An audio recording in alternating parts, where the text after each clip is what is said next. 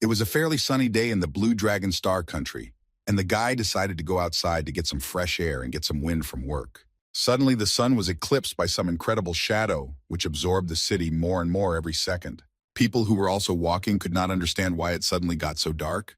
The guy didn't pay attention to this until he heard the girl next to him start screaming and pointing at something. He noticed that she was not the only one who paid attention to something in the sky. And yet he also decided to turn around and look at what they were all staring at. The sky suddenly became covered with clouds, and people immediately began to panic incredibly, because they noticed that behind these clouds there was actually something hiding, and they all decided that these were aliens who were attacking the blue star. The guy was not very emotional in life, so he did not pay too much attention to this, but still he had to do it as soon as some blue ball appeared in front of him. After a while, he realized that this thing was like some kind of screen, which not only he had, but the guy had no idea what to do with it. He decided that the best thing to do was try to touch it, because it reminded him of augmented reality technology, but he still couldn't even guess who could make such advanced technology. Suddenly, words appeared on this screen that informed him and everyone who had a similar screen that a world of chaos would soon open, whatever that meant. Healthy Liuli, age 15, 50 years from all over the world, will be simultaneously transported to heavenly chaos. And this is a place where you can meet furious giant beasts. There will be demons everywhere and where different races will coexist. It is full of murders and disasters, but also filled with treasures and opportunities. But the main problem was that here you can die at any second, but also gain eternal life. A lot of people got caught up in this process who couldn't even imagine what was happening at all, so they gradually began to panic. The guy was also human, but he tried to remain calm until the last moment, especially since he was too weak to believe that his city could be attacked by aliens. When suddenly his thoughts were interrupted by a voice, and the fact that he was falling from a great height, and an unknown voice told him that he was in the village of newcomers number 911. The initial population of each village would be about 1,000 people. The guy landed in some small house, and it was not a very comfortable and pleasant landing, so he immediately began to understand that this world is not very friendly. Since he appeared here out of nowhere, then all these strange things said about the deadly world are true. He began to receive notifications in which he heard that he was in a newcomer's house, which no one could enter without his consent, and from that moment on, the Tiandao screen would be available to him. In addition to the fact that he now has a screen in which he can know what is happening, he also has access to a screen with personal information, in which it was said that he is a beginner and has only the first level of development, and this guy's name is Chin Feng. To begin with, he decided that he should look into the general chat channel and see what other people were talking about, in which most people asked for help and just wanted to return to their home. They all believed that these were aliens after all. Chin Feng realized that now most people's battle rating depends on all 4 indicators, and now almost all people have it rated at 1 star.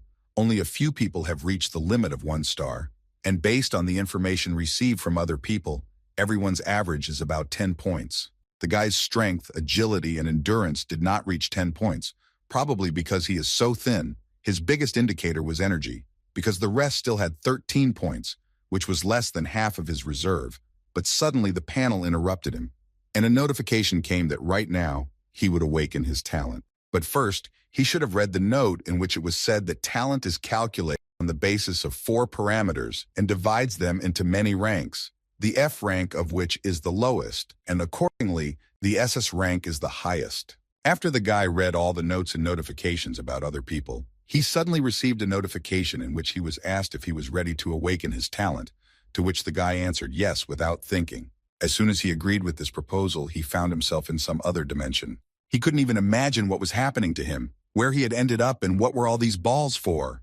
Chin Feng began to wonder, and based on his many years of experience reading fantasy novels, these balls of light must have something to do with awakened talents. Little by little, he began to understand that he needed to find a ball with a special color, because apparently it would contain a special talent that no one could get for themselves. Chin Feng immediately began to look around and tried to find that same ball in order to finally find his talent. But suddenly, all his attempts and thoughts as a whole were interrupted by the ball, which itself flew towards him and did little to break the guy because he was flying at quite a high speed. After which, he entered the guy's body and seemed to dissolve in it, and it was both painful and pleasant at the same time. But still, Chin Feng did not understand what was happening, so the cry itself came out of his mouth. Suddenly, The effect of this ball began to take effect, and the guy heard a voice in his head, which told him that he had just received an SSS rank talent, which was called Infinite Extraction. But a warning immediately went off, warning the guy that he could use the extraction on any target, receiving a random effect. At first, the guy was very scared of everything that happened to him, but then he realized that this was a unique, innate talent of SSS rank. But in any case, he did not understand what a random effect means. This is too unclear an explanation. Apparently, he will have to find an opportunity to experiment to find out the result. Qinfeng again transferred his consciousness to the very house in which he woke up, and he received another notification in which he was informed that the awakening of the talents of this village was completed, and 787 people had awakened an F-rank talent, and 194 people had awakened an E-rank talent. The guy began to understand that most of the talents of F and ED ranks were received by less than 2% of the people of this newcomer village. But he had a talent of SSS rank, which is extremely rare.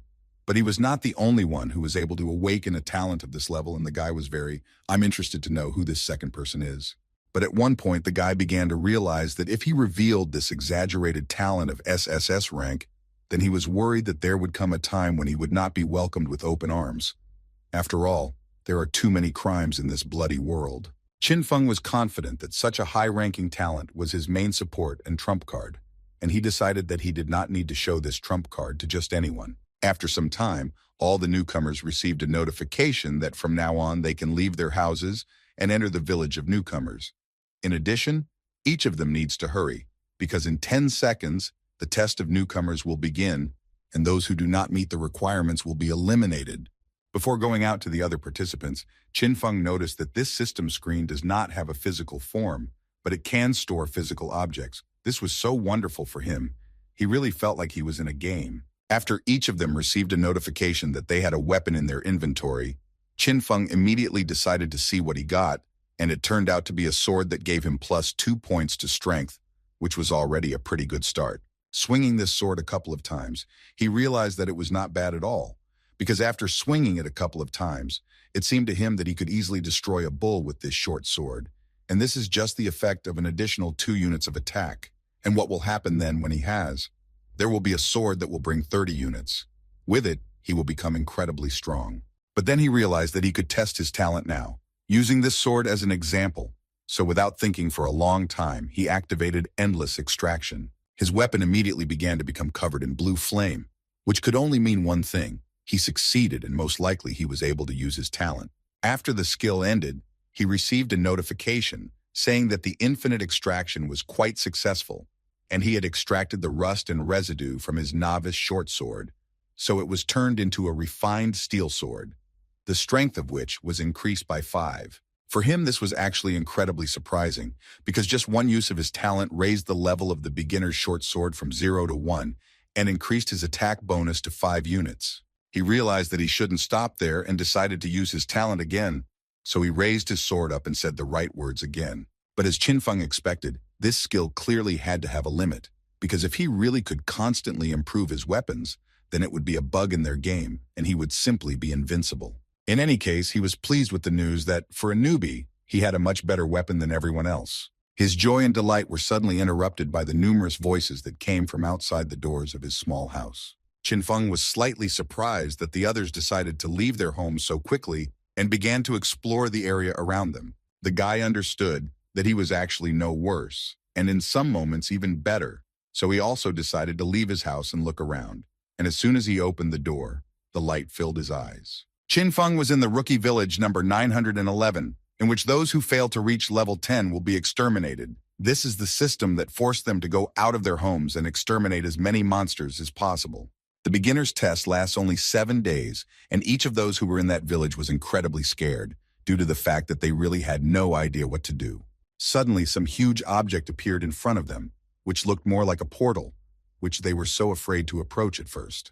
Qinfeng, looking at all this, understood that this must be a way out of the newcomer village, beyond which lies a world of murder and bloodshed. The guy watched all this so carefully because he was incredibly interested in finding out who would be the first to risk leaving their village and start hunting. Suddenly, his thoughts and attention were interrupted by a loud sound, after which a huge smoke screen appeared. Qinfeng was a little scared because it was quite close to him, and the guy thought that it was some kind of explosion for which he was not quite prepared. But as soon as the smoke passed, they saw a man standing in the center of the crater who apparently created this explosion. This was a guy whose name was Wang Qian, and as everyone knew, this guy had a one-star combat power. Many in this village knew this guy, and moreover, they idolized him, because they believed that with the help of his strength, he could lead them out of this terrible place. And they immediately began to ask him about what talent he had received, to which Van confidently replied that his talent was D rank and was called Frantic Strength because he could triple its strength when used. For Qin Feng, this was quite surprising because he remembers very well that this guy had 18 strength from the very beginning, and after using his talent, his strength indicator should increase to 54, so it became quite not surprising that he was able to break the boulder with one blow. Qin Feng understood that with such strength, a guy must be one of the strongest in this village, because there were similar talents to his, but they could not compare with Wang. This guy only thought that now all the sweat and hard work in the past had paid off for him. In this deadly world, he, Wang Qian, would have the best time of his life. But his thoughts were interrupted by two guys who were discussing Liu Xuan, who was the second person who was able to awaken C rank, and they were so jealous of those two who were able to awaken such high-rank talents. Van listened to them carefully, but still didn't fully understand what was wrong with these C-rank talents, because he believed that whoever had the most brute strength was the strongest. That's what was important to him in this world. So he decided to immediately inform everyone around him that he was going to leave the village right now and show them all how strong the monsters outside were. They immediately began to admire him and tell him that he was so incredible and strong, and most importantly fearless, and that they would follow him anywhere. Van turned out to be a man of his word and immediately headed into the portal, which was already open, in order to really look around and understand what they were dealing with. Qin Feng at that moment was thinking that he had only muscles and too few brains. Such a person should not lead everyone at such a time. To be honest, the guy did not even see that he had complete confidence that he will be able to survive. Van was transferred to another world with the thoughts that he incredibly hated people who received C rank, because it seemed to him that they did not understand that only a strong hand rules the world. So he wanted to first destroy the beast and thus prove to them who is in charge here. When suddenly his thoughts were interrupted exactly at the moment when someone ran past him. Van immediately began to look around and tried to at least see someone, because he definitely saw someone. Was it really a monster? While he was looking in a completely different direction, some huge monster appeared behind him, which looked like a rabbit with a very large body. The shadow that hung over the guy forced him to turn his head and look at who it was coming from. A few seconds later, each player received a notification that newcomer Wang Qian had been destroyed by a level 1 beast, the bloody rabbit. Most people were so shocked by this news because they had definitely seen how Van was able to break a boulder with one blow. Surely he couldn't handle some kind of rabbit. Qin Feng thought about the fact that Wang Qian was destroyed by a weak first-level beast in less than 5 minutes after leaving the village, so he almost immediately realized that the difficulty of surviving in this world was much higher than he thought. Moreover, thanks to Van, now everyone in the area knew that no one would be able to hide in the village, because the protective barrier would soon fall, and each of them would have to enter this portal in any case. Qin realized that if the system gave so many hints, it was unlikely that it would set an impossible task for beginners, so he decided to look for other options to pass this test. When suddenly someone from the crowd shouted that they couldn't just wait here for their demise, he believed that they needed to go and destroy the monsters. So they suggested forming groups, and this way they would be much stronger because they would work together. Another guy intervened in this dialogue and invited everyone to join his group so that they would have a better chance of survival. After a while, several groups were formed, and Qin Feng stood alone until another guy approached him and invited him to unite. But Qin Feng didn't think this was a good idea, so he immediately refused it. Qin didn't think that working together was a very bad idea or anything like that, but it wasn't for him, because he had to hide his talent and not let anyone know about it, at least until he was strong enough. 15 minutes after the first group entered the portal, the guy decided that it was his time to raise several levels. So without thinking for a long time, he finally decided to enter this portal. He walked through this area, and it was a little surprising to him to see what the primitive area looked like.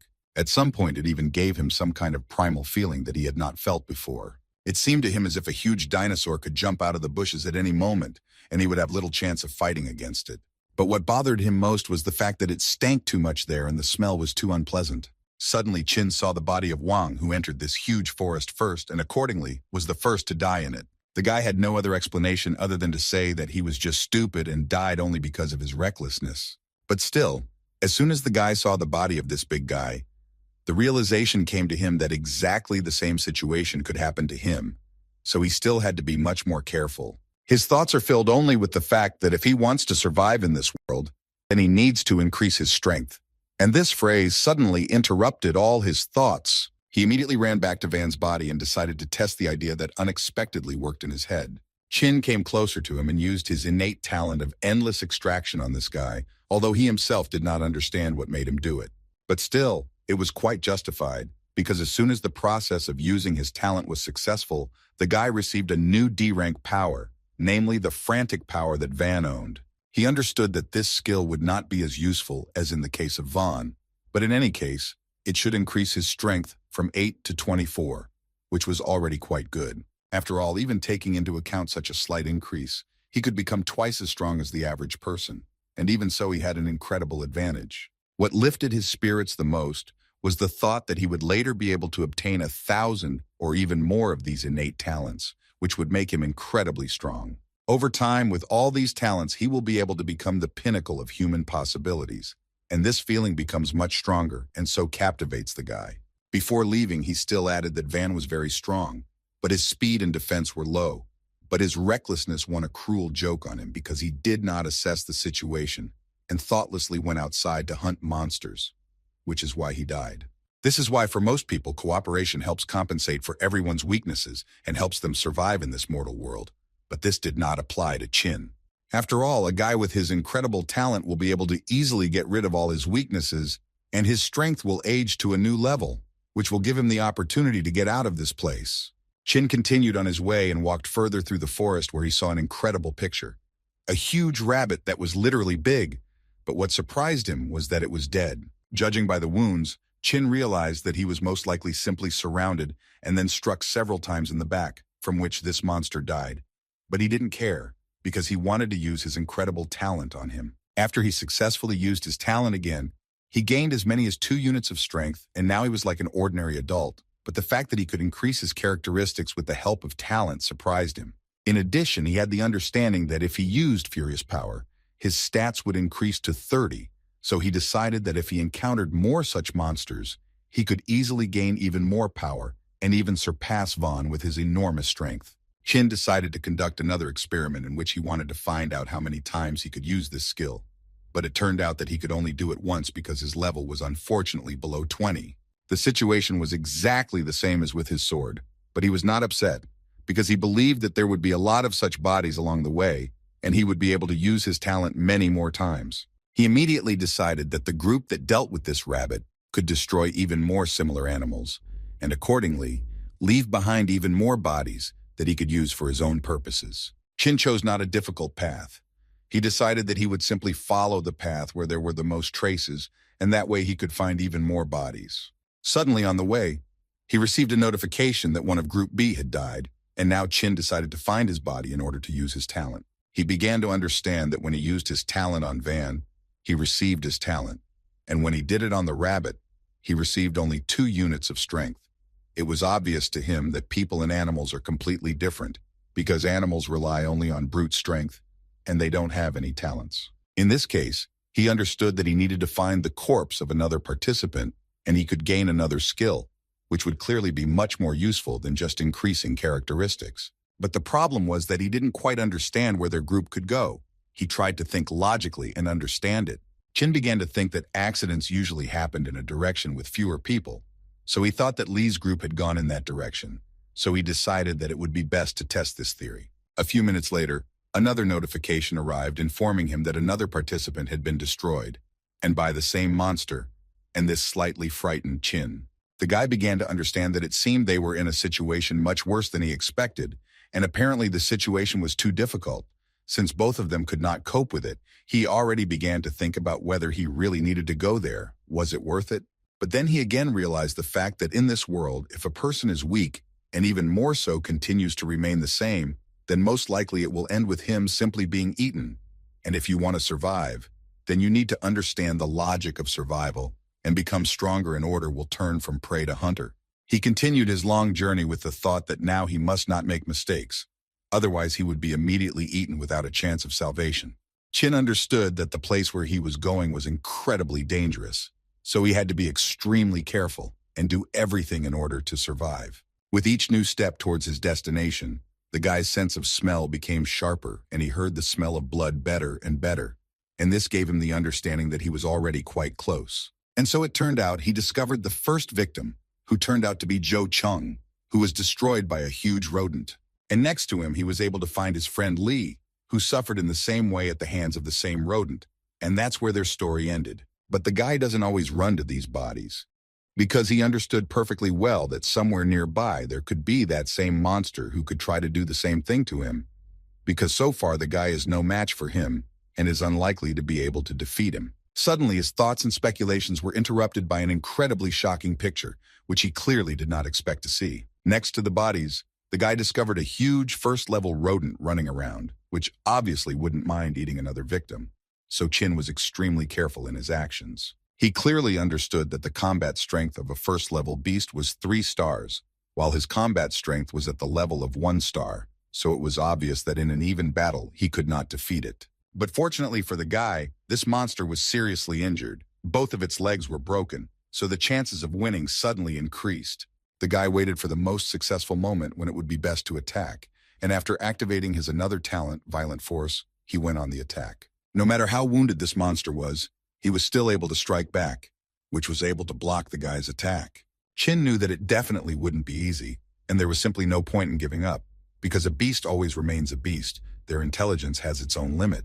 Therefore, he decided that he should proceed with the next attack, and this time finish off this monster once and for all. The second attack was much more successful than the first, and he managed to carry out his attack as he had planned. He was able to use his new talent to the maximum and became inspired, so the monster had very little chance of winning this confrontation. And so it happened. The guy was able to deliver another precise blow right to the face of this huge monster, and this will most likely end their fight. The guy couldn't even expect that sneaking up on such a wounded monster would be so dangerous. He clearly underestimated him, and next time he should be extremely careful. After the monster finally died, Chin received 30 points of energy, which he immediately felt, because such a pleasant warmth spread through him throughout his body, and all his fatigue disappeared. But that was not all. After he was able to deal with a large rodent, his first level status changed to 30 out of 100, another 70, and he will be able to move to the next level.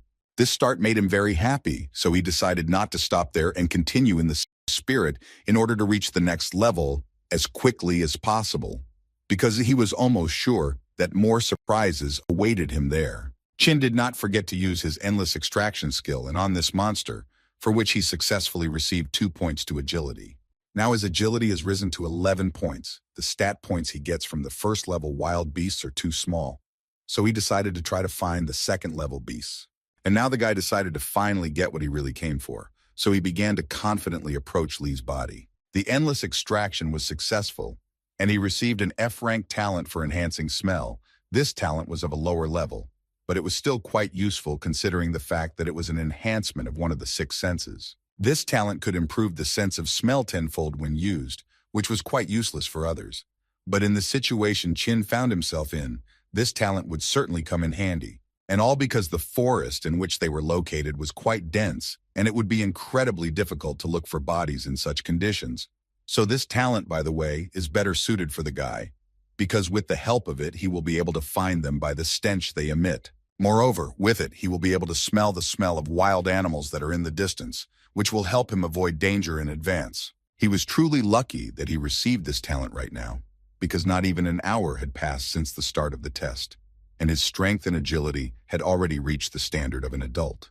Considering the other 3 talents he had obtained, his total combat strength should already reach 2 stars. It might even be at the peak of the 2nd star. However, the system panel's combat strength rating only takes into account the values of 4 characteristics, which is why, at first glance, its combat strength is still equal to 1 star. He began to realize that it seemed that the assessment of combat strength given to him could only be used as a reference and should not be relied upon too much. In any case, he had time to continue his path, and the first thing he decided to do was use his new talent, which increased his sense of smell tenfold.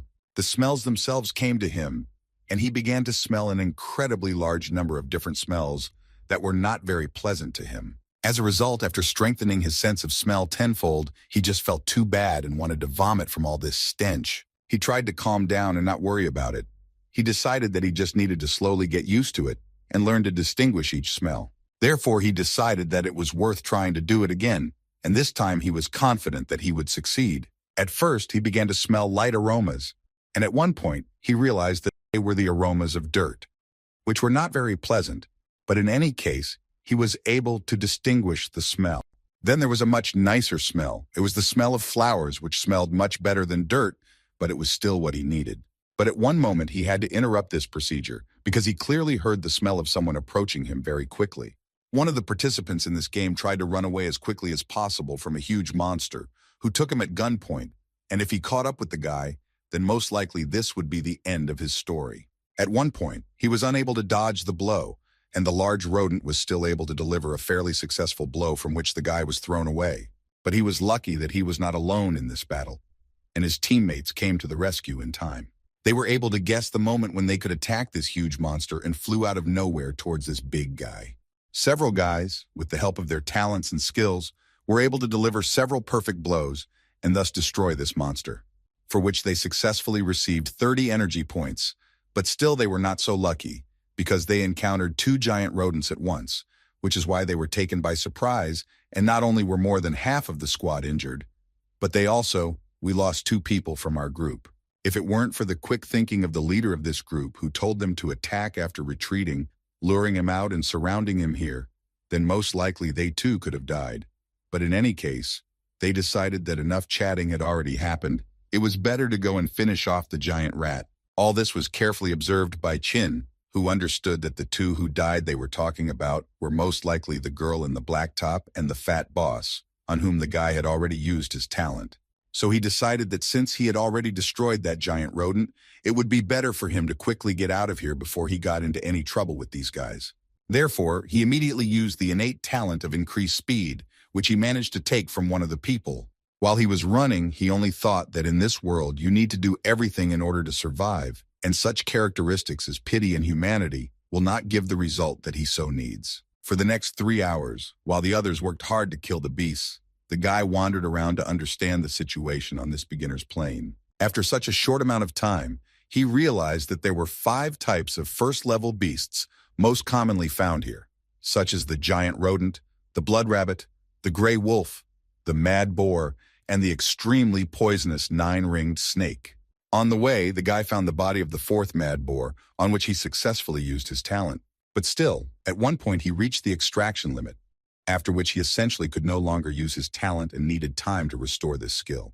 But the fact was that after 3 successful extractions of identical first-level beasts, the healing limit was reached, and Chin had already used his skill 3 times on all the beasts except the 9-ringed poisonous snake. And the understanding came to him that he needed to focus again on finding this particular type of animal. Otherwise, he would not be able to continue to develop. In the last hour, Tiandiao announced 7 deaths, but the guy only managed to find this 1 corpse. And compared to the stat points obtained from wild beasts, human talents are much more difficult to obtain. After a short amount of time, the guy was still able to achieve combat strength at the level of 2 stars. And now he was absolutely confident that he could defeat a level 1 wild beast single-handedly. Suddenly, his thoughts were interrupted by a very strong smell that came from a direction that was understandable to him. And it was not just a smell, but the smell of that very snake on which he had not yet used his talent. He did not wait and immediately began to run towards a greater concentration of this smell, using his acceleration talent. But at one moment, he smelled something else. It seemed to him like flowers or fruits. But in any case, it could be anything, and he could be wrong. When he arrived at the place where he felt the greatest concentration of the smell, he saw a huge snake that wound its body around a tree. Chin was finally able to find the creature he was looking for. Now he can again develop his characteristics, not just his skills. But there was also a scent that he had already smelled before. It seemed like it was a poisonous snake of 9 rings that was protecting him, and with such a scent and a fierce beast protecting him, this fruit seemed to be here for a reason. Chin knew that this snake was the strongest level 1 beast in the novice plane, which gave as much as 40 energy points. Therefore, he decided that he urgently needed to make his own prey from this snake, which would give him a new improvement. But it's not for nothing that the snake is called the most powerful beast of the first level, because it is quite a strong opponent, even for one who is able to reach the second level. Qin suddenly realized that he had been discovered, and he urgently needed to do something, otherwise he might die. As soon as the snake was convinced that its next victim was looking at it, it immediately went on the attack. Qin was able to evade its attack with incredible ease, and at one moment noticed that this snake was too slow, and he did not understand what happened to it. He began to wonder if she was really so lethargic because she had just eaten her prey and was now digesting it. In any case, he shouldn't care what happened to her. He just wanted to finish her off as quickly as possible, so he immediately took out his sword, and now it was his turn to strike. But as soon as he was able to strike, he realized that her skin was too strong and he could not cut it, so he had to come up with something else. This monster did not wait long and launched a counterattack, which the guy did not expect, and with the help of such an attack, she managed to throw the guy back several meters. Qin had not yet recovered from the previous attack when the snake began to attack him again, and this time, it planned to deliver the final blow. The guy was able to come to his senses in time and used his innate talent, frantic strength, with the help of which he was able to stop this snake, and yet they will have to fight a little to determine the strongest. After which the guy decided that he needed to divide this snake into several parts. At least with the help of several blows he managed to do this. Then he dealt an equally weak blow, after which the snake fell to the ground and it seems that the fight can be considered over. He finally received 40 energy points, which he had been unable to find for so long, and he had very little left to move to the next level. Again, he understood that he was again incredibly lucky, because if it weren't for the full stomach of this snake, he would not have been able to deal with it so easily. Suddenly, the idea came to him to cut open the stomach of this monster and see what had slowed it down so much. And as soon as he reached the stomach, it became obvious to him that this was the man whom she had eaten alive. In this world of chaos, anyone can die. The only difference is how you die, so the predator feeds on prey. And the fittest survive. This was the law of this world, and Qin was well aware of this. In any case, the guy decided to use his extraction talent and he received an improvement in his vision again. Now when using this talent, his vision will be increased by 20 times, and in addition, night vision has become available to him. He thought that when he finds identical talents, there is a certain chance that the extracted talent will increase its rank. In addition, there is a high chance of awakening the talent's skill. And now he has his first true skill, which is called true vision. With this skill, he was able to view this flower from a completely different angle. He knew that it was a red snake fruit that had increased stamina and resistance to poison when used. With such a skill, he will be able to obtain information about all unknown things, and in the future, this will give him a huge advantage when collecting resources. Now the guy was sure that he would not miss anything useful again if he noticed this, because such a skill would not allow him to do this. Suddenly, he felt the voice of the panel and realized that he had received a new notification in which he was informed that due to the fact that he ate the red snake fruit, he was able to gain 8 more stamina points. The guy was incredibly surprised, because so many characteristics could only be obtained after extraction from 4 wild animals. This fruit was quite a good catch. It was a pity that there was only one of it. But he understood that such plants could have completely different uses. So he decided that if this was the case, then he needed to find out what else could be done with them. Qin used his supervision again, which showed a complete description of this fruit, which said that spiritual plants accumulate the essence of heaven and earth. 1 leaf grows in a year, 7 leaves grow in 7 years, and a red fruit grows in the next 7 years. The guy realized that the spiritual plant was growing by absorbing the essence of nature, so it was impossible to simply stop it here, so he decided to try to apply a cure. The endless extraction was successful again, and he received the essence of the spiritual plant, and using it would give him 2 stamina points. The guy knew that the plant on which red snake fruits grow cannot be useless. It gives the same number of stat points as the corpse of a wild beast.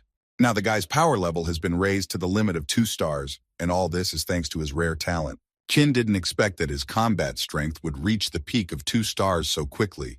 If only the 4 talents obtained after extraction were taken into account, then he could even try to fight 3 or 4 level 1 beasts alone. Suddenly he was able to come up with a solution and realized that he could apply the extraction to another poisonous snake and then leave the newcomer's village, after which he planned to go to a larger land to find other wild beasts and increase his power. Then he would become much stronger and survive in this world. Suddenly his thoughts were interrupted by stones that began to roll down on him, so he had to dodge all this. He decided to jump onto the first tree he saw so as not to run away from each one separately. But it seems that this was not a matter of any collapses, because as soon as Chin jumped onto the tree, he saw a huge snake, and it was quite surprising for him that he did not notice it. The smell of blood from the previous snake mixed with the smell of this one, and it appeared, in fact, very timely, because he was just about to go look for her. The snake was there for a reason, because it was just fighting with one of the participants in this game, who decided that he could defeat such a monster, and went on the attack first. The man fought with this snake, not just to get extra points to his characteristics, but also to avenge his brother, whom she had recently eaten. So this fight was incredibly important for him. While Chin was watching all this madness, he didn't even imagine that he could meet guys here who, on top of everything, would fight with a snake. The guy remembered one of them, whose name was Lei Yu, and he said that he had an innate talent of D rank with which he could control light, and he invited everyone who wanted to join his group. Chin knew that there were only 17 D-rank talents awakened in the rookie village. After Wang's death, Lei Liu became one of the remaining 16, and as far as he remembers, this guy left the rookie village, gathering a group of 8 people, but now there are only 6 of them left. Lei Liu could not finish off this monster alone, so he immediately decided to ask his guys from the squad to help him. What they did, they immediately went into battle because each of them incredibly respected Lei Yu as a leader. Chin understood that Lei Yu was attacking head-on, the rest were supporting from different sides, and during the battle, the snake would be exhausted, and it was only a matter of time before it died, and he had not yet tried to use the eye of true vision on living wild animals, so he decided to try that it will give him. As soon as he used this ability, in the characteristics he found a concept that he had not seen before. It was a chance of prey. The guy understood that it was possible that if you destroy this snake, something might fall from it, but the chance was 1 in 1,000. This is a very low percentage. Suddenly, all his thoughts were interrupted by a too strong flash of light, which literally forced him to take out his swords and prepare for battle. This light was due to the fact that the guys were still able to destroy this huge snake, for which each of them received a certain number of energy points. Lee was even a little angry that he only received 1 unit, although he believed that his contribution was not as small as he received awards. Although he realized that complaining is not an option, because these points are distributed based on their contribution in battle, everything is definitely fair here, especially since it's no one's fault that he is so weak. Qin understood that the distribution system was quite well thought out, because the distribution of points, if a person creates a group, then it is encouraged to work together, and if 40 points are divided among everyone, then the amount comes out to be a rather modest amount. But still he jumped out of the tree because he didn't fully understand what was happening to this guy. No matter how much the leader of this group worries, he is the first of all who is able to increase his level to the second. Everyone else could only envy him for this, because they still had quite a long way to go. But he asked each of them not to be upset, because as long as they were together, they could survive. Qin carefully watched this guy, and it was the first time he had seen a person with a second level. It was so interesting. He was primarily interested in knowing how much it differed from the first level. So he decided to test it with his true vision, and he realized that with such characteristics and his D-rank talent, his overall strength would barely reach 3 stars. It was clear that if he fought a level 1 wild beast alone, his chance of winning would only be 50%, even though he had not yet reached the second level. His combat strength was at the peak of 2 stars. Considering all his talents, his overall strength should be somewhere around 4 stars. As soon as their leader received the second level, one of the members of their group immediately offered to avenge their brother, who was still in the stomach of that snake. After which he said that when they were scouting the area together, they met 2 poisonous snakes in the forest, and as soon as they saw them, they immediately turned and ran. But Chung Jun stumbled, fell, and was swallowed by the snake. The leader of their group did not mind and suggested that they take revenge for their brother and do it right now. So he asked them to follow him. Qin understood that it seemed that the person in the snake's belly was their comrade Chung Jun, and now they were looking for the snake that he had just destroyed, and this could bring him some problems in the future. Suddenly, a girl from this detachment turned around and shot from her bow because she heard that someone was approaching them from behind. Qin was very lucky that this arrow did not hit him, although it flew straight to his head and a little more, and then it was the end. The guy understood that most likely this girl had a talent for heightened hearing, so she heard him when he was watching the tree, and now she demands that the guy come out and show himself. Qin had no other choice, and he simply came out from behind the tree and immediately began to calm them down. saying that he was just passing by and there was no reason for such panic. The girl recognized this guy because they knew each other from the village for beginners. At least that's what the girl thought, because Chin was very surprised that she knew him, because it was the first time he saw her. Their group leader asked if the girl knew him, although suddenly she began to deny and say that they didn't know each other. As it turned out, she just saw him in the chat. The guy knew that there were more than 1,000 people in the chat. If she was telling the truth, then she had an incredible memory for faces, but it seemed incredibly strange to him. She wanted to find out what he was doing here alone. And the guy at that moment was thinking about how he would use his talent on the snake that they had just destroyed. But for this, he needed to wait until they left. Suddenly, the girl proposed an idea to the leader, in which she wanted Qin Feng to join them, because in this place, you can only survive together. Besides, they have already lost one member, and they need to fill this place, so the chances of survival will increase significantly. The leader looked at this guy and thought that the difference in the fighting strength of people and wild animals is too great. Being at the same level, man is no match for the beast, so it is necessary to work together. In the future, there will be different groups on this earth, and to occupy a stable position, there needs to be more people in his group. Therefore, he decided to ask Qin Feng to show his characteristics and talent, and if they were not that bad, then he would consider accepting him. The girl immediately asked him to show his characteristics as soon as possible and let the leader Lei look at them, because the leader himself has a talent of D rank and the second level, so if he gets into their group, he will be very lucky. Qin told them that he didn't need to join any groups because he liked to work alone, so he didn't need anyone's help. The girl was shocked by this decision, but her leader forbade her to catch up and persuade him because they do not force anyone to join their group.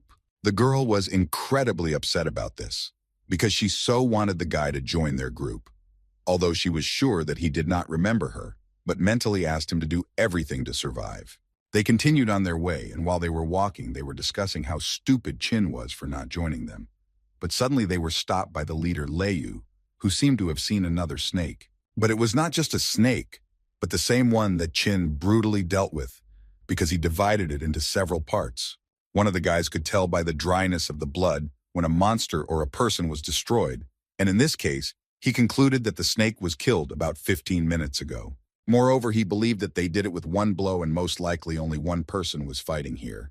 But this raised even more questions, because even the big man's sword could not pierce the scales of this snake.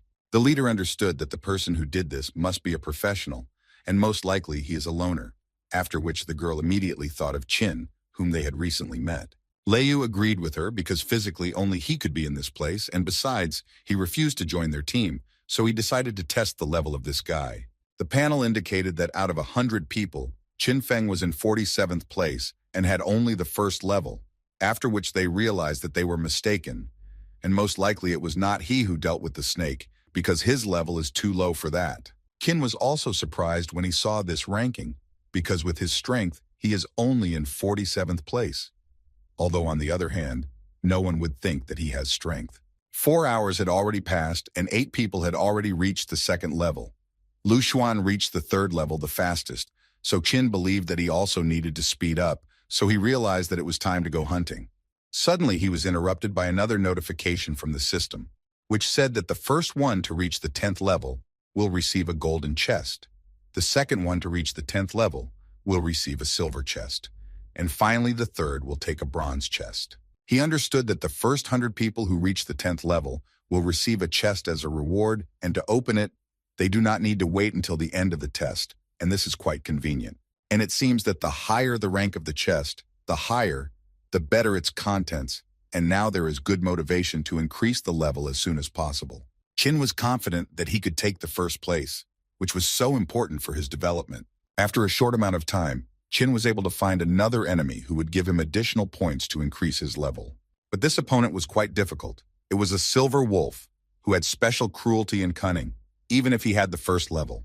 But still, Qin correctly used his abilities, which in combination gave good results, thanks to which he was able to deliver several good and accurate blows. As expected, this would not be enough to defeat such an opponent, because the skin of this creature was too strong, and at one moment it seemed to the guy that he was cutting metal rather than some kind of wolf. After all, even after using his talents, he could not hurt him, although the blows were not bad, so now it was quite difficult for the guy to understand how he could destroy this wolf. The main feature of this wolf is that he can think, and at that moment he was thinking about how much he wants to tear this little man into pieces. But it was worth noting that today his opponent is much stronger than most people with the third level, although he only has the first. While the wolf launched another attack, Chin realized that most likely this wolf's weak point was its stomach, which has the thinnest layer of skin. Therefore, at this moment, he decided that he had an excellent opportunity to strike a blow that would put an end to their battle. In the end, this happened. He was able to catch the wolf making a mistake and dealt him an incredibly accurate blow right in the belly, which the wolf could not block. After such a difficult battle, the guy still noted that the wolf had been his strongest opponent so far. But still he was so sorry that he was much stronger than him. Next, he struck the wolf and finished it off, for which he received 100 experience and immediately moved to the second level, for which he received a reward in the form of an increase in all characteristics by 10 points. In fact, it was such a pleasant feeling for the guy, because when he increased the level, there was a surge of strength throughout his body, his wounds healed, and his state of mind was restored. But his luck did not end there, because for destroying the wolf, he received a chest made of dark steel, although it was of low rank, but still at least something. He immediately began to ask that in this chest he find a weapon or equipment of the second rank, because he really needs it now. The guy's prayers were heard, and today he is very lucky, because in the chest he was able to find a battle sword of a bloody wolf, which not only gives a certain strength, but also has a chance of wounding the enemy. The guy really liked this sword. Now he didn't have to be afraid of meeting other unique wild animals. Still, he needed to be a little more careful with his words, because as soon as he said this, then the friends of that same silver wolf, who managed to call them before he died, came. But still, the guy did not fear these mongrels, and he was even interested in finding out what his new bloody wolf sword was capable of. And he was quite pleasantly surprised because the sword was quite light, but very powerful, and this was immediately felt as soon as he dealt with two wolves at the same time. But there were too many wolves there, and he realized that one of the wolves had gotten too close to him, and it seemed that he had caused irreparable damage to the guy.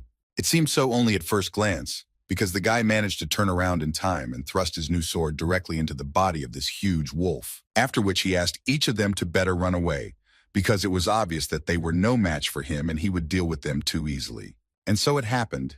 Chin was able to deal with a bunch of wolves at the same time, and the process was quite simple. He thought about the fact that after increasing his level, his speed, strength, and endurance increased significantly, and this time it took him less than a minute to kill 5 silver wolves. At the first level, he was unlikely to be able to do something like that.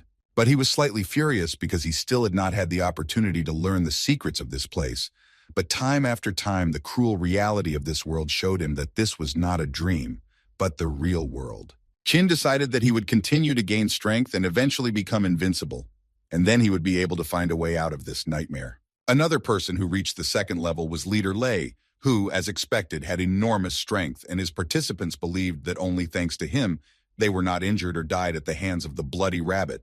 Suddenly, they were interrupted by a notification that newcomer Chin was able to destroy a mutated wild beast, for which he received 1 prestige point, which caused an unexpected reaction from everyone, because they could not believe that the guy could do it alone and considered him incredibly lucky. Then several unpleasant notifications came in, which it was said that several participants had died at the hands of the beast. But as it turned out, it was not just a beast, it was mutated. And the leader was slightly surprised that he did this to 4 people at once, especially when one of them was of the second level. This only indicated that such animals were especially dangerous, and even if a person has a second level, it is not at all a fact that he will be able to do something to him. Suddenly they saw that the ranking had changed rapidly, and now Chin Feng was in 5th place in the entire ranking, and for them it was absolutely absurd that his strength was growing so much. But the leader asked them not to dwell on it and continue the hunt. In the end, Chin was able to kill absolutely every wolf that decided to attack him, and to be honest, this even tired him a little, no matter how strong he was, but in any case, the energy eventually ends. Suddenly a notification came from some guy who asked for help, because his entire group was completely destroyed by one monster. Only he managed to survive, and only because he used his speed skill, and the strength of this monster is simply terrifying. He is much more dangerous wild beasts of the second level, after which he also added that he was in the area of 40 kilometers from the newcomer's village and asked to help him, and Chin understood that he was now in the southeast of the newcomer's village, and if he hurried there, he would get there in about 5 minutes. Chin was so motivated not because he wanted to help this guy, because he actually understood that the fanged boar is a mutated wild beast of the first level, for destroying which he can get twice as much experience as he would get for destroying ordinary monsters. In addition, a chest may fall out for him, in which there may be good equipment that will be useful to him in the future. But when he came to that very place, he found only the bodies of other people. But he understood perfectly well that if the bodies were here, then the fanged one, the boar, must be nearby. But suddenly he smelled a bloody rabbit and suddenly thought that he might have made a mistake. So he decided to use his talent for now and look around a little, after which he would continue searching for animals. As soon as he started using the extraction on the first body, he realized that the person did not have any innate talent, and the guy was slightly shocked. Chin didn't understand how this was possible, so he used his talent again in the hope that now it might work. But unfortunately, the attempt was unsuccessful again, and he did not understand what was the matter, because last time this happened when he reached the limit of extracting wild animals of the first level. But what was the matter now? He tried to do this several more times, but attempt after attempt was unsuccessful, and the guy really did not understand what went wrong, and the system itself also did not give any clues. In any case, he realized that it was better to take everything he could and leave. Apparently, the talents of these guys were too low to take them from them again. The guy has an innate talent that is associated with strength. Agility has an innate talent of E rank, which is called increasing speed. Improving vision of E rank is associated with energy. And now he was also able to get an E rank talent, which was called increasing endurance. In fact, the guy had innate talents for each of the 4 characteristics. But suddenly his thoughts were interrupted as soon as he saw a trail that looked like one that could mean that someone was clearly being dragged here. It was quite strange because the guy didn't understand why the fanged boar needed to drag Liu Yu-chan's body. Suddenly the guy realized that the monster was just going to eat him, so he dragged him into his den. Ching, on the one hand, didn't care about the guy. He was more interested in his D-rank talent, which he was able to awaken. So he decided that he needed to find the guy's body before the monster eats him. He followed the smell and came out near some cave, which looked just like the lair of this boar. At least that's the smell that came from there. An incredible sense of danger emanated from this cave, although the guy was already beginning to think that he had simply screwed himself up, because the fanged boar was just a unique wild beast of the first level, and with its current strength, he should easily cope with it. But suddenly all his thoughts were interrupted by a huge snake, which came out of nowhere and almost ate the guy. Chin was able to dodge her blow in time, and along the way, he noticed that this was a rather unusual snake, which he had already killed a bunch of. It was much stronger than any of those whom he had already defeated. It became clear that this was a mutated wild beast with a 5-star fighting power. But the guy didn't quite understand how this was even possible, since she could also release poison. He had never found himself in such a situation. In any case, he understood that he needed to continue to fight, but it would be extremely difficult to do, especially after this snake released poisonous gas, from which the guy simply stopped seeing anything and began waving his sword anywhere. Chin began to shout that although he could not see anything now, he promised himself that he would never die here, after which, in addition to the snake, he was also attacked by a boar and the same rabbit that he had smelled. The guy was able to strike back, which allowed him to repel the attack of a huge monster. But will this be enough to survive? After some time, the guy was able to cope with all the monsters that attacked him, but the situation remained very difficult, because there was another monster that he never discovered. And it was the same snake that approached him from behind and dealt a blow from which he was miraculously able to dodge. Although the guy didn't see anything, he asked not to forget that he also has the talents of smell and hearing. So he asked him to underestimate him. And with these words, he went on the attack. He was able to deal a crushing blow to this huge snake, as a result of which the threat is now past, and he can finally exhale. This time, he was too close to the end, and if not for his talent for increasing endurance, he could have died. But he was lucky, and for destroying such a snake, he received a chest of dark steel. At this moment, just in time, the guy was able to get the 3rd level, and all his characteristics increased by 10 points again, and his vision returned to normal again. The guy was incredibly glad that he could see again, because it was so funny to him that he could forget that when the level increases, his whole body returns to its best condition, and even if he lost an arm or a leg, he would still be cured. In addition, now he noticed that he received a chest after destroying a poisonous snake, and perhaps he could find something quite useful in it. As soon as he opened this chest, He could not even suspect that he could get such a useful thing. Now he realized that this whole rather risky battle was worth it. He found himself standing right in front of a spatial gate, through which 3 wild beasts were able to escape and attack him. Without hesitation, he entered this portal with confidence in his current strength. Now he no longer needs to fear the sudden attacks of these wild beasts. But as soon as he crossed this portal, he saw a bunch of different plants, which had exactly the same level, and this place was too strange to even somehow describe it. Chin didn't know where he got this knowledge from, but only 2 words sounded in his head. These were spiritual plants, which apparently have the first level. But then his gaze was transferred to a more terrible picture, in the center of which sat some kind of spirit or wizard, and all the animals were carrying their victims to him. Suddenly, he received a notification that he had entered the space of another world.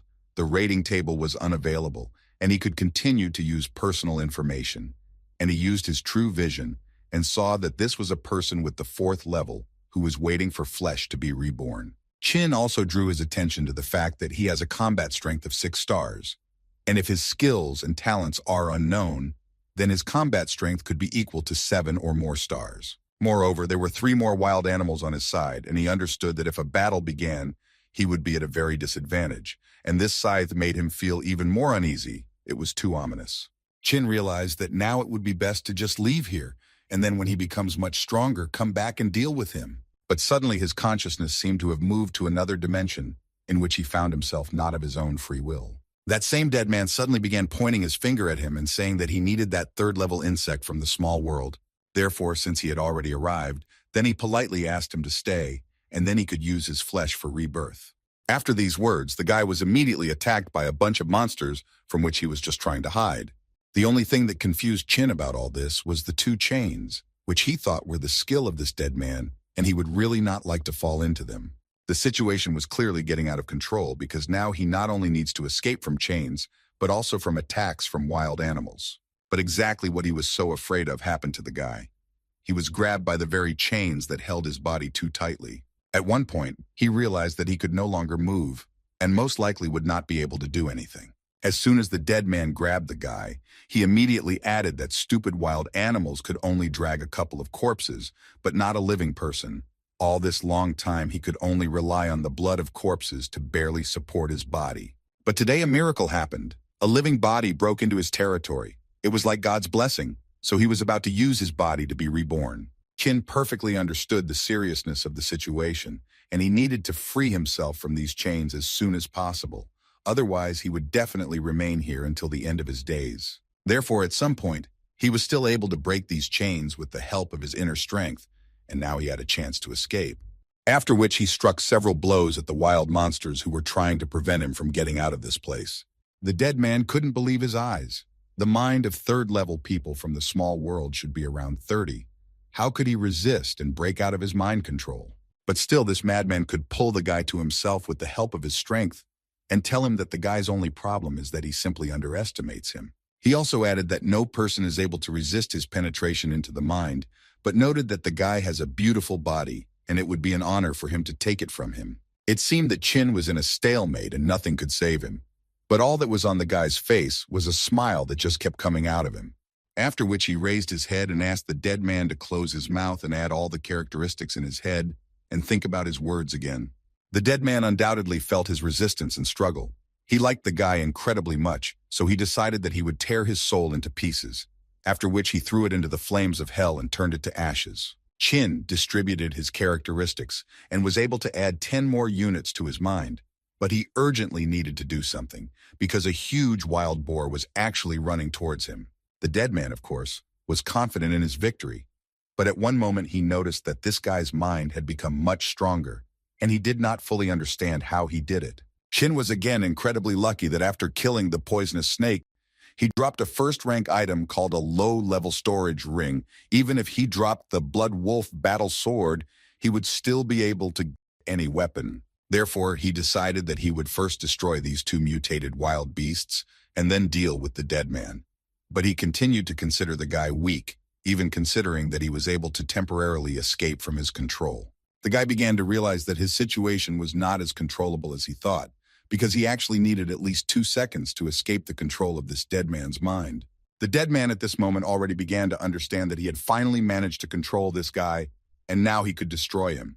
But suddenly he changed his mind because the guy was able to destroy absolutely all the monsters. Chin was so glad that he finally had some effect. After destroying the poisonous snake, he picked up its poisonous gland, which was now very useful to him.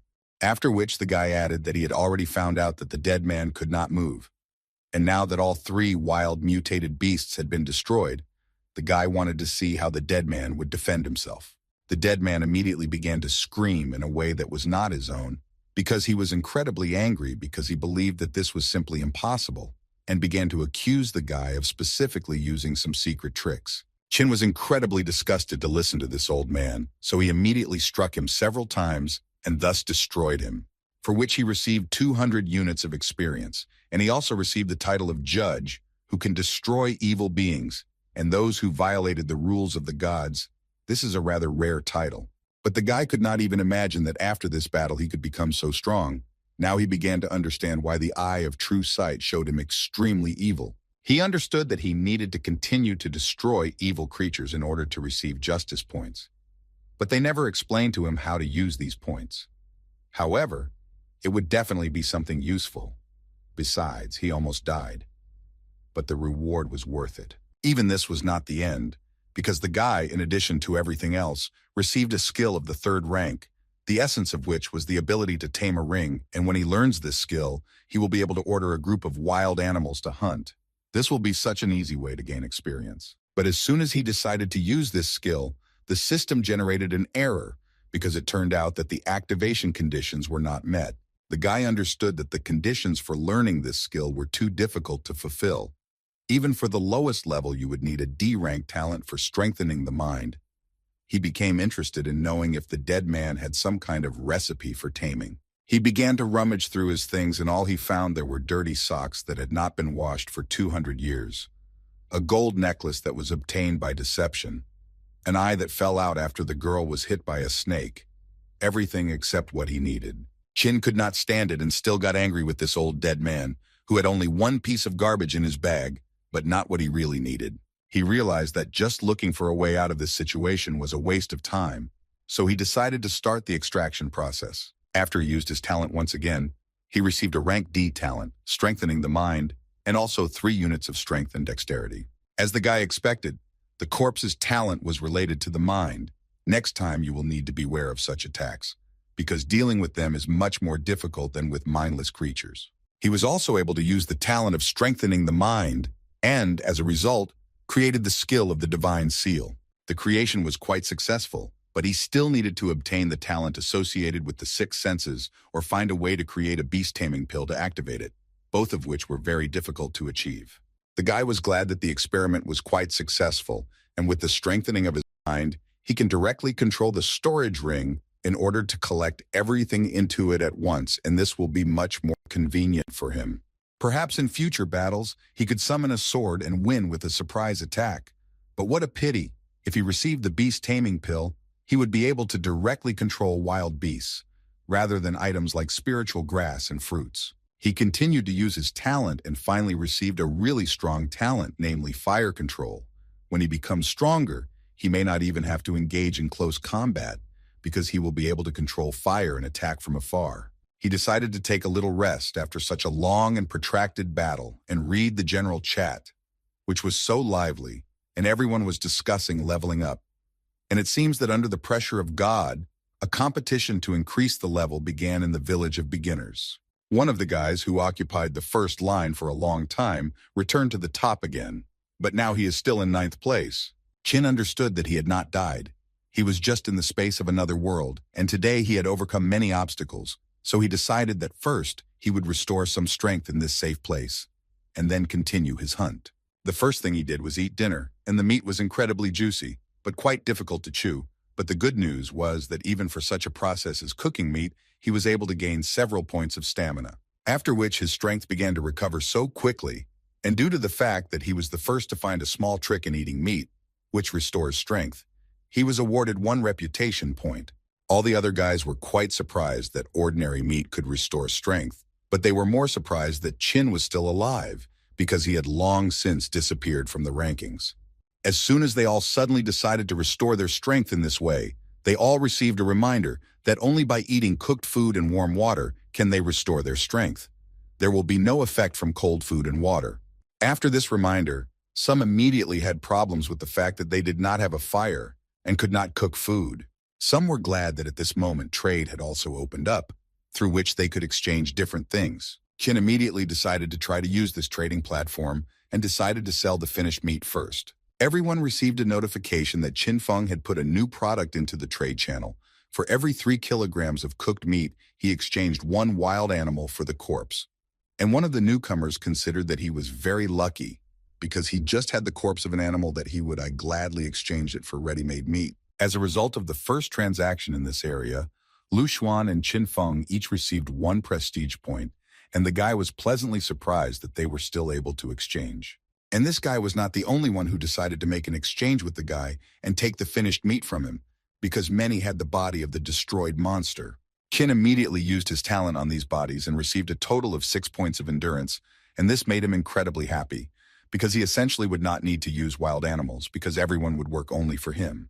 The next person who decided to turn to Qin Feng was Li Yuan, who informed him that they were both 3rd level, but in the ranking he was still higher than Qin, so he asked him for 6 kilograms of meat, for which he would owe him. Qin didn't like this attitude, and the guy understood who this Li Yuan even thought he was. In addition, the guy understood that the amount of meat was quite limited, and the rule would apply. Whoever had time ate it. After this message, even more activity began in the chat, because everyone was shocked by Mr. Qin Feng's modesty, and now it seemed to the guy that he was now more like a merchant with a black heart. Suddenly another meat seller entered this trade and decided to sell 50 kilograms of meat for first-rank equipment. Qin is quite surprised, because he could not even think that there would be someone who would be even greedier than him. In any case, he decided not to wait long and sell his other things, which fortunately he has quite a lot. People were not against exchanging for his first-rank weapons and offered the guy quite a lot of interesting lots in return. And as a result, he gained plus 7 units of strength, which was pretty good for him, because his strength was lower than all his characteristics, and all these exchanges could make up for its deficiency.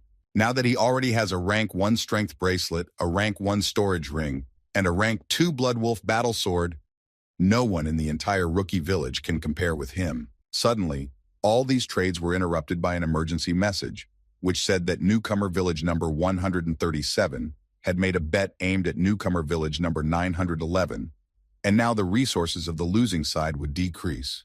The first one to reach level 5 would win and would receive an additional 50 points in a chest. Qin, of course, was incredibly interested in the reward that would be available in this battle.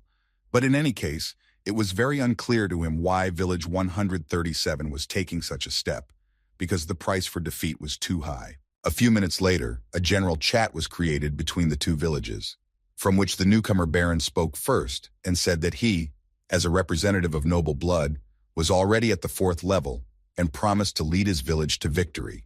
All his citizens were shocked by such a statement and were very happy about it. And the man was so confident only because he's much stronger at night, and right now he will start hunting for monsters of the 4th level, for which leveling up will go much faster. Qin couldn't believe his eyes. Could there really be other races besides them, such as the vampire race? And this is actually a big problem for him and for the entire village in general. If you think so, then everyone in his village is newcomers from the country of the Blue Star Dragon, which means the creator deliberately gathered residents of one country in one village. But he did not understand why they were doing this. What was the true purpose of the system? Suddenly, the guy's thoughts were interrupted by a notification that said that the time of the battle had begun, and now monsters from the 1st to the 10th level are available on the map. But Qin is more worried about the fact that this battle of newcomers could lead to a conflict between countries or even continents. But for now, this did not matter much. He believed that now the bet on resources between their villages was much more important. He understood that Edward could destroy a monster alone, and of the 4th level, and it was clear that he needed to destroy monsters of a much higher level in order to have a chance to get closer to the 5th level. So he immediately got down to business. He is actually incredibly lucky that he has improved his vision so much, because he can see well even at night, which makes hunting much easier for him. Strengthening his sense of smell also allows him to eliminate the beasts that hide in the dark. He also had access to a map that showed them the beasts with the highest level of beasts, This allowed him to move much faster and more accurately in the area with active monsters. Chin decided not to waste his time and immediately went to destroy the monsters in the active zone for level 4 monsters and made several successful strikes. As soon as the guy thought that he was not yet able to cope with all the enemies, then suddenly another monster jumped out in front of him, which was many times stronger than all the others. In any case, Chin was able to dodge his blow and deliver a counterattack, which the monster did not expect, as a result of which he lost this fight. But the guy was more shocked by how this monster suddenly appeared. Even his heightened sense of smell did not work, which gave the monster the opportunity to attack him. The guy was lucky that it was only a level 5 monster. For the first time, he meets a monster that looks so much like a human. He began to think that all monsters above level 5 will become more than just beasts. In any case, it was time for him to continue his journey, and after a few steps he heard a rather familiar smell, which reminded him of fruits or flowers. He understood that if he went further, he would reach the zone of animals of the 6th level, although their level would be higher. This also applies to fruits and flowers. He was very interested to know if he could meet more animals that would be similar to people, but would problems if he meets a group of such monsters. In any case, he decides to stop thinking about it, because he just needed to find spiritual fruits, near which there are always animals that he decided to destroy, and only then take the prey from them. As soon as he thought about this, he noticed that same fruit nearby with him, a huge monster that could bring him obvious problems. It was a 6th level monster, moreover. It was the King of the Bears, which has 12 stars of combat power, and Chin understood that it would obviously be very difficult to fight him. In any case, he will have to fight with him.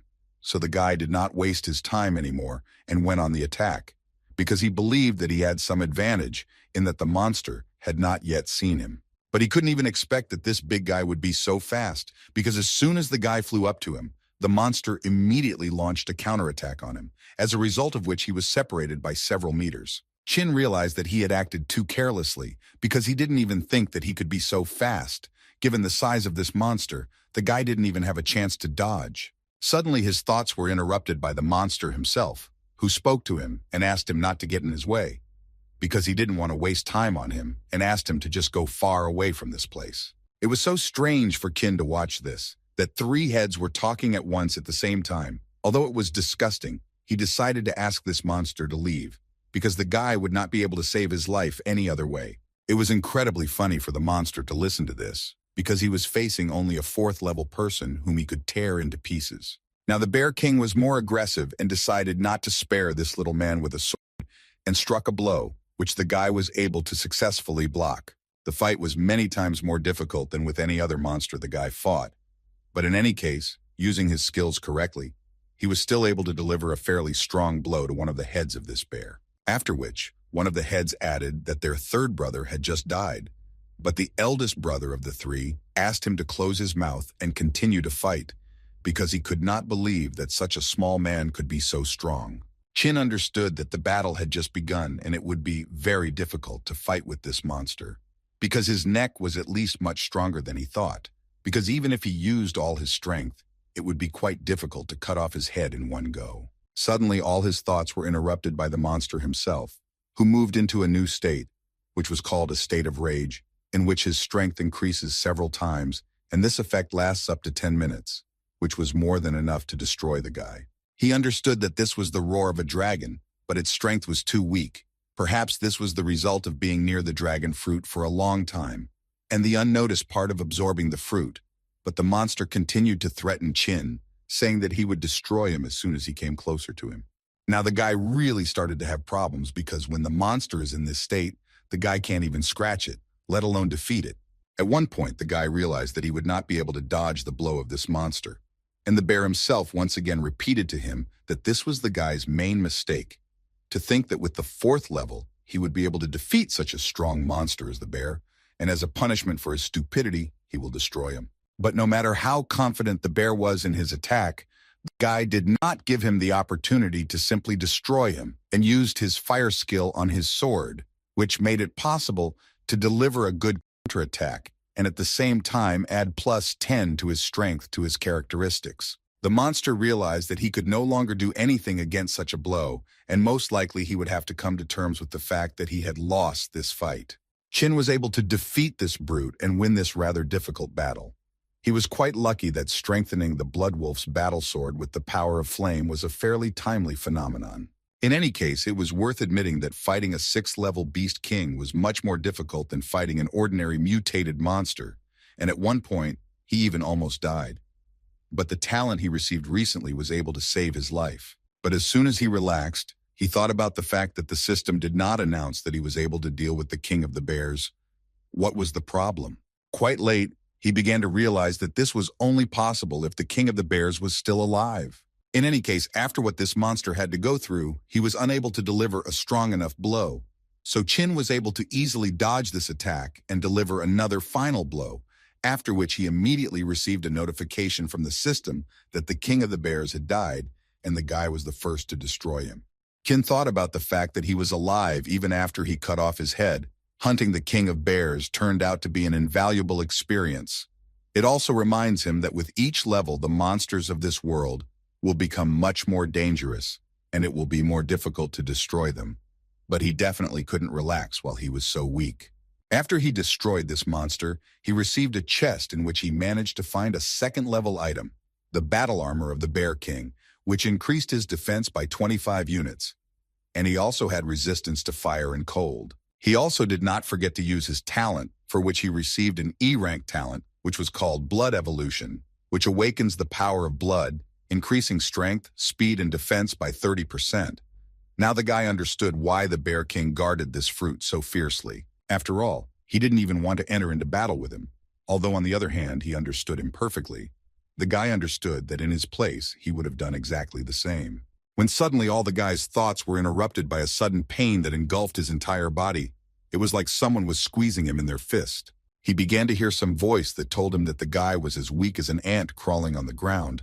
So this voice began to think about how he could eat him alive or perhaps fry him a little. All this was told to him by a huge dragon, which grabbed the guy in its chains and essentially controlled his body. He held the guy in his arms and was already thinking about crushing the guy in his hand, which made Chin scream in a voice that was not his own. The guy understood that he just ate a dragon blood fruit, and most likely it was just an ordinary hallucination that could really destroy him. He realized that he couldn't just give in to this whole circus, and besides, it was just a hallucination that couldn't be allowed to take over his mind, so he decided to take a little bite from this dragon. This dragon realized that this guy is not so stupid and tried to talk to him and explain that he is in fact a real dragon who can teach him a lot of things. But Chin absolutely did not care about his every word, and so he continued to eat this monster. Still, after a few seconds, the guy was able to open his eyes, and it really turned out to be a hallucination. And the first thing he saw before his eyes was a notification that he had successfully used the dragon blood fruit, and he received 5 units for each attribute.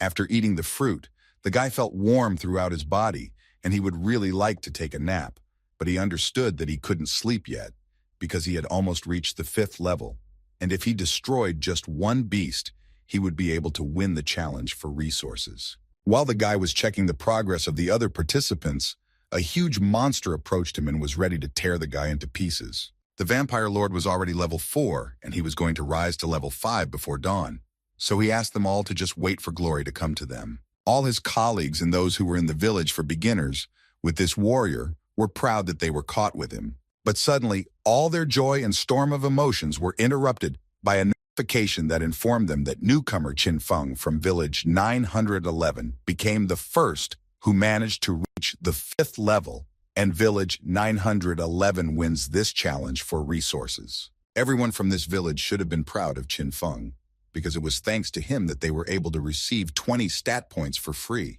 At the same time, all members of newcomer village number 137 are deprived of 20 stat points, from which Lord Edward began to get incredibly angry, because they began to blame him for what happened, which made him even more angry. And Chin himself was incredibly grateful to this monster who came to him on his own, which saved the guy a lot of time, and thanks to him, he still increased his level to the 5th, for which he also received a silver chest.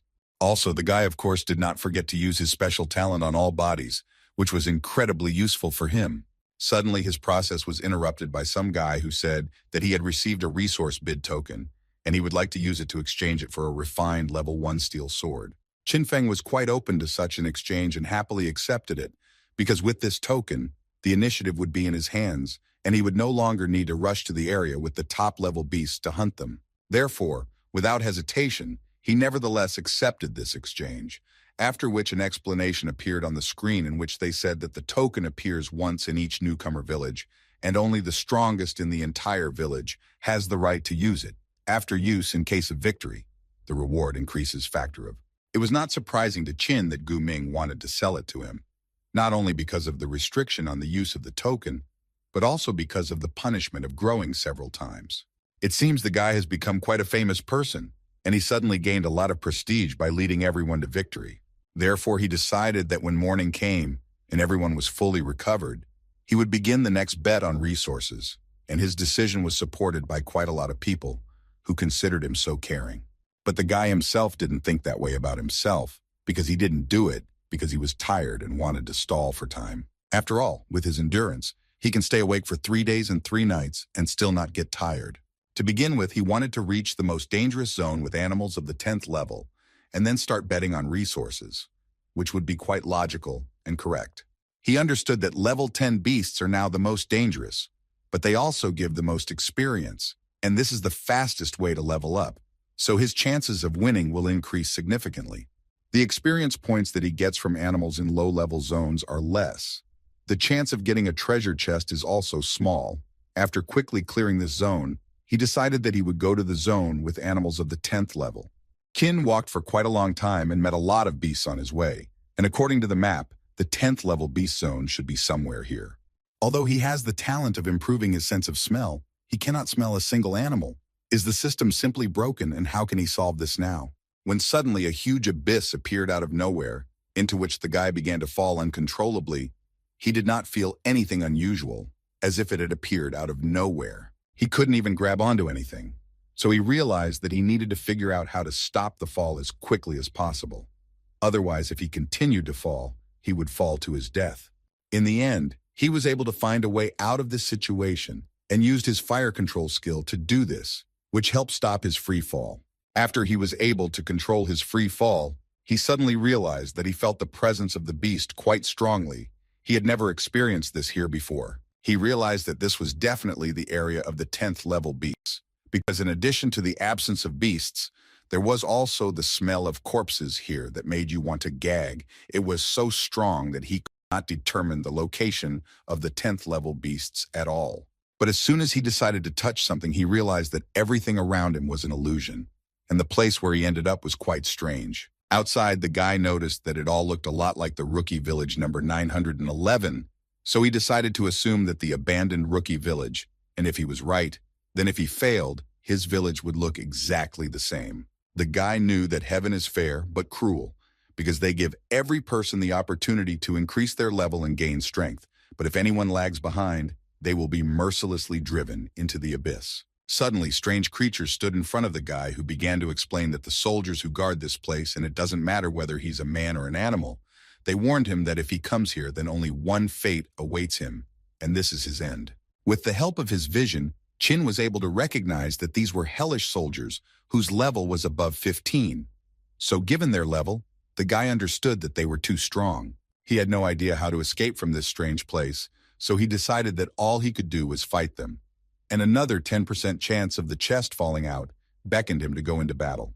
Qin could only hope for the 4th level weapon obtained from the silver chest, which would lend him strength and help him cope with these monsters. One of these creatures with the head of a jackal clearly understood that the guy would not just back down, so he decided to go first into battle and was already flying at the guy with his blow. Qin understood that they only sent one warrior to fight, only because they looked down on the guy and thought that he could not do anything. But as soon as they entered into battle, the guy immediately used all the talents he had to somehow even out the chances and perhaps even win. Qin most of all wanted to show them what happens to those who underestimate him. As soon as they collided in battle, the other warriors began to think that their elder brother needed their help, because looking at this man, they began to understand that he was far from simple as they thought. But one of them continued to calm him down and talk about that their elder brother had already destroyed more than 10,000 people like him. It was absolutely clear to one of them that the older brother was just playing with this man, and soon this fight would be over, and they already all knew the result. He believed that his brother was deliberately missing the mark, giving the man a chance so that he could do at least something. In this way, he can also assess the shortcomings of this guy and then simply put pressure on them, simultaneously destroying him from this world forever. The thought that he is a guy who can win makes him weaker, and this is what the warrior will take advantage of later. And in some ways, the soldier was right, because Chin struck again, and at some point realized that his enemy had simply disappeared, although it seemed that he was right in front of him. But after a second, everything became clear because the guy was already lying on the floor from the fact that the warrior with the face of a jackal was able to quickly calm him down, adding that the guy still has some abilities, but still this is too little, and besides, there is no time to play with it anymore. Therefore, the soldier decided that they would end this battle right here and now, after which he prepared to deliver an incredibly strong blow. But his attack and plans were suddenly interrupted by Chin, who had no plans to die today. After an unexpected counterattack, the guy received a notification that he had successfully destroyed the hellish soldier, for which he received 10 points of justice. But most of all, the other soldiers were surprised. Chin understood that in order to survive in this world, he could not waste a minute, not even a second of his time. Especially after receiving the mind enhancement talent with which you can control the dead. Chin trained around the clock in order to learn to control the weapon, and he finally managed to achieve this. After hundreds of thousands of times, he was still able to achieve his goal and learn the technique of hidden murder.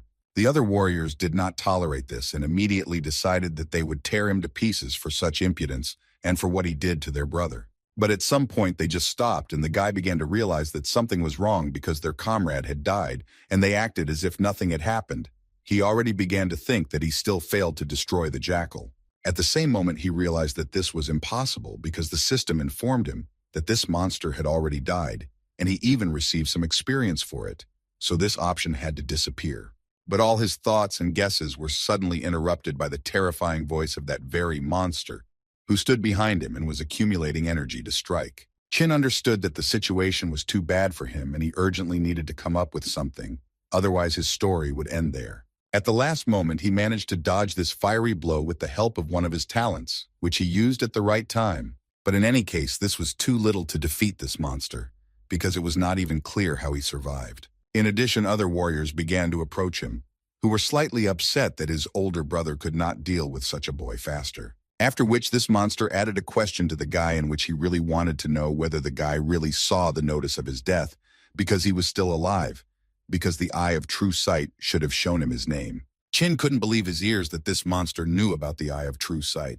The monster saw that the guy was slightly shocked by what he was seeing, after which he told him that they were warriors who came from hell, which only means that no matter how hard he tried, it was impossible to destroy them. But Chin was not afraid. Moreover, he believed that they were just a bunch of watchdogs who had found an incredible amount of self-confidence somewhere. After which the guy went into battle again with the thought that if he was already able to destroy one of them once, he could do it again. The same soldier who fought him the first time immediately responded with a blow, and their fight continued from the moment where it ended. But fortunately for the guy or for the warriors themselves, the time had come for these warriors to go back.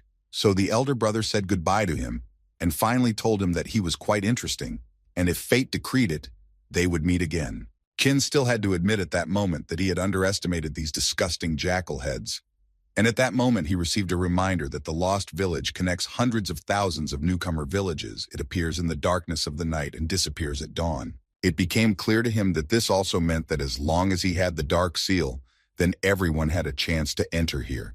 So he decided that as soon as he became stronger, he would definitely return and fight this monster again. Suddenly, his senses of smell informed him that someone was rapidly approaching him, but the guy did not see in front or to the sides. And he didn't have to wait long because a huge monster crawled out behind him, which all this time had been getting as close to him as possible underground. It was a huge sand centipede, which had level 12 and 15 stars of combat strength, but Chin was very happy to see such an animal in front of him. While Chin was fighting with this monster, a notification came saying that there were now 2 people in the village who had reached the 5th level. The guy did not expect that after increasing the amount of resources, Lu Xuan would increase his level so quickly. While Chin was fighting, a notification came that Village 477 had forcibly joined Rookie Village 911 to the resource bet, and the first one to reach level 8 in the Rookie Village wins the bet. A few hours later, everyone received a notification that Chin Feng from Rookie Village number 911 was the first to reach the 8th level, and his village was winning the resource bet. And the guy himself was so funny about this, because he only needed to destroy one monster, and they dared to challenge him. Many newcomers simply did not understand what had happened because they suddenly began to glow with a bright light. Was it really because Lord Qin Feng had won? Lord Demir was incredibly angry at this because he didn't understand how they could lose to people from the land of the dragon. And who was this Qin Feng anyway? But he was convinced that it was all their fault and they should not let these people look down on them. So he decided that they would create a revenge plan. So he decided to turn to the area channel and seek help from their allies. The other village was incredibly surprised by the level-up speed of this guy from the land of the dragon. They asked not to tell them that he had a special talent of S rank. One of the poor people said that S rank talent was their divine gift, and he did not understand how people from a small dragon country could receive the protection of God. Another village where a guy received a bet token suggested that his friend use it for the newcomer village number 911. But James was not sure about this proposal, because Rami is from village number 5, an A-rank spatial talent, and he is a ninja who was the first to reach level 8 in the first area. And even he is afraid that these people from the land of the dragon might surpass him. The newcomers from Qin Feng's village were quite surprised that he ignored all the messages that came his way from other villages. But the fact was that their lord was a little busy fighting a huge monster. During this battle, all he could think about was that he could obtain a water-type or ice-type talent. Otherwise, it would be very difficult for him to stay here. He received a C-rank token, which allowed him to receive a C-rank mission without a time limit, upon completion of which an incredible reward would be given, along with a dark gold chest. Qin was thinking that the first place in the rookie trial gives a golden chest, but for completing this C-rank mission, you can get a higher rank dark gold chest, and it looks like the mission will be quite difficult. But since it has no time limit, he decided that he could activate it and slowly do everything possible to complete it. Therefore, he decided not to wait long and decided to activate this token, for which he received 1 prestige point. And the details of the mission were to gather the 5 foundations of the kings of gold, earth, water, fire, and sand, and then go to the dragon slope, find the altar of the 5 elements, and reveal the seal of the newcomer village number 911. Also, do not forget that after the seal is released, rookie village number 911 will be able to enter a more open world. After completing the mission, every rookie village in the area will be able to enter the larger world. Now it became clear to the guy that this is a mission to open a map. It turns out that no matter which village enters the big world, it will in any case receive a serious advantage and more resources. Qin took into account the leveling up speed of the others in the rookie village to assemble a strong team of 20 level 10 people. It would take at least 5 days, and they would waste too much time that way. He also knew that the burial desert was located next to an abandoned meadow, so he decided that it would be a good idea to pay a visit to this place and find out the situation there. The girl tried with all her might to calm herself down and not think about what was happening. She believed that she should not move, and she also needed to hold her breath and calm down. The fact was that she was in great danger because she was being hunted by a huge monster with a large axe, which was much stronger than her. And if she had given herself away, then most likely he would have found her and simply destroyed her.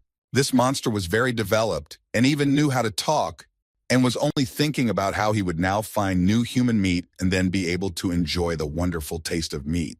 After which he was able to detect the girl with the help of his special senses and began to scream incredibly loudly. The girl herself understood that this was most likely her end, so she did not even try to run away from this monster.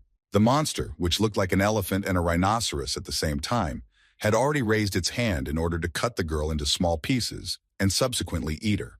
This monster was called a berserker mammoth and had a development level of 12 and 15 stars of combat power, so the girl obviously had no chance in battle against him. Therefore, she decided that she did not want to look at it and closed her eyes and just waited for him to destroy her. But suddenly she realized that she had not died and someone had saved her. She was very lucky that Qin Feng came to her aid just in time, and he became incredibly curious about why she came to the realm of the 10th level ferocious beasts, and also alone. But the girl was too scared to really explain anything to him, and in a state of shock, she tried to ask the guy what he was doing here. The girl walked away a little, and when he asked her again where her group was, she again felt not very well, because she remembered what happened to her friends. But still she was able to tell him that they were all caught and destroyed. She could not talk about it normally, but the guy at that moment was thinking that these are the rules of this world. The strong feed on the weak, and it seemed to him that the girl was still, "I'm not used to it yet." Suddenly, the girl interrupted his thoughts and asked him to save them all. She said that not everyone died. Leia Yu and several other people were trapped by these mammoths, and these monsters said that they would eat them today. Chin was surprised that the monsters did not immediately begin to eat the guys, so he answered her that he would decide to save them, or not, when he understood the situation, and advised her to leave here as soon as possible, but she wanted to help him so much. But the guy was not even going to listen from her, because her level was too low for that. She continued to ask him not to give up. Besides, she knew where they were, and therefore could be useful. Besides, she assured him that they like human meat and she could be bait. Chin didn't quite understand why she was doing this, but she immediately explained to him that her group was there, and she incredibly wanted to help him. After all, this was not his group, and they couldn't blame it on him just because he was the strongest of them. Therefore, she asked him to accept her help too because, after all, she has some kind of power and can be really useful. Chin listened carefully to every word of this girl, and at one moment realized that perhaps she was not as useless as he thought. The guys who were trapped by these monsters did not know what to do in such a stalemate, and all they could do was hope for the best. Meanwhile, a bunch of mammoths who had gathered around one common fire were conducting some kind of ritual, after which they were going to eat these guys. Some of the mammoths understood perfectly well that they only had 6 people for dinner. This is not enough. Even if they do, when it's their turn, there may not even be bones left. But his friend asked him to think positively, because if people didn't come to the teleport, then they wouldn't get anything at all. They understood that all this happened due to the fact that Lei chased after a runaway man, and he had been gone for so long. So they began to suspect him that he himself was going to eat that girl. But his friend reassured him again, because everyone is in a pack. They knew that if you eat a person without the king's permission, you will suffer severe punishment. But the mammoth could not stop and continued to talk about what he heard, that the king said that whoever could bring the escaped person would receive an extra leg when cutting up the food. Therefore, taking all this into account, the monster decided that today would not be a good enough day for him. Chin destroyed all the monsters that came his way, and even the girl, who was just bait, received her 60 units of experience. But the guy thought that after extracting the powers of the sandworm, he could cut the skin of mammoths. But to increase the damage, you have to use mental enhancement. He also stood on the edge of this pit, where the bodies of mammoths lay. He understood that he simply could not use his talent and take away their strength. So he asked the girl to turn away for a while and close her eyes. While he was using his talent, he simultaneously thought that mind enhancement uses a lot of his powers, but the effect will be the same if he just destroys them with his weapon. So he decided that next time he will change his hunting style. After the guy finished his procedure, he allowed the girl to open her eyes, after which he gave her a protection ring that had just fallen from this mammoth, so he asked him to use it if she was attacked, because it can create a protective barrier. She was slightly surprised by this action because as a girl she could evaluate this ring a little differently. Therefore the guy had to add a few words so that she would not misunderstand him, because she would still be bait, and if something goes wrong, she could die, and this would cause a lot of unnecessary problems for him. She was incredibly grateful to him, and only thought that he had not really changed at all, still as cruel on the outside but quite soft on the inside. As soon as they met with another mammoth, the guy used another skill, namely the effect of bleeding from the poisonous gland of the snake, and he was pleased with the fact that it works even against level 12 monsters. In addition, its hellish flames not only easily penetrate the defense of ferocious mammoths, but are also capable of destroying them once and for all.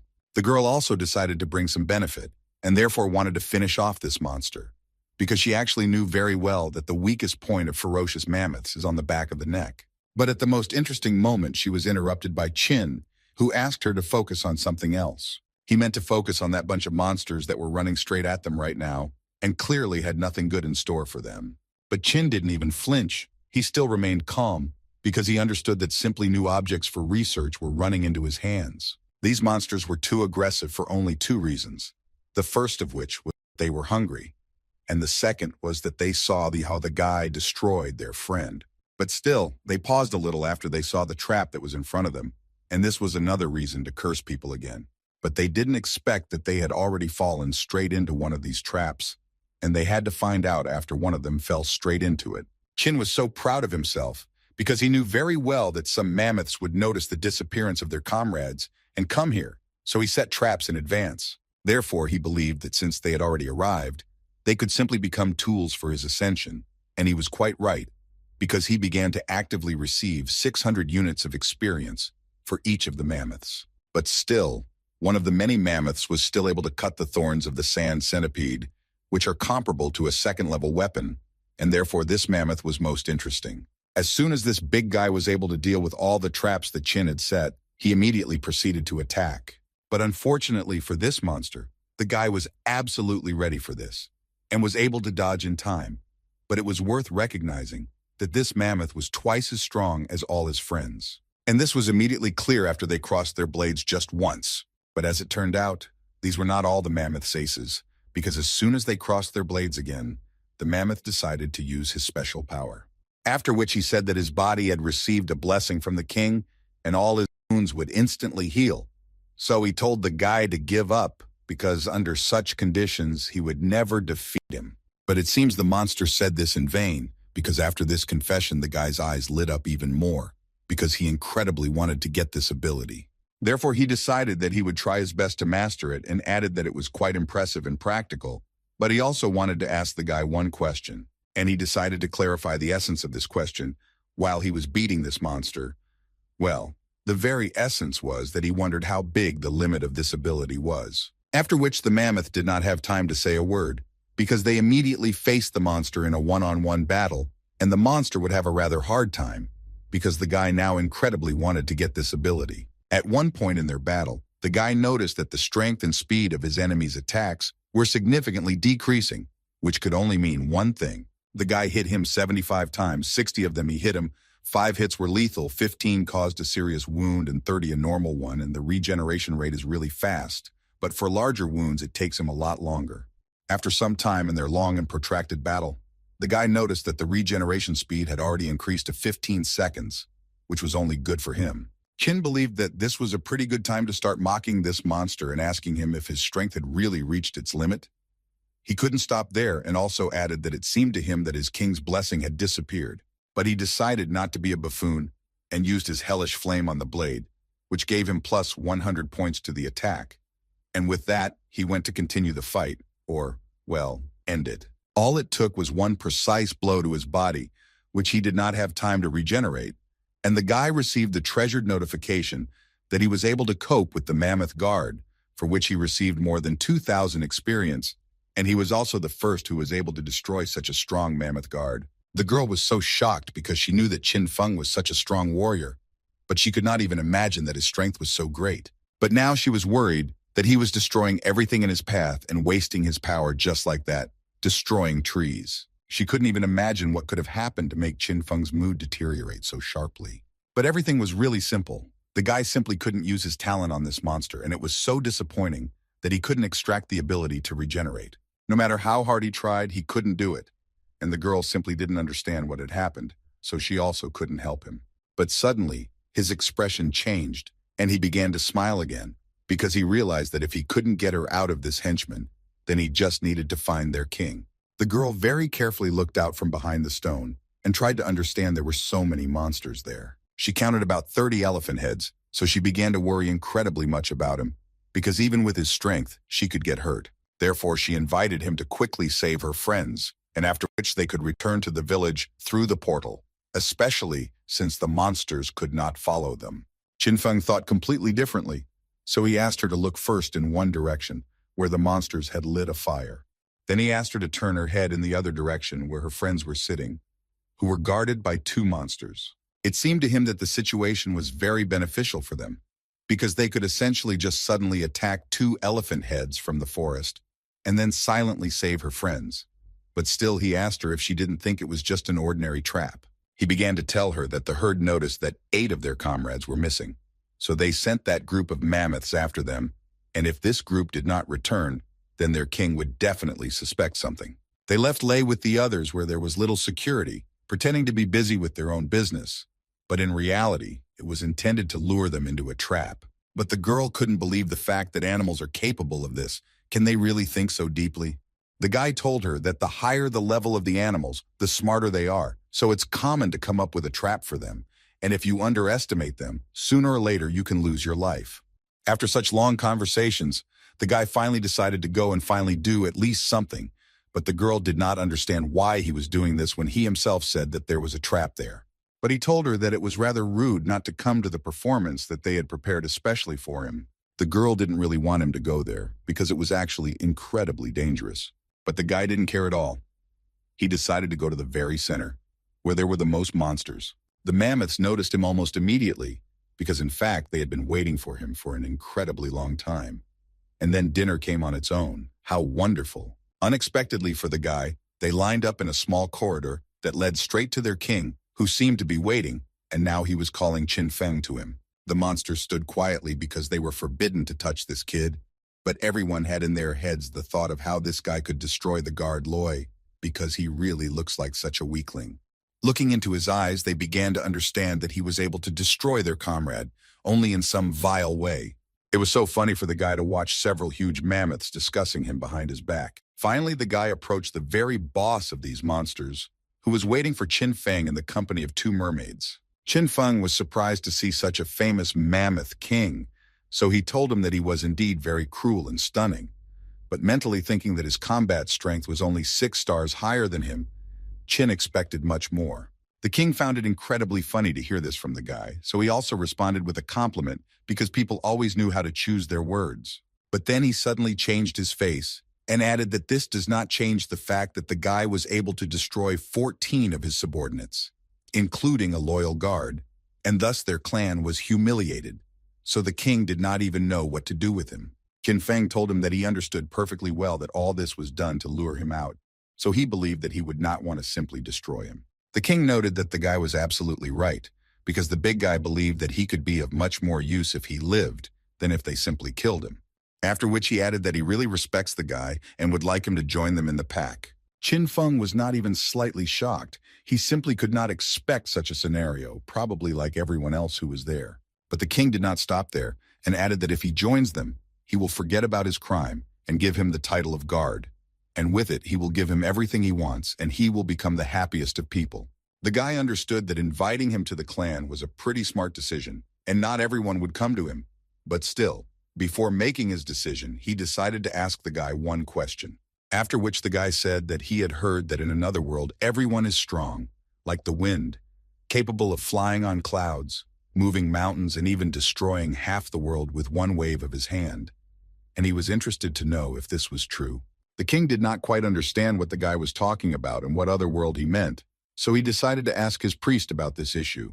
The priest also did not understand what he was talking about, but he could assume that this master of people was talking about simple rumors. The mermaid began to laugh at this because it was quite funny for her to hear such expressions, because she knew that only heaven was capable of such things. And after her words, the king added that the world ends in this meadow. The other world that the guy is talking about simply does not exist. This answer was enough for the guy because he wanted to check whether the king could recognize the eye of truth, and he also realized that the monster knew nothing about the other world. What a disappointment it was for the guy, the king who knows less than him, just because he was stuck in his own little world. So the guy immediately took out his sword and prepared to fight. The king realized that apparently the guy had made a decision, but still tried to ask him again.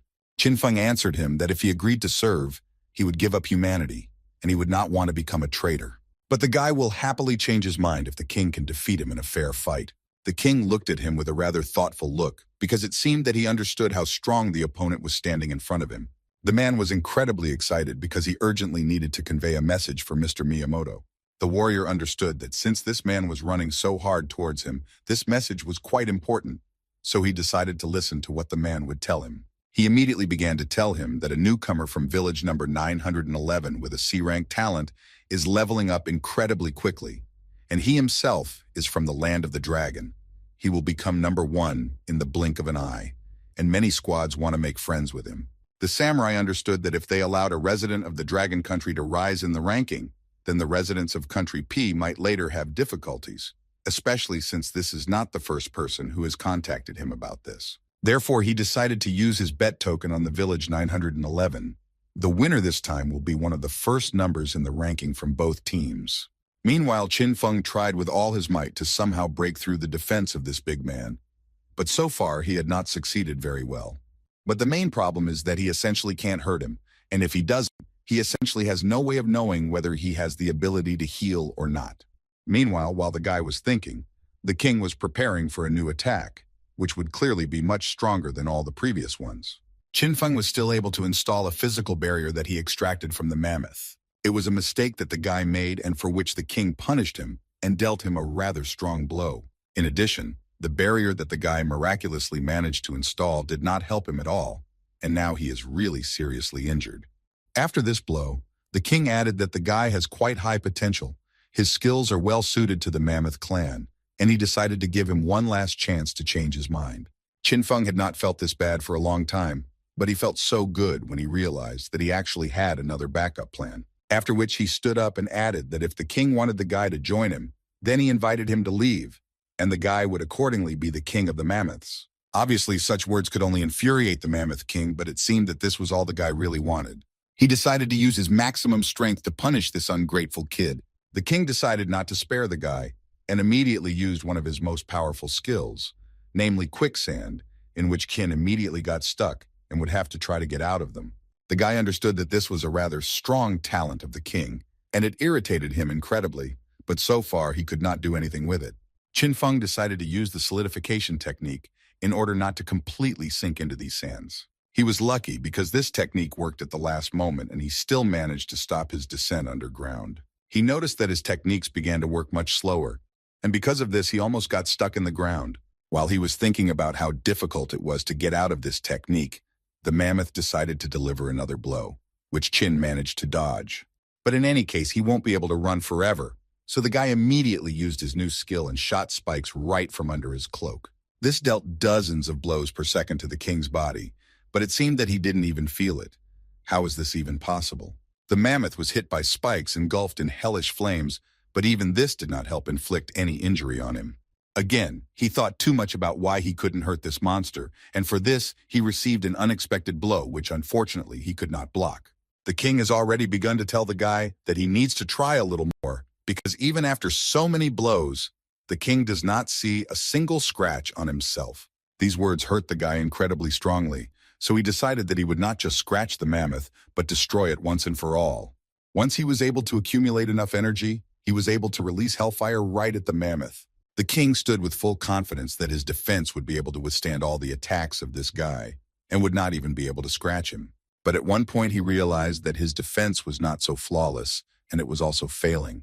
Qin was too angry, but finally he was able to break through his defenses, and he noticed that the king's regeneration was much less than that of that guard. Although on the other hand, he understood that this could be the effect of hellfire. But in any case, you shouldn't relax because the Mammoth King has become even angrier and is about to launch another attack right now. And so it happened. He created a huge fist in earth which flew straight at the guy. Qin Feng couldn't think of anything better than to simply catch this huge stone with his own hands and then apply the hardening of the sand again. But to his regret, he has too few stamina points left, and using the talent is simply impossible at the moment, which left the guy in shock. The king, looking at this guy, admired him, but then still added that it seemed that because of the kindness of the mammoth, he understood something wrong.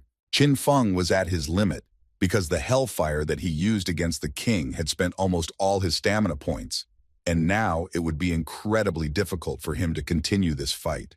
Also, the king was not going to stop there and dealt the guy several dozen blows at once, which could have destroyed the guy, given how poor his condition was. The girl could no longer just look at it, because she understood that her friend could simply be beaten, but she couldn't really do anything about it. An incredibly strong panic immediately began in her head, which at one moment gripped her, and if she had not remembered Qin Feng's voice, which once calmed her down, then most likely she would have simply burst into tears. And suddenly, she remembered how the guy told her that if during a battle, her characteristics decrease, then her options will be limited. Usually it's enough to eat to recover, but if the situation is emergency, then you can also use spiritual plants or fruits, and this way you can instantly recover. But the problem was that they had to be used immediately after being picked. Otherwise, the effect would be greatly reduced. But she understood that this was the only chance to help Qin Feng, so she decided that she would do everything in her power. Therefore, she decided to try to ask for help from others, and wrote in the general chat that she was now with Qin Feng, while he was fighting in a challenge with a stake on resources, and the situation was extremely difficult, because he urgently needed spiritual plants and fruits, So she asked for help, everyone who can. Qinfeng thought that this was most likely the end of his story, when suddenly he began to hear a notification coming to him that he had been given a large number of fruits and plants. He clearly understood what they could be used for, so he immediately grabbed the first flower he came across. And he began to eat it, which caused incredible anger in the Mammoth King, because he did not fully understand what this man could be up to. The guy did not answer him and simply continued to eat as much fruit as possible, which significantly helped him restore his stamina level. He was able to restore his energy to such an extent that the flames simply came out of his body on their own, and that only meant one thing: that he was ready to continue the fight with this Mammoth King, and this time he was sure that everything would be completely different, after which he immediately launched a new attack, which the Mammoth King did not expect. After all, he thought that he was done with the guy and all that remained was to finish him off, but now his face was right in front of him and the guy answered him that he was going to destroy the king of the mammoths right now. This monster simply could not understand how such a pathetic person could do this to him, but in any case he will never know the answer to this question, because Qinfeng, unlike him, was still able to deliver the final blow, which pierced the king through. The guy finally admitted to him that initially he really wanted to cut off his head with one blow, but apparently he'll have to play with him a little more. Everyone who watched this battle could not believe what was happening, because they had never seen anyone stronger than their king. After the guy finally finished off the king of the mammoths, he received the core of the king of the earth element. All the mammoths who remained alive in this camp immediately decided to avenge their king and gathered to take revenge on this guy for their king. The guy immediately warned them not to even count on winning just because there were so many of them. Qinfeng realized that he immediately needed to distribute his stats equally in order to continue the fight, and as soon as he did this, he felt that he had become much stronger. He successfully destroyed all the mammoths that were there, and it didn't matter to him how many there were, because he could destroy each of them with just one blow. The king's advisor gave them advice on how best to fight with this type of opponent. He suggested that they hide behind their brothers, and as soon as the guy destroys one of them, the second one immediately flies out and unexpectedly delivers another blow. He was also sure that the guy would never, ever be able to cope with such a huge number of warriors alone, because this is simply impossible in reality. Qinfeng thought a little differently, and instead of 1,000 words, he responded by again using his hellfire, which burned the mammoths one by one. After which he realized that this entire herd was now commanded by this particular shaman, which greatly disturbed him. Therefore, the guy decided that first he would need to finish off this particular shaman, who was interfering with him too much. The shaman realized that he was under attack, and he could not have expected such a turn of events. As soon as Qinfeng swung his hand to destroy this shaman, a mammoth jumped out in front of him at the last moment. The guy understood that the other mammoth blocked the blow with his body for a reason. He began to think that the mammoth shaman also had the ability to control animals. The shaman simply did not understand how the guy was able to demolish and destroy such a large mammoth that jumped out in front of him with one blow. In any case, he ordered everyone who was left to attack this guy and not let him get close to him. After which he decided that it was too dangerous for him to stay here, and before running away, he added that he would definitely return with an entire army of mammoths to destroy the guy. Qinfeng simply couldn't believe that this guy just ran away. In any case, he decided that he wouldn't just let him escape, so he took his sword and pointed it straight at the shaman's head. The guy was surprised by this decision because the shaman was able to distract him in order to escape himself, and it seems that this mammoth is smart enough to use such tricks. But now this is not so important, because he continues to be attacked by those mammoths who are not very smart. Therefore, the guy decided that it would be best to destroy them with one single blow and not waste time just like that. For such a successful massive blow, the guy received a colossal amount of experience and was also lucky and dropped a bronze chest. All the guys who watched how strong Qinfeng could be simply could not believe their eyes and even began to assume that he was a demon. But in any case, they were incredibly grateful to him for everything and decided to give him a small gift for saving them. They understood that he had helped them incredibly much, but unfortunately they had nothing more valuable for these fruits. So they asked to accept them in honor of their gratitude. At first, Qinfeng upset them a little because all these fruits were of too low a level and they were unlikely to be able to help him with anything. But then he still added that he would accept their gift, and he was quite pleased to do so. Suddenly, a small chicken crawled out of this set of fruits and screamed incredibly loudly. Li immediately began to apologize to Qinfeng for this not entirely pleasant moment, after which he added that this useless item fell out to him by accident, and he forgot to throw it away. But for the guy it was quite interesting, because for the first time, he saw such a useless creature and he thought about how it could be used. He accepted all these items and then decided to continue on his way and told the guys that the monster zone of the 10th level was not the place where they should be. So he advised them to quickly leave here. Of course, they were a little surprised that he decided to leave so quickly. But on the other hand, they were incredibly pleased that Ching Feng was worried about them. The girl at that moment was thinking that although they had not been together for so much time, she was sure that he was the one who decided to become stronger than everyone else. She knew that the place where he would go next was inaccessible to ordinary people like her. But everything was fine. She would be like the other hundreds of thousands of the same people and would just continue to watch him. At this time, Qin had already killed all the mammoths that stood in his way, and from the entire clan there were only 2 Nagas left who swore to him that they were actually just dancers and begged him for mercy. The guy scanned one of them with his eye and noticed that one of them had 0 combat strength, which completely confirmed their words. But the guy was interested in something completely different. He noticed a rather interesting thing on the girl's body, as he thought it was a plant from the ground which he successfully extracted. But still, the guy couldn't just let these girls go and ask them to answer his questions, and then he would spare them. Subsequently, he still let them go, because he understood that he was unlikely to ever need such strange talents that they had, like a charming dance and a flexible waist. He decided that first he needed to go further to complete the mission of the 5 elements, and along the way, he decided that he would look at all the awards that he received in battle. Suddenly, the guy noticed that whoever lost to him in a fair fight on a bet was spreading rumors about him that were not true. But this amused the guy incredibly, because he understood that these creatures would not admit defeat until they themselves got it. And since it came to this, he would personally show them how he carried out mission after mission.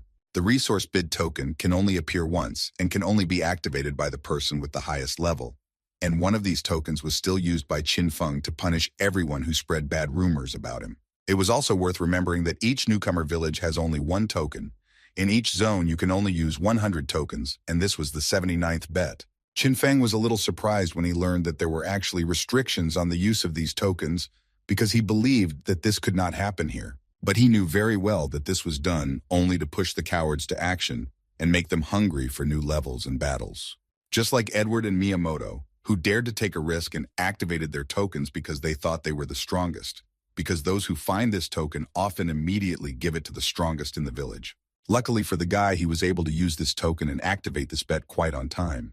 But before this bet was active, the guy was given the choice of a single bet, which would affect only 1 village, or a team bet, which would cover many villages. And the guy was incredibly happy about this, because he was just thinking about how he could cover it at once 20 settlements. This time he was confident in his choice and wanted to teach them all a lesson once and for all that they would never forget. Qin Feng once again familiarized himself with the reward and punishment in case of defeat and proceeded to activate this bet. A few seconds later, each of the participants received a notification that Qin Feng from village 911 had used a bet on resources, and a team bet was being held in the entire zone for the first time. And in order to determine the winner, it was necessary to destroy as many ferocious beasts as possible, and the camp that first collects 1,000 points. All the people from Qin's village were so glad that they had such a wonderful leader who does not allow absolutely anyone to insult the country of dragons, and everyone shows who is really on top here. But one guy began to worry that they might lose in this battle, but 2 other guys immediately began to calm him down, who believed that Feng Qin probably had a plan for victory and everything would be fine. But even for them, it was unexpected to hear that they now had 2 teams, one of which included only 3 villages, and as many as 24 fought against them. And it was obvious that Qin Feng's village was not entirely in a winning position. As soon as they announced that they would bet on resources, one of Mr. Sir Miyamoto's assistants told him that they had 12 people of the 5th level, 9 people with the 4th level, and 6 with the 2nd level. But the gentleman didn't even want to listen to him and asked the guy to close his mouth because he didn't care how many people they had. He thought that time Qin Feng won only because he cheated, and this time it definitely won't work. The man waited an incredibly long time to finally take revenge on him for everything, and time to repay for what he had done. The Sir swore to himself that if he lost this time, he was going to pay with his life, because he could no longer bear such shame. The bet will officially begin in 10 minutes, and during this time, Qin decided to open all the chests and sort out all the rewards that he received for the battle with the mammoths. In the end, His image changed incredibly a lot. Now he has completely new armor, and along with this, he received a bunch of stat points and several new skills as a gift. Chin now felt incredibly strong and renewed, and all this was thanks to the update of his equipment, and now his tactics would be completely different. Now his characteristics have increased significantly, and his combat strength has become 29, which is several times greater than that of other newcomers in his village. All he wanted at the moment was to challenge the new Beast Kings as much as possible and do with them the same thing as with the Mammoth King. And he decided to move on to his mission, where he was given advice to form 4 teams of 10 people, and so that everyone had level 10. And for the guy, it was quite strange. Is this boss really quite strong? Is this boss stronger than a mammoth? He understood that he should not underestimate such animals, because he almost lost to the Mammoth King. So the guy decided to prepare a little for the battle. Poison is one of the greatest equalizers in human history, because with its help, a weak girl can kill a strong man. One person can single-handedly destroy an entire group, but some consider poison to be a weapon of the weak. Others think that any weapon with which you can destroy your enemies is useful. Ricin is one of the 10 strongest poisons. It is extracted from castor beans, and they are several thousand times more toxic than arsenic, and 1 milligram is enough to kill instantly. The most famous killer with ricin appeared several decades ago. He was an international spy who used the tip of an umbrella, which was smeared with ricin, to quietly and imperceptibly destroy his victim. And when the guy saw the seeds on the naga, he came up with a plan. He decided to use his talent again and extract the element of poison. Qinfeng looked at the result and realized that this poison would be enough to kill 2 or 3 fierce beasts. So he decided to first mix snake venom and ricin to get something much more interesting. As a result, he came up with an unknown poisonous object that had an incredibly strong poisonous power. As soon as he received this item, he immediately had an incredible desire to test this item in action, and how he wanted some ferocious monster to appear here. And as if by his order, a huge, ferocious beast of the 10th level appeared in front of him, which the guy immediately called to him. One drop of this guy's miracle remedy was able to destroy the wild beast instantly, and it even became a little scary what it could do to his other enemies. The guy considered himself simply a genius who was able to invent a new weapon that would change the course of his battles. But first, he decided that he needed to prepare as much of this poison as possible, after which he would not mind going to the ants and killing them all with the help of this poison. On the way, the guy discovered huge deposits of iron ore, which he could easily use to build anything. Therefore, he decided that for now he would take a few units of this item for himself, because it could be quite useful to him. Suddenly, he noticed a large number of ferocious animals, which, as it turned out, were devouring this metal, and these creatures were called worker ants. Qin decided not to wait long, and went on the attack, and was able to deal with these creatures with incredible ease, for which he received their skills. But it was worth admitting that this process began to take a lot more energy from him, which was quite unpleasant. It was also worth noting that, although these creatures are not particularly intelligent, they were quite difficult to deal with, because they have a rather strong will to live. And the main problem was that if he couldn't pierce their brains enough in time, they would continue to attack him, even though they had lost half their body. This was so stressful for the guy, so at one moment he thought about using his poison. But on the other hand, these overgrown ants were everywhere here, and they moved in large groups, so he understood that it would be quite difficult for him to cope with them with his current strength. He decided that he needed to immediately figure out how he could gather them all in one place, after which he would deliver one rather strong blow and thus destroy them with one blow. Without thinking for a long time, Qinfeng decided to do something quite simple. He began to call the ants to him and literally begged them to come closer to him, after which he decided to add fire and threw the head of their comrade straight towards them, from which they began to make incredibly unpleasant sounds. But Qinfeng not only didn't understand what they were saying, but he even liked the squeal they made. In any case, he realized that it was time to stop playing with these creatures, so he began to concentrate the freshly made poison in his hands and was ready to strike. He understood that this was almost the only chance to destroy all these ants with one blow, so without hesitation for a long time, he threw this poison directly at them. It was not a fire or earth blow that would cause a powerful explosion. It was more like rain in broad daylight, but the guy was sure that it would be no less powerful in destruction. Some continued to climb up to the guy, and some began to fall down, and the guy realized that the poison was affecting them because he began to receive notifications about gaining experience. Qinfeng incredibly liked the fact that each ant gave so much experience, so he decided to finish them off a little and finally win this fight. Just as he was about to strike again, the panel suddenly distracted him, because it was so urgent to warn the guy that he had already received his 300 points. But Qin Feng did not let him finish and said that he already knew this very well, so he asked him not to send him this reminder anymore, because as long as there is a reward, he will do everything for the sake of victory. This, as it turned out, was not all, and another reminder came that if his side won, he could receive an additional reward, and this news became incredibly interesting to the guy. While the guy was listening to advice and reminders, the commander of these ants, who was especially strong and his will to live was many times greater than that of his subjects, began to get closer and closer to him. Qin began to realize that if the poison did not get into the eyes, then it was essentially completely useless, so he decided that it would be better to use it right now. He used one of his new earth techniques, with which he released many bayonets that impaled the body of the ant, and thus they simply had no chance of survival. But in any case, even this was actually very little, because their number was too large, and besides, they realized that they could run away to avoid being hit by an attack. The guy was surprised that they were so smart, but still believed that they were too naive, because at such a close distance, he could not miss. But suddenly, right in front of him, something began to crawl out of the ground, and it interrupted the guy and all his thoughts. It was a huge stone that the ants began to throw at, and for the guy this was actually not surprising, because they are monsters of the highest levels and they must be smart.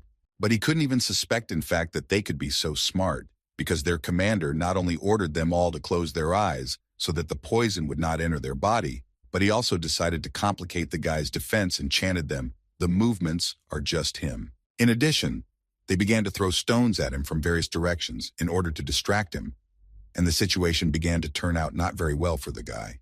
Since long-range attacks were no longer effective, it was time to change equipment and go into close combat, so he immediately took out his sword. Even the ants that were simply climbing the rock were actually just distracting him, and now he will have to fight a rather difficult battle. Realizing this, Qin Feng understood that the battle was unlikely to be fair, if only because there were 1,000,000 times more of them, and as if the army of these entities would never end. But in any case, no one was going to give up, especially since the guy had a mammoth belt, the armor of the Mammoth King, protection of a magic crystal, and many different skills. So he immediately told them that they definitely wouldn't be able to harm him. But he thought that they would their worst nightmare. Until this moment, he had successfully dealt with every ant that at least somehow tried to get the guy. But in any case, his strength is far from endless, and sooner or later he will begin to get tired. And at one moment he realized that he was beginning to lose to these creatures, because he destroyed one, and 2 more took his place, and it was too difficult to resist them. Qin Feng understood that their number was so huge that even if he managed to defeat them, he would most likely drown in their corpses, and the guy clearly did not like such an end. They flew at him in huge heaps, and at times it was very difficult to fight them off, so the guy decided that it was time to use his hellfire. This skill was too strong because it simply burned these monsters alive, and even their armor did not help them. But Qin Feng decided not to stop there, so he asked them to look very carefully at his final movement, after which they would have to say goodbye. After which he flew up to a low altitude and released an incredibly huge amount of fire that could burn literally everything in its path. Qin Feng released such a strong blow that he didn't even notice how he simultaneously managed to destroy the commander of these ants, for which he gained quite a lot of experience. But in any case, this was only the commander of this detachment, and the main boss of these monsters was the queen, who, for reasons unknown to the guy, still remained in her den. Yellow eyes suddenly glowed in the darkness, inside of which one could see extreme destruction and chaos. But it turned out to be just another ant that hid in its house and decided to attack. But Qin Feng dealt with it too easily. After such a rather difficult battle, the guy calculated that he now has 800 personal points, and the village has a total of 867. And if you add all this together with the points of the allied villages, then they should soon reach the first 1,000. Therefore, this only motivated him more, and he decided to check if there was anyone else left here who could bring him even more points. But it seemed like there was absolutely no one else who could give him points because even the ants were gone. Therefore, he decided to go inside the cave from where these ants climbed out, and the first thing he felt was very humid air, and the earth was so soft. But the most unusual thing was that it smelled like chocolate. He once read in a book that ants secrete an alarm pheromone from their glands when they are in danger, and he began to assume that it was this that gave the smell, which was incredibly similar to chocolate.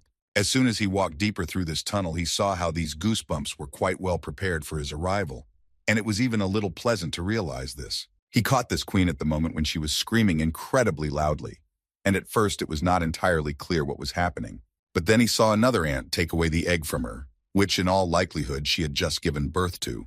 It was a bit of a creepy scene and quite difficult to watch, so Qinfeng didn't really want to linger in this place. But it seems that this will not happen, because one of the ants had already attacked him, while at that moment he was thinking that it is not for nothing that this queen ranks fourth among the 5 great kings of beasts, because with her incredible ability to reproduce, even 10 kings mammoths would not dare to face her. As expected, he was easily able to repel the attack of the ant that was hunting him, but in any case, he did not know what to do with the queen. After all, even these small ants attack quite well and almost inflict good blows on him. If not for his reaction, he would hardly have reached this stage at all. Suddenly, his thoughts were interrupted by some kind of wave that made him incredibly dizzy, and he didn't quite understand what was happening. But looking at the queen, everything became clear, because it was she who made these unpleasant sounds that put the guy into such a not entirely controllable state. And she did this not only to put the guy into such a state, but also so that her subjects would pay attention to her new enemy. Qinfeng finally realized that she had used the mineral deposits and covered all the ants with black metal armor. It was not as stupid as he thought at first glance.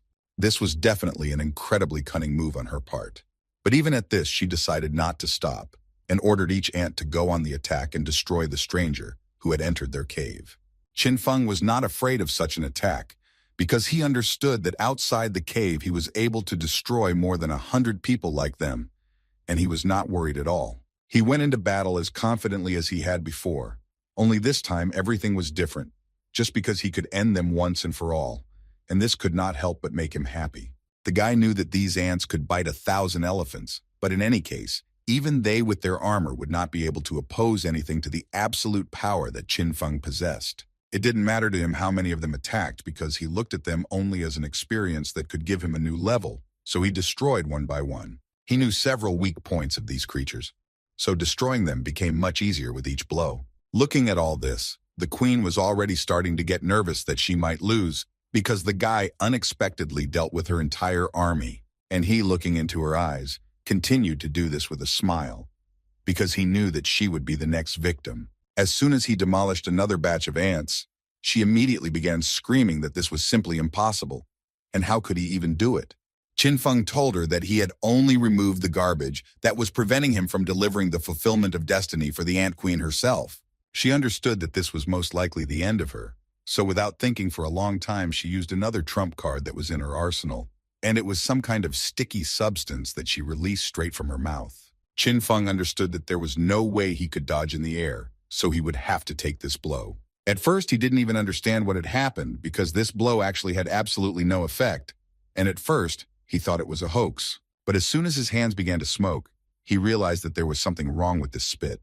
After a few seconds, he realized that it was caustic formic acid, which could burn his entire arm and not even feel his armor. Even his strongest protection of the magic crystal was corroded, and this could only mean that it was the queen's trump card. But even after that, he continued to smile and was so glad that this queen met him. After all, his strength was much more powerful than she thinks, so he immediately began to prepare a new blow for this miracle woman. At that moment, she did not listen to his conversation, so she simply decided to spit at him again, in the hope that this time she would get hit with this acid. But it seems she did this incredibly late, because at that very moment, Qinfeng was able to strike back at her, which simultaneously blocked her blow and struck back. The woman couldn't say that she was somehow very upset, because she was essentially able to block the guy's blow, which he had been preparing for so long, and this is actually a pretty good result. But no matter how happy she was, as soon as the smoke cleared a little, Qinfeng jumped out of it, who was already ready to chop her into small pieces. What actually happened was that he dealt an incredibly serious blow to her body, from which she would most likely never recover. The guy calmly landed after such a serious blow to the ground and was glad that this boring battle was finally over, because he was already pretty tired. The queen was still trying to do something, but the guy looked at her with disgust. He just decided to add to her that today she was finishing her story along with her ants. A few seconds later, the guy received a notification that he was able to cope with the queen of the ants, for which he received as many as 6,000 experience, as well as the king's core, and of course the treasured silver chest. Qinfeng couldn't help but rejoice at this wonderful news, as he was essentially able to obtain 2 cores from the kings in such a short period of time. After the next battle, his employee ran up to Lord Miyamoto, who told him that they had just collected another 62 points, and according to his calculations, their side only had about 600 points. This could not but please the Lord, because he understood that most likely they had an incredibly large lead over the country of dragons, and this time they still lost. But suddenly his joy was interrupted by a notification in which they reported that the team of the Red Camp had scored the first 1,000 points and thus won. And from that moment on, in every village that lost, points began to be deducted. Most of Sir Miyamoto's servants simply could not move and began to beg him for help because they were already too weak, and also this game, which took away their last points of strength. The man froze in place because he simply did not understand what was happening and how he could solve this problem, because it just seemed to him that they were winning, but now his village was simply being destroyed. All the people who were there began to ask him for help and begged him to be saved, because they did not want to die so much. But the man continued to stand still and simply did not know what to do to correct this situation. He fell to his knees and looked at the ground and began to realize that they really had lost, although it just didn't fit in his head. While Chin was trying to sort out his affairs, he was a little disturbed by the ants that crawled there even after their queen died, and he tried to warn them that he would destroy them if they continued in the same spirit. He also added that if they wanted to avenge their ant queen, he asked them to first become as strong as possible. Suddenly, they seemed to listen to him and began to run away somewhere, which was a rather unusual phenomenon, after which the guy received a message that his reward would soon be calculated, and he could only wait a little. Chin suddenly remembered that their camp had won while he was busy killing the ants, so he ignored the message, so he decided that it was time for him to see what they gave him for it. After destroying the ants and their queen, he received 6 silver chests, so he believed that it was not in vain that he spent so much effort on destroying these animals. But the most important thing he noticed was that while he was busy with his own affairs, he was unexpectedly given the 10th level, which couldn't help but make the guy happy, after which he saw that a button appeared with the level value, which could tell what mission awaited him next. To begin with, the system congratulated him on receiving level 10, and then asked him again if he wanted to activate the mission of the future head of the village, the reward for which was a scroll of the head of the village and a golden chest. The guy slightly doubted this, so first he decided to read the mission description, which said that he needed to go to the 10th level zone, which is called the Grave Desert, and there he had to find a lost village, and in it, solve a riddle and destroy the devil. The reward for the mission is a scroll from the head of the village and a golden chest, but to be admitted to this mission you need to get level 10 and the title King of Newcomers, which the guy already owned. Becoming the head of a village is only the beginning of its development. A newcomer village without a leader will be dissolved, and the inhabitants will become refugees who will lose the protection of the newcomer's wooden house, and the newcomer village can develop and grow. The head of the village can lead the villagers to build an entire city or kingdom. The guy, after carefully listening to everything that was in the mission description, only the phrase was spinning in his head that it was a buried zone, a lost village, which can only be reached by chance. It's good that he found the key to the entrance to the lost village. Now he only needs to wait for the night to complete this mission first, and it would be cool to get more such useful things. He was excited because the head of the rookie village number 911, this role would only suit him. Chin decided that he needed to prepare a little before going into the Grave Desert, so he decided to use all the stat points he had received first. He didn't wait long and literally immediately asked the system to do this and add them all. Every time this process began, the guy felt an incredible buzz, because he believed that there was simply no better feeling than the feeling of gaining strength. After receiving the touch enhancement from the ant, he only lacks the taste enhancement, and after extracting the D-rank frantic power from the ant general, it upgraded to the true C-rank power and now has 5 times more power than before. He also took away the ability to control metal from the ant queen, and now he can create armor on his body from nearby black ore. But they created the poison of the ants themselves, so he cannot extract it in any way, and this is a very big loss for him. Additionally, after improving his metal control, he can use it along with darkness and telekinesis together to increase the destructive power of piercing. It was impossible not to note that the use of spiritual energy had also decreased by half, and this was an excellent skill that the guy clearly lacked before. He also reminded himself that he had an innate talent for releasing energy, which in fact could also come in handy at one point. After all, this talent is able to channel energy from the body to attack enemies, and it is something like an internal force that he can apply to weapons, which significantly increases the damage. He understood that piercing and releasing energy, these two skills, were absolutely enough to deal with ordinary beasts, and using hellfire wasted too much spiritual energy, so he knew that he needed to use it extremely carefully. This time he received many more awards, and this could not but please the guy. Therefore, after he finished inspecting all of his new skills and characteristics, he decided that it was time to begin the main presentation. And by these words, he meant that it was time for him to open those very chests that had been lying idle for quite a long time. But his joy was interrupted by Lu Xuan, who asked the guy for a personal conversation. Qin Feng didn't understand what the village's second newcomer needed 911 from him, and why even look for him. As soon as they got in touch, Li Xuan immediately began to say that he had an interesting thing and would like to exchange it with Qin Feng, if he doesn't mind, of course. As it turned out, he had a chest combining card, and he would like to exchange it for a Blood Wolf battle sword. The feature of this card was that you can use 5 chests of a lower rank in order to create a chest with a higher rank. Qin Feng knew that the chance of getting a 4th level item from a silver chest is only 2%, while for a gold chest, this chance is 98%, and the remaining 2% allows you to get an item as much as the 5th level. Therefore, he understood that if you compare, then the golden chest is of course many times more valuable.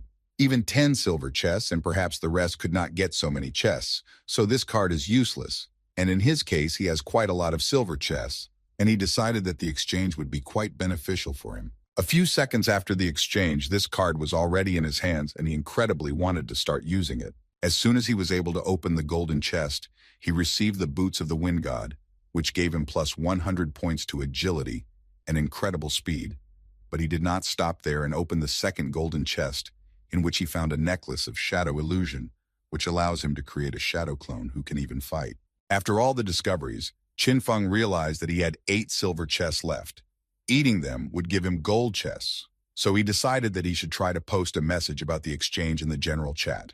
He put up for exchange the battle armor of the Bear King and the boots of the Dark Shadow, and he wanted to exchange all this for 2 cards for combining chests. And while he was waiting for offers, he thought that very soon he would meet the second knight of this world. But without a doubt, he understood that there was no point in relaxing, and it was time to continue his hunt again. So as soon as he rested a little, he decided to immediately continue the search for those same jackals. After receiving the boots of the wind god, his speed increased significantly. Before, the journey took about 3 hours, but now it only took him 1 hour, and when he reached the lost village of the Grave Desert, the entrance should already be open.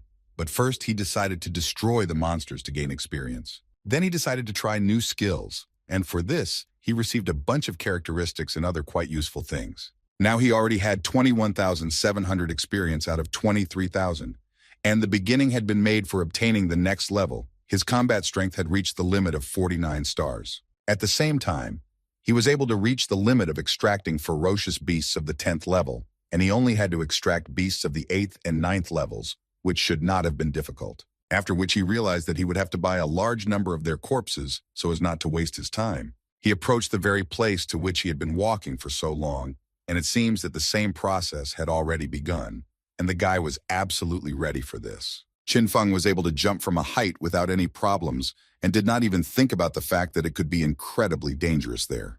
But everything worked out, and this time he even managed to land better. After some time, he saw a portal from which it seemed that someone was trying to exit, and the guy was well aware of who could come out of this portal, so his mood became better every second.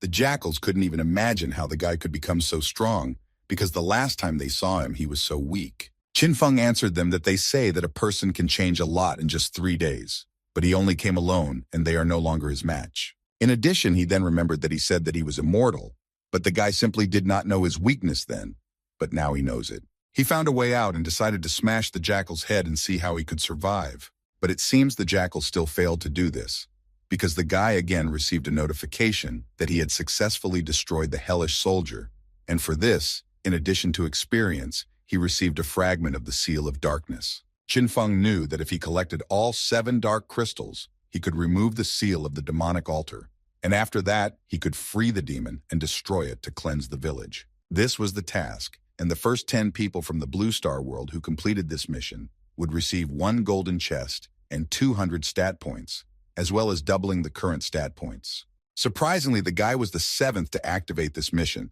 and he thought that when they talk about the world of the Blue Star, they mean their world. But still, the fact that 7 more people received this mission made the guy think that there are many hiding rankers in this world, and if he doesn't hurry up, he may not have time to get into the top 10. While the guy was thinking and reflecting on everything, a huge man with an axe jumped out from behind him, clearly not wanting to say hello. But the guy at that moment only heard a notification from the system, which told him that since Village 911 had won the resource bid many times, the mission had become twice as difficult. The fighting power of the evil creatures had been increased, as had the reward for their destruction. He was lucky that his reaction was at a high level, and he was still able to dodge the blow of this big guy, because a little more, and most likely it would have been the end of the story. This man knew very well who he was standing in front of now because he was already a fairly famous person who was the king of newcomers. But before he could start threatening again, Qin Feng used his speed and simply blew off this big guy's head. The guy was once again convinced that in fact the level does not mean anything if there is no power, so there is no need to throw around words in advance. And the guy himself received level 11 and another dark crystal for this destruction. But before the battle was over, another incomprehensible character appeared behind the guy, who told him that this big guy was real trash, and now he would show how to try. Qin Feng was not too happy to see another warrior in front of him, but he still had to admit that this one would most likely be much stronger, because his strength was approaching 50 units, and this was probably due to the complication. The guy understood that if he died here, he might become another follower of the demon, which he wouldn't really want. His new opponent continued to tell him that the guy should not compare him to that fat guy, because he was the weakest of them all. Qin Feng became funnier every second because he wanted to ask his opponent if he was ashamed to say such bad words about his friend. Moreover, the fat man is offended by all these words, so Qin Feng suggested that he go and apologize to his friend right now. Qin's opponent didn't understand where this guy had such strength, because he was only a level 11 beginner. But in any case, he didn't have to think long because he received a good blow to the face as soon as he was a little distracted from the fight. Qin Feng was incredibly annoyed by the fact that everyone considered him a weakling just because he was a beginner and also level 11. But the guy he was fighting with only began to get angrier after such a blow and answered Qin that now he had made a huge mistake when he dared to touch him. He began to say that he could freeze everything he touched, and he would not be able to move if he did this to him, and then Qin would be completely in his hands. Qin did not expect such a strong technique from this upstart, but he still needs to urgently come up with something because if he remains idle like this, his opponent will smash him into small pieces. It was too easy. The decision came to him essentially on its own, and he decided to use his talent, which destroyed the demon's follower, and received 8,000 experience for this, as well as another dark crystal for his collection. Then he added that he also forgot to say something. It's better not to approach him, because anyone who does this will immediately become experienced to increase his level. Sometime later, after the guy wandered around this area, he noticed that after the demon's roar, the fog became much thicker, after which several creatures came out to the guy, who were one of the guardians, and Qin Feng was glad to see such a meeting, because since he needs to collect 7 dark crystals, then there will be 7 followers. But the only thing is that he did not see the last guardian. But suddenly he turned around and realized that she was behind him and he didn't even feel her approach him. This guardian looked too strange compared to the others, who with all their appearance showed that they were guardians. Qin Feng realized that something was clearly wrong with him at the moment. His head began to feel incredibly dizzy, and his body seemed to be immobilized, and he could not even move his hands. At one moment his body was transferred from one world to another, and he incredibly didn't care what happened to him. This feeling made him relax and forget about all the battles. After which he found himself in some field where a lot of flowers grew, but the guy could not understand what was happening to him. He tried to look around and understand what kind of place it was, when suddenly he again saw the same woman who was constantly smiling. Qin simply couldn't believe that she started dancing in front of him. It was incredibly strange for him. In reality, Qin closed his eyes and did not move while the girl controlled him. Other guardians immediately noticed the fact that this man had a rather weak mind, and because of this, he would come to a quick end. Qin looked at this girl with rather loving eyes and succumbed to all her tricks. He himself did not mind coming closer to her. Their hands almost touched each other. The girl reached out to him as strongly as possible and at the same time told him to do the same. The other guardians realized that there would be no better opportunity, so one of them ordered each of them to immediately go into battle. But their only problem was that they underestimated the guy, who was much stronger than they thought, because he could easily cope with an ordinary hallucination. Therefore, he used one of his talents here and thus ended up behind the back of one of the Guardians, who was the first to try to kill the guy. But unfortunately for him, this was the end of his story, and he became another victim of Qin Feng and gave him some experience so that the guy continued to improve his level. The guy landed on his feet and added that their comrade was absolutely right. In fact, this was their best attack opportunity when he was really distracted, but now he is back with them and ready to continue having fun. The Guardians simply could not believe what was happening, because before no one had managed to get out of the girl's hypnosis and everything ended at this stage. The girl understood that he was much smarter than others, and he simply fooled them, so the illusion did not affect him. In any case, none of them was going to give up, so they immediately went on the attack, only now all together. Blow after blow they tried to get the guy, but no matter how hard they tried, it just didn't work out for them. The guy managed to dodge everything. At one point, he even managed to deliver a counterattack which could incredibly damage one of the Guardians. This was another kind of distraction so that the girl could get closer to him, and she wanted to use her ability again. Qin Feng didn't understand what she was trying to achieve, because did she really think that if he didn't fall for it the first time, then this could happen the second time?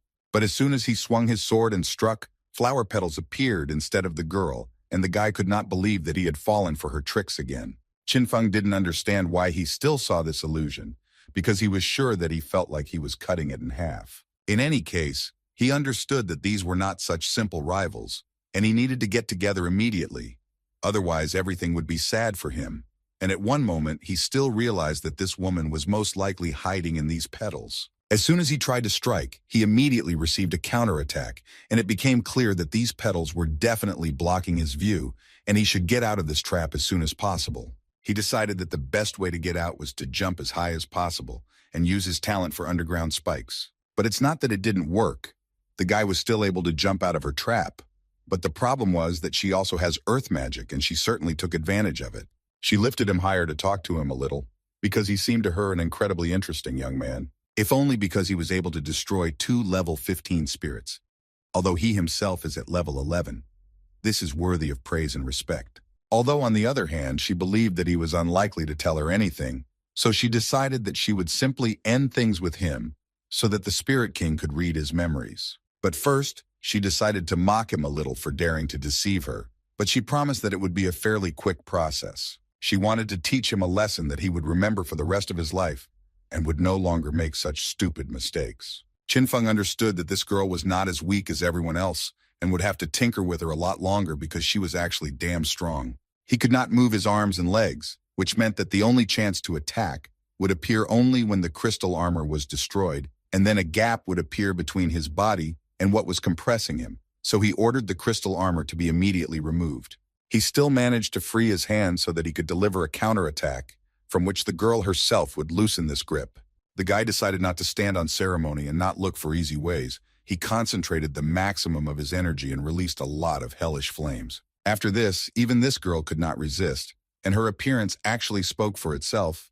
She looked quite shabby, and it was clear that most likely this would be the end of her fight today. But finally, she decided to find out where he got so many talents from, because as everyone knew, a person can only have 3 talents, and that's the maximum. Qin Feng continued to listen to her and what she was saying about how God should have gotten rid of him long ago. But it seems the guy didn't care at all about all her words. The guy simply brought his hellish flame closer to her head, because he incredibly wanted to take another crystal. And so it happened. He would destroy a king-level spirit, for which he received 10,000 experience and the last fragment. He understood that the spirits began to behave actively, and he decided to try to place all 7 dark crystals in special recesses on the altar and see what effect would then be. Qin hoped that with such actions he could remove the seal and release the spirit, and it seems that some kind of process has begun. He carefully watched this process and clearly saw that the power of the seal was weakening, and he understood that now everything should work out. Suddenly there was a big explosion and a notification came from the system saying that Qin Feng was able to release the spirit. But there was still no reason to rejoice, because after he did this, he saw a huge monster, and he had never met such a frightening rank. This monster was called the Demon of Hatred. Its level was 17, and its combat power was approaching hundreds of points. The monster did not wait and immediately went on the attack on the guy, saying that it was all his fault. because it was the guy who destroyed everyone with his followers, ruined everything he had worked so hard on for 100 years. Qin Feng didn't listen to what this monster was telling him because all that was in his head was that he struck him with one blow, and he literally can't feel his hand anymore. It's just incredible power. In the guy's eyes, one could observe horror and destruction, because in his eyes there was a reflection of this monster from which it was clear that he did not spare anyone or anything in his path. So he kept throwing punch after punch and trying to finish the guy off for what he did, after which he added that he considered the guy a pretty strong opponent, since he managed to destroy 7 of his followers. But it turns out that this was not so. What a pity. Qin Feng could not respond to this big guy's jokes because now he was really fighting for his life, and he was lucky that his rods were quite strong and could withstand such force, although it was obvious that they would not be able to do so for long. As soon as the monster put more pressure on his hand and wanted to crush the guy, he managed to get out of this pressure at the last moment and save his life. Mentally, the monster still understood that not only did he not die from his attack, but he was also able to move quite quickly. After all, this boy was quite stronger than he expected, and it seemed that he would have to tinker with him a little longer. As soon as Qin Feng moved away from such a blow, he decided that he also needed to start attacks, because he would not be able to defend himself forever. But no matter how hard he tried, he could not break through the defense of this monster. Even his most powerful weapons simply did not cause any damage. Even when he used the power of rank 3 Hellfire, which is 10 times more powerful, it was still all useless, and he still couldn't break through the monster's defense. Therefore, he decided to resort to another option that he had not used for a long time, namely, to try releasing energy. Qin Feng was able to fly above this monster's head and prepare to deliver one of his strongest blows. The demon put his 2 hands and thus was able to parry the guy's blow. It was too easy for him, which cannot be said about Qin Feng. The guy understood that now his affairs were really bad, because he practically had no more ideas on how to break through the defense of this monster. It was too strong for him. The monster was glad that the guy had something in his arsenal, and they didn't just fight with him in battle.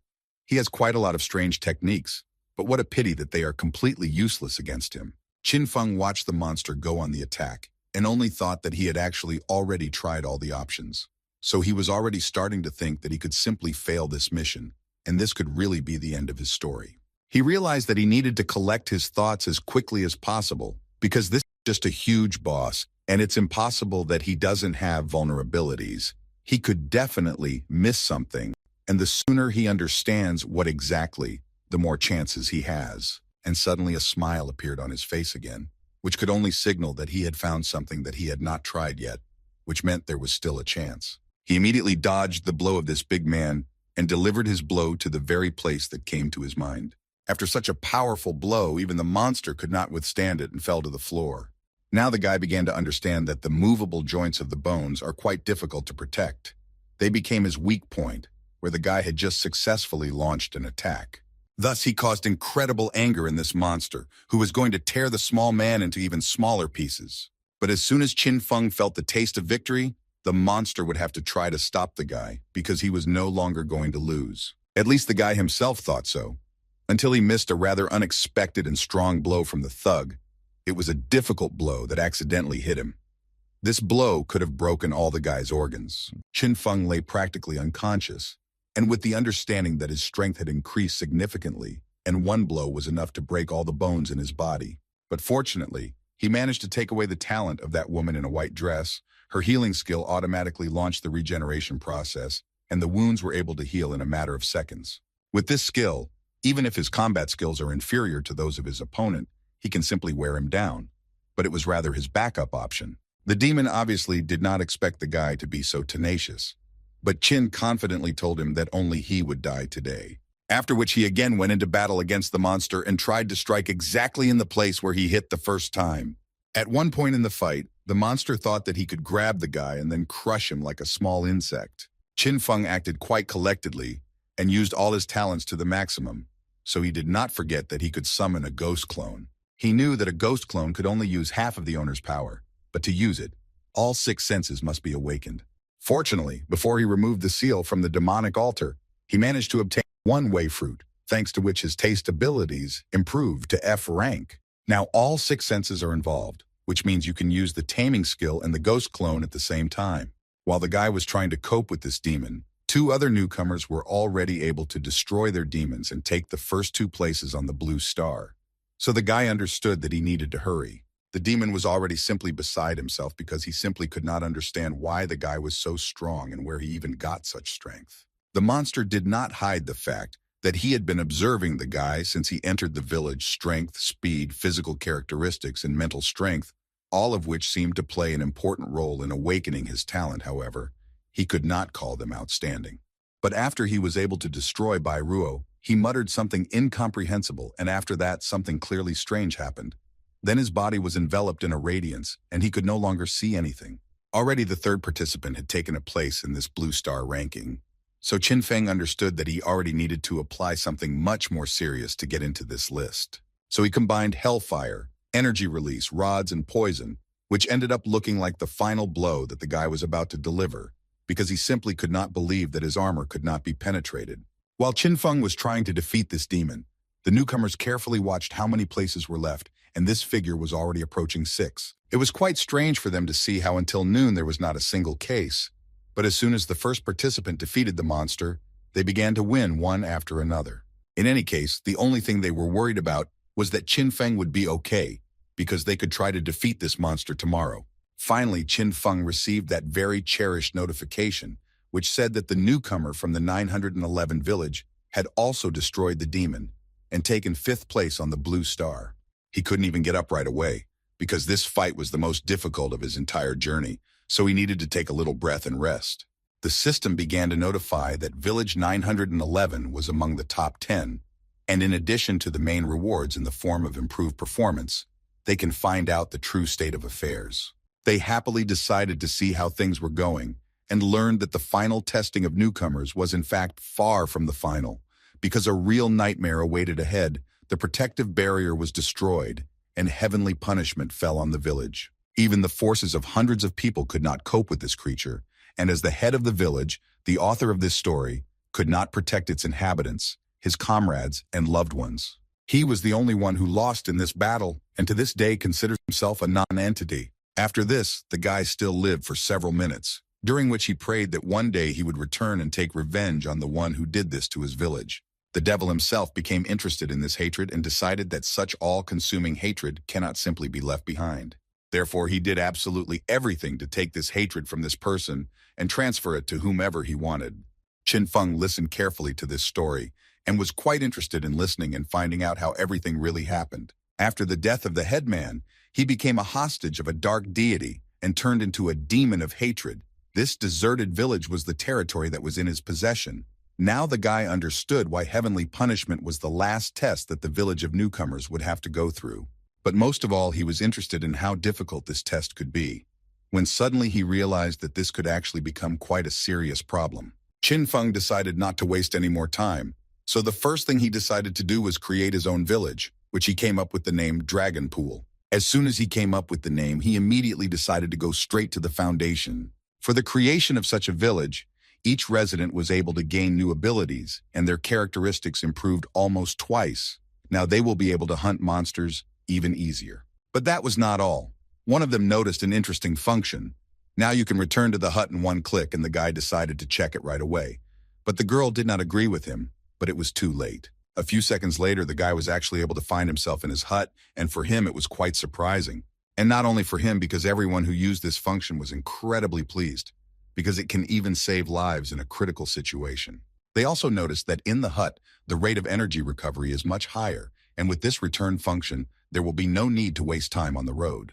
Everyone who settled in the new village decided that they needed to immediately gather in the square and celebrate this holiday together. Just as they were wondering whether Qin Feng would be able to join them, he sent everyone a notification that he was now activating the general video broadcast function, in which he asked everyone to listen to him very carefully. At the end of the tests of the newcomers, the newly formed villages must withstand the attack of the Heavenly Punisher, whose combat power is 100 stars. He also told them that his main task is to destroy the newcomers' huts. As soon as this happens, they automatically become homeless, and 100 points are deducted from him. But the guy calmed them down and added that if the village can give a worthy rebuff to the Punisher, then everyone will receive a generous reward. And if they are strong enough to defeat him, then the number of rewards will be doubled, and they have 4 days. So he asked everyone as soon as possible reach level 10 so that they are stronger. In addition, as the village improves, they can get the right to build a guardian altar, so they will definitely be able to defeat the Punisher, and in order to move to the first level, they need to fulfill 5 conditions. The first is that the population should be more than 500 people, and they have already dealt with this. The second step is the headman should receive the title of budding emperor. The third, the headman's hut should be improved to the second level, and Qin Feng will take care of these 2 points. The fourth condition was that there should be at least 100 huts of the first rank, and the fifth, the number of people who reached level 10 should be more than 10. So he instructed them to fulfill the last 2 conditions, so they would have to work hard. Some guys immediately decided to start building as many huts as possible, and for this, they needed materials such as wood, stone, and fur. One of them immediately suggested that they divide into groups and exchange what they could collect for the materials they needed, because it would be much faster this way, and quite a lot of people agreed with this plan. As soon as Qin Feng finished the video broadcast, he decided to look at the village, which had already been destroyed, and thought that coming to everything ready was quite a rarity. All the work in the village suddenly stopped after they all saw how Mr. Qin Feng's hut had improved to the next level, and they were all quite surprised by how quickly he was doing it. Blue Star, it's a polar night in the village. The vampire Marquis Brass decided to play a little and bit one of the people. At that moment, the Prince of Vampires, Dracula, decided to approach him, who was incredibly interested in finding out how things were going with them. The vampire answered him that all 900 residents of this village had already become members of their clan, and this was incredibly great news, because at this rate, they could very soon become the most powerful village on this planet. Their next goal is to enter the top 3 villages at the next stage, and this time the system is generous with big bonuses, and the villagers who occupy the first 3 sisters will receive 50 points, and the headman will receive as many as 1,000. With these rewards, they would definitely be able to take the leading position on the Blue Star, but in any case, they understood that they needed to reach the 3rd level before the end of the test, before the end of the rookie competition, and they only had 5 days to do this. But Dracula answered his faithful friend that there is no need to worry about this, because there are only a few villages that can give them at least some competition. As for the Dragon Pool village, he believed that even if some outstanding person appeared there, it would not change the general state of their affairs and would not affect their development in any way. He believed that there was no need to worry at all, because everything was going according to plan and they were able to take leading places. Qin Feng tried to manage his strength as best as possible in order to distribute the materials, because 1,000 points is quite an impressive amount. Moreover, he knew very well that this competition was limited by a time frame, and after summing up all the awards, the combat power was 89 stars, and he already had the title of Novice Emperor, so he believed that if he managed to win this competition, then most likely he would be able to defeat the Punisher. The 3rd condition necessary for the village to move to the 1st level is to improve the village chief's hut to the 2nd level, and for this, he lacks an ice stone. He knew very well that the ice stones were in Lake Chushui, where horned turtles live, and the thought of going there crept into his head. Moreover, he knew that by going there, he would be able to perform 2 tasks at the same time, and this was a pretty good exchange for him. Qin Feng once again donated a bunch of materials to his new village, which seemed to him to be in bad shape, and thought that using the exchange channel, you can donate resources and receive exchange points in return, which can then be used to receive items. After which he decided to use the source of the heavenly path, with the help of which it was also possible to obtain the necessary resources, such as kitchen utensils and household items. There are also stones of primary energy, by absorbing which you can get 100 units of energy, and energy can be obtained not only by destroying monsters. In this case, residents who do not have combat talents can lead a lifestyle suitable for them. And in the future, in such a village, there will appear such professions as a miner and a butcher, which, even without combat talents, will be incredibly useful for the entire society. The village's resources are enough to feed and provide employment for these people. In addition, this will allow them to continuously improve their level. And while the village is developing in this direction, Qin Feng decided to go to that same lake and get materials to improve the village chief's hut. But as soon as he saw what was at the bottom of this huge lake, he realized that he simply did not have enough air for such a battle. He realized in time that he was playing a little too hard, and first he needed to come up with a plan that would help him in this task. But in any case, this was not the main problem that caught up with him, because as soon as he caught his breath a little, a huge underwater monster jumped out after him. This monster, like the others, underestimated the strength of the guy who, with the help of his talents, was able to quickly deal with this monster, for which he received a new talent of C rank, which was called the Spirit of Water. Qin Feng had already spent quite a lot of time underwater, and he became a little suspicious why he had not yet suffocated, until he realized that he had gills with the help of which he breathes. Many different creatures and monsters were planning to attack him again, but his mood almost spoiled, because he loved breathing underwater so much. It seemed to him the best feeling he had experienced lately. After some time, the guy realized that instead of defeating these animals, he could tame them and move around with their help. In addition, he had already been in this lake for more than an hour and still could not find a single crystal that he needed so much. It was quite strange because this lake is quite large. He decided that the monster he had tamed was deliberately leading him in circles, but the crocodile swore to him that he really didn't know where to find the crystals he needed. The monster only thought that this guy broke into his home, separated him from his wife, and forced him to look for some crystals. But he promised his beloved that he would definitely return home. Suddenly, Qin saw an incredibly large number of turtles, which interested the guy, because they could be the key to finding the crystals. Therefore, he asked the crocodile to move as far away from him as possible, because the guy did not want to be responsible for his life. But then he added that if he dared to run away, he would definitely find him and make minced meat from him. The crocodile realized that it was better not to joke with this. Qin Feng decided that first they should get the royal core, and then they would go together to get the ice stone. The king of the horned turtles was quite surprised by this turn of events because it was quite unexpected for him that a person of level 11 dared to disturb him and generally demand something from him. After which he decided that this man should be punished and began to release an incredibly large amount of energy from himself, which almost carried the guy away from this lake, and Qin understood that the battle would again not be very easy. Suddenly he realized that all the turtles were lining up in one line to launch their attack. Although he had met mammoths and ants, who also attacked in groups, but even they did not have a common tactic that allowed them to attack much stronger. These turtles behave together and will attack together. In this case, their combat power was much greater than the guy's, and now he doubted that he could win. They started attacking the guy, and he managed to dodge the first blow, which was quite serious, but no one could guarantee that he would be able to dodge subsequent attacks. Qin began to understand that he could not use hellfire underwater, and other abilities had lost their effectiveness.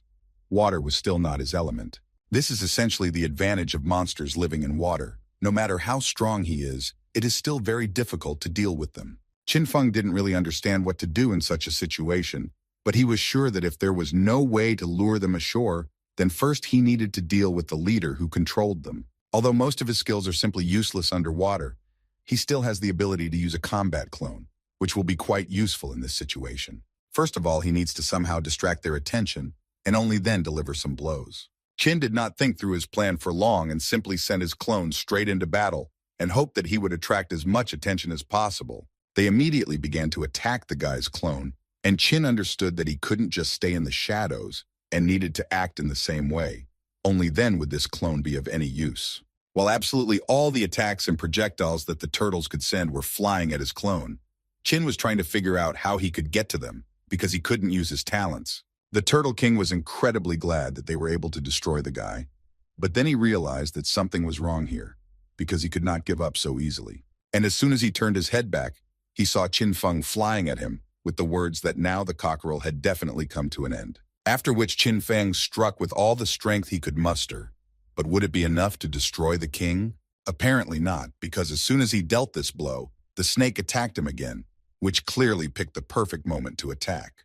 At the last moment, Qin Feng managed to use his Shadow Path skill, which pinned the water cobra in place, and it was unable to continue its attack. After the guy was able to strangle the snake, the Turtle King went to the bottom with it, who was destroyed, and for this the guy received a special item, the Royal Water Core. For destroying such a strong enemy, the guy was able to gain so much experience that this allowed him to move to the next level without problems. Now he is at 12. In any case, he still had a lot of things to do, and it was time to get started. After the guy was able to cope with all the turtles, he was able to discover many new skills, and one of them was the skill of controlling ice or water. And he also succumbed to another new and rather deadly skill called Ice Storm, which gives him the ability to shoot arrows and form a tornado of ice and snow. And now he was glad that he took this risk. His thoughts were interrupted by the crocodile, who reminded the guy that they should continue to look for ice stones because he actually understood that he needed to adapt to this man because he destroyed the Turtle King, and the crocodile understood that he was unlikely to be able to compete with him. But if he serves him faithfully, then perhaps Qin will have mercy on him and let him go back to his wife. The girl looked at Qin Feng's photo and thought that this is only the third day, and this man has already managed to obtain the third royal core. This guy is really very strong. She was also surprised by how masculine he was, and she wouldn't really mind if they started an affair. But another girl interrupted her, and asked her not to even think about it, because the people of the small Heliocosm are born weak, and they also do not have any innate abilities. And even if this guy reaches the rank of prefect, he still will not survive the war, much less to meet her.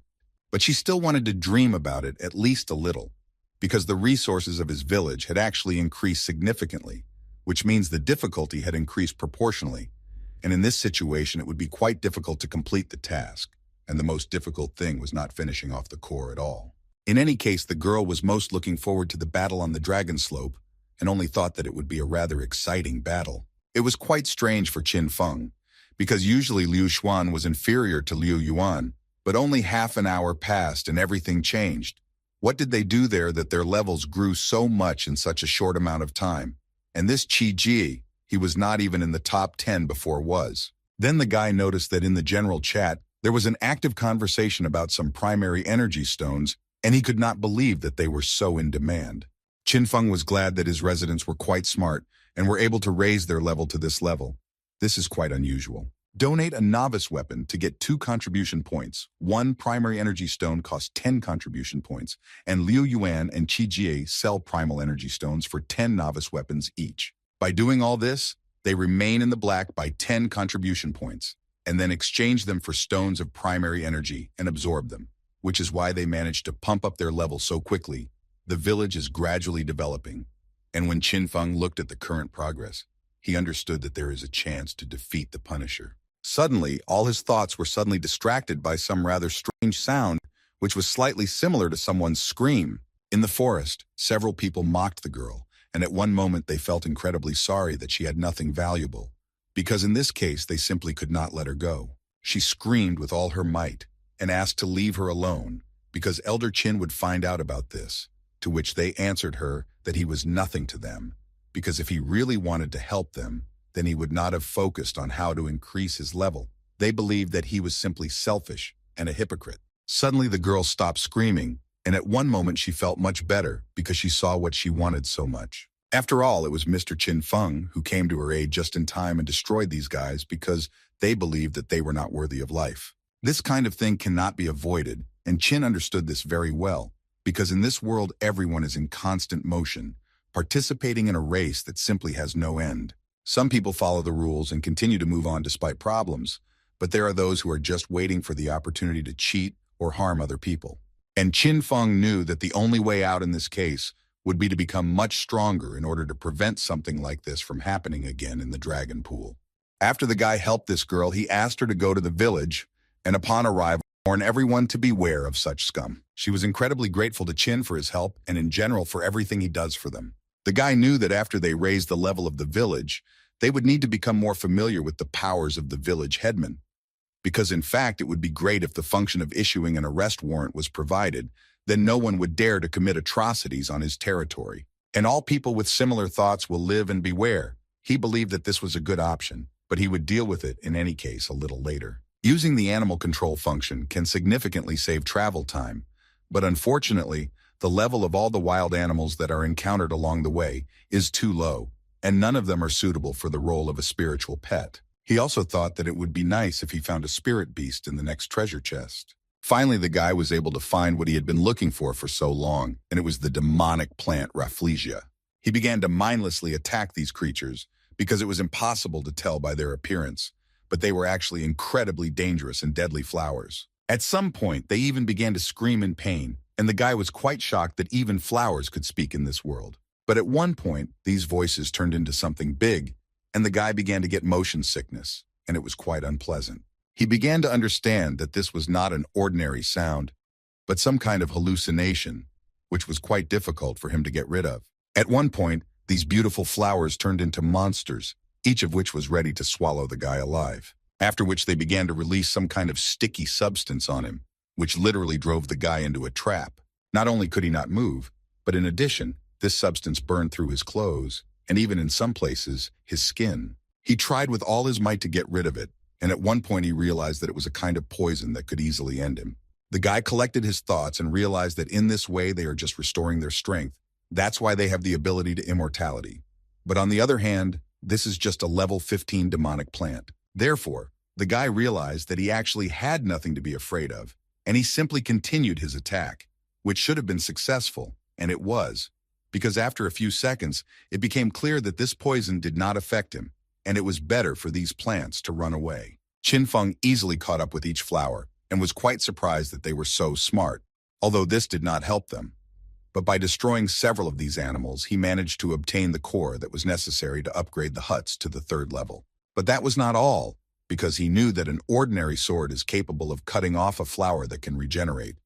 But if he uses hellfire, then the regeneration process will not start, and then by destroying them all, he will receive about 100,000 units of energy and more than 20 points. As soon as he dealt with the next flower, he finally noticed that his combat power had reached 87 stars. Such rapid improvement only spurred him on even more. He once again activated his True Eye skill in order to check how many opponents were left, but soon came across another interesting object. It was a huge hive in which there were a lot of bloodthirsty bees, although their combat power was several times less than that of the guy. But in any case, there were a lot of them, and they were quite strong opponents. Qin Feng understood perfectly well that there were too many of them, and if they all attacked, then problems could not be avoided. Then it would be incredibly difficult to defend, and it seemed like this was the best time to try new skills. It is always very difficult to activate a new talent for the first time, but this time the guy did it with pleasure, because this new skill was called Ice Storm. A rather small cloud was created under it, from which small needle-like arrows began to fly out and destroy these bees one by one. At one point, he began to gain an incredibly large amount of experience, because there were incredibly many bees, and they gave no less experience for them. And this brought him level 13 quite quickly. After using the skill, the guy was able to destroy as many as 3,000 shoulders in one swing, which couldn't help but please him, although on the other hand, he couldn't expect anything else from a 4th level skill. But this was not the end, because the guy understood that the main monsters here were far from bees, after which he pointed his finger forward and said that he would be the next to die. The guy meant a demonic plant called the Dry Tree Witch, whose combat power was approaching 53 units. As soon as the guy said this, the girl woke up after such a long hibernation and turned into her true appearance, after which she was amazed by such a surprise, because she had not seen people who could recognize her for a long time.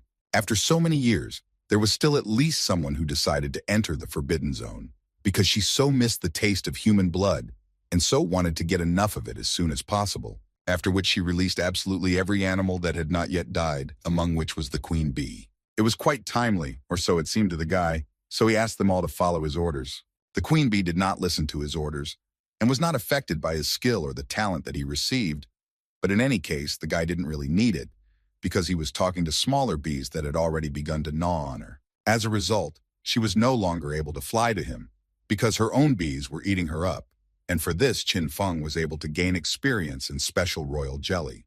After which he added that the bunch of bloodthirsty poisonous bees he killed would never have been able to resist the queen bees, so he cheated a little. He decided that the best solution would be to use the beast control skill to activate the hellfire placed in their bodies and force them to fight on his side. The queen couldn't believe what he was saying. Had he really mastered the 2 polar skills of fire and ice? How was this even possible? He decided to explain to her that as soon as the poisonous bee reaches the target, he immediately activates the hellfire and it explodes. This is a pretty smart move, as it seemed to him. Although this method is quite controversial, it risks injuring oneself more than the enemy, but she can see the effect for herself. It is simply impressive. After these words, he disappeared, and literally a second later managed to appear in front of this queen, who could not believe her eyes that he now appeared right in front of her.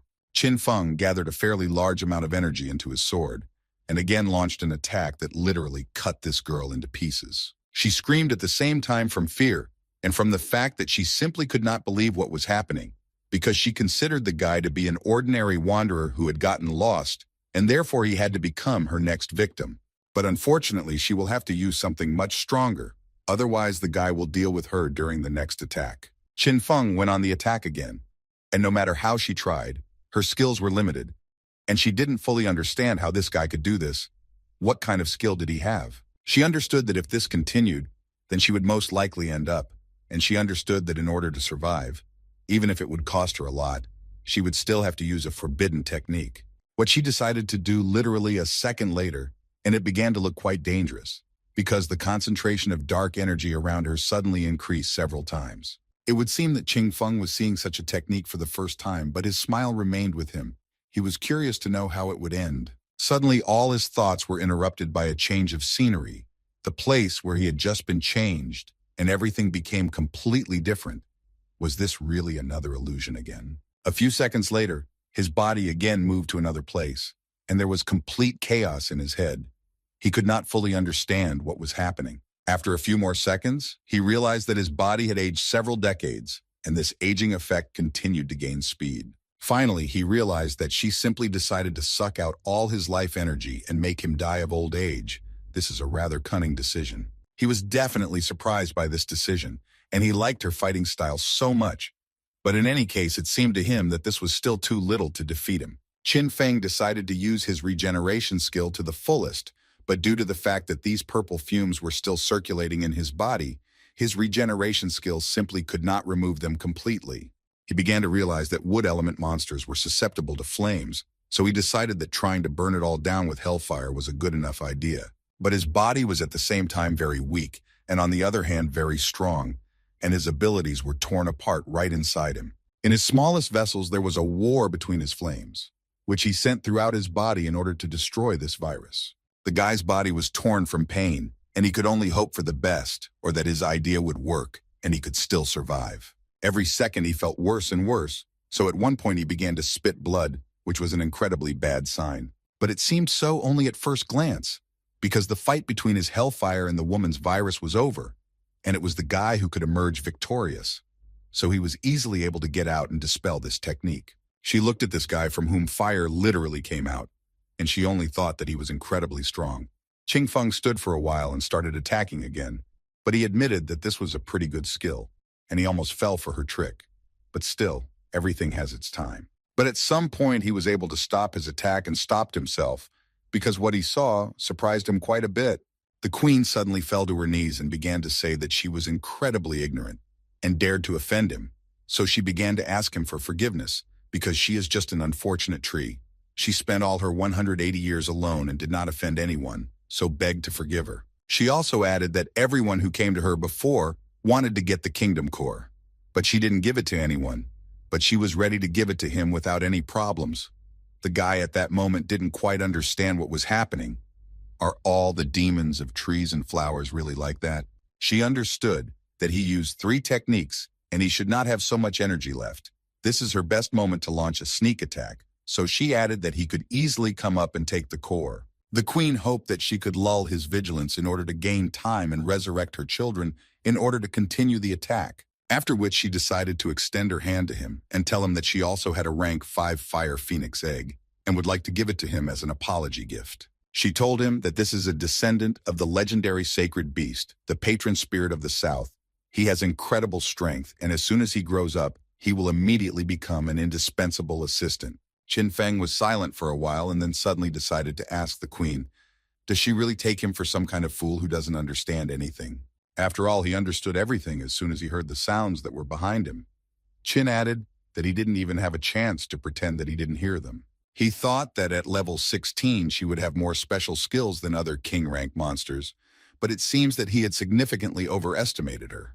The queen tried to explain everything to him again, but before she could finish speaking, Qin Feng cut off her head. He was actually just tired of listening to her. After which he immediately received a message that he had successfully destroyed the level 16 Witch of the Withered Tree, for which he received 1,000 points of energy units, some increase in characteristics, and most importantly, a silver treasure chest. In connection with the development of the talent, the synergy of the 6 senses, the shadow clone skill was also improved and the guy can now create 2 clones. He was also able to improve the talent of managing pets, and all this really took the guy to the next level of development.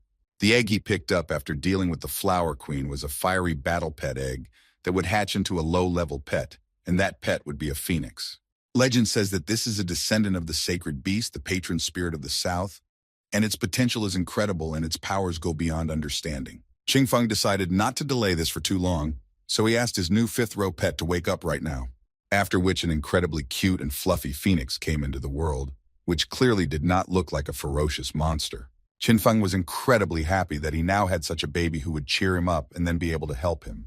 But the guy knew that in such a state, the kid would hardly be able to destroy anyone, except maybe shut him up. So he decided to evolve him a little and pressed his finger on his forehead.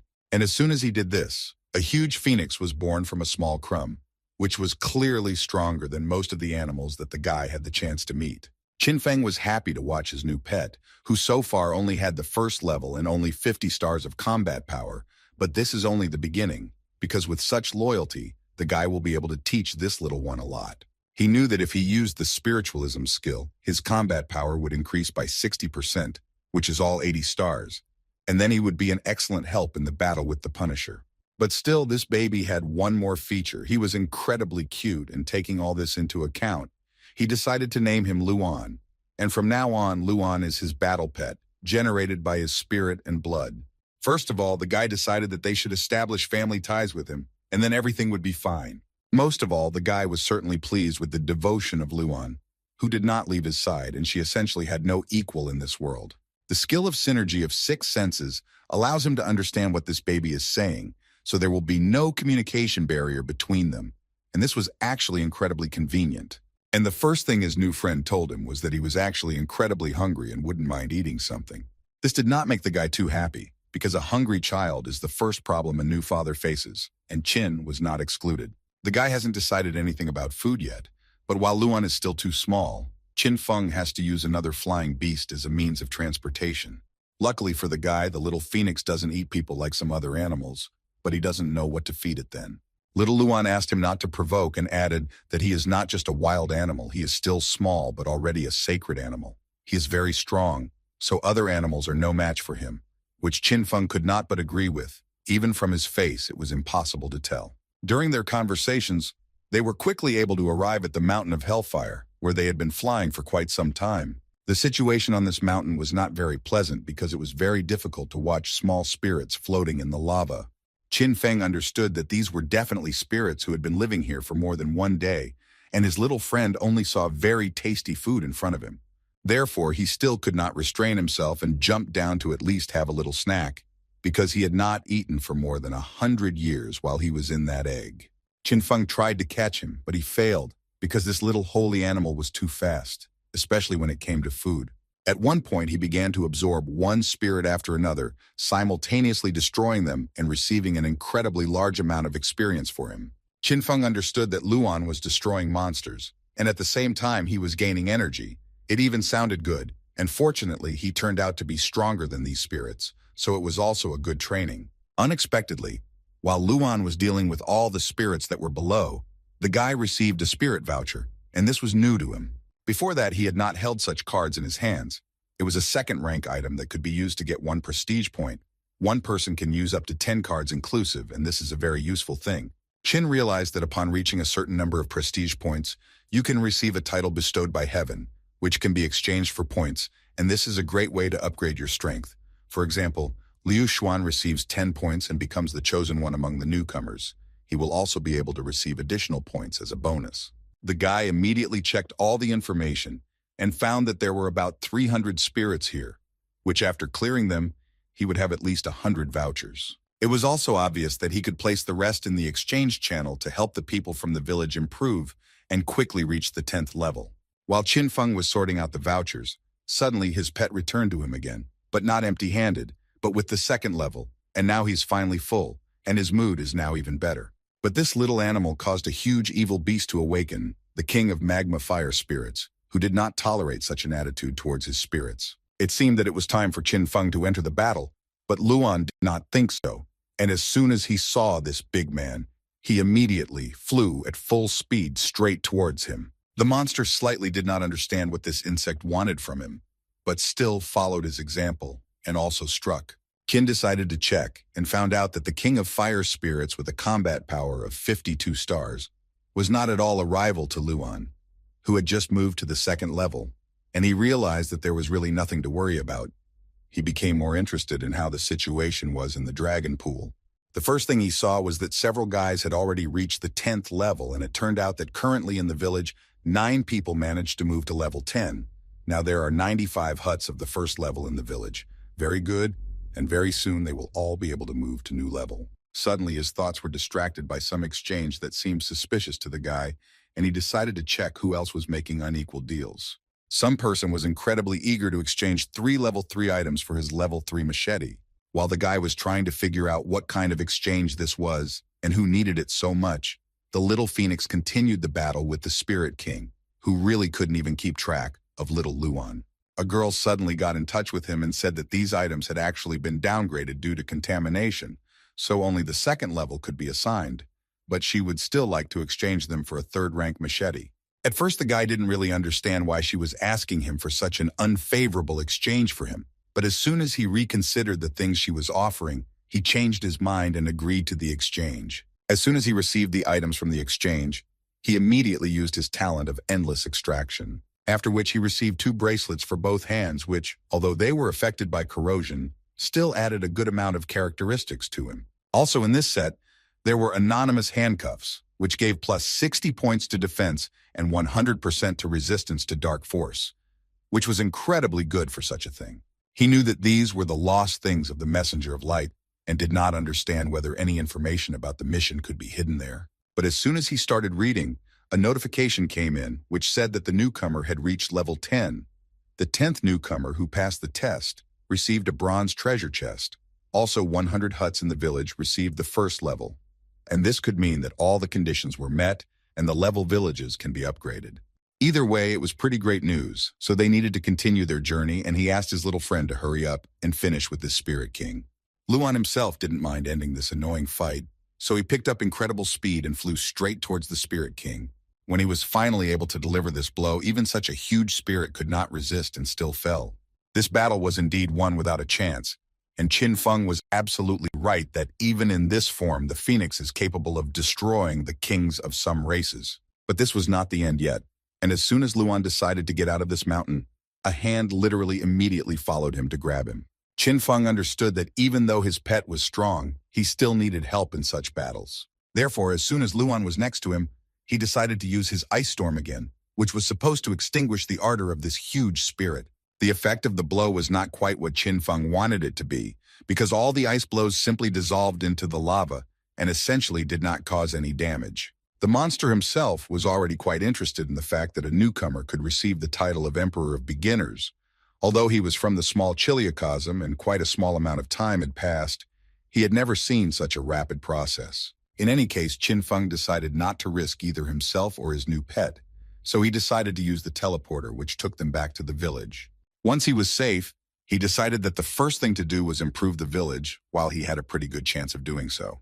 As soon as he pressed the right button, some kind of process began around him, but Qin understood that apparently this was how it should be, and there was no need to worry.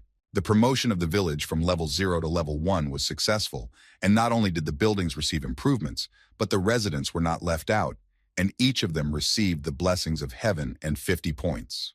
Well, after this process, no one forgot about the headman of this village, who was Qin Feng himself, who received blessings in the same way, and instead of 50 points, he managed to take as many as 100 points. Also, now he's allowed to improve the residents' huts to the second level, and when the level of the hut is raised to the second level, he can get 100 points. So each of the residents quickly wanted to know what they needed to do in order to improve the level of the hut. Dracula was finally able to get these ice stones, and all he had to do was improve the village chief's hut to the second level, and then it would be possible to raise the level of the village to the first level. His courtier was 100% sure that they were the best village, and was sure to be able to take first place. The man was so happy, first of all, that he was able to get these crystals, and secondly, he was haunted by the thought that his village would finally be known throughout the world. After Qin Feng improved the village, it became available to him to upgrade the village chief's hut to the third level, and for this he needed wood, stone, moss, iron ore, which was quite a bit, and getting all this was quite easy. It was especially easy for Qin himself, because everything he needed was in his inventory and he could already try to improve his hut. That's what he did. And the first thing that incredibly surprised him was that now he had a kitchen. In addition to the kitchen, he decided to test his new bed, which was huge and could fit 3 people like him. But most of all, of course, he wanted to take a hot bath. He had only been gone for 3 days.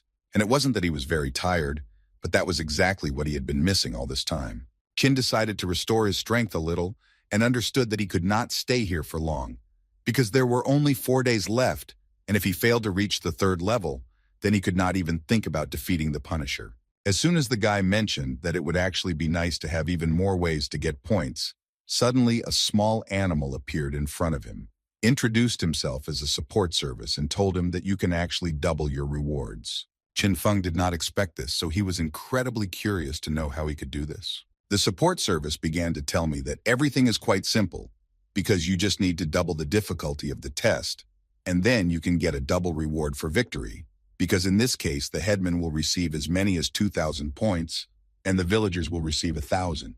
After which this little creature turned on the timer and said that he had 10 minutes to make a decision. The guy was in no hurry and tried to think everything through carefully, because at this stage it was very important for him to make the right decision. He understood that he had no information about what materials he needed to build the Guardian's altar, and if it took a day or two, then there wouldn't be much time left to improve the village to the 3rd level.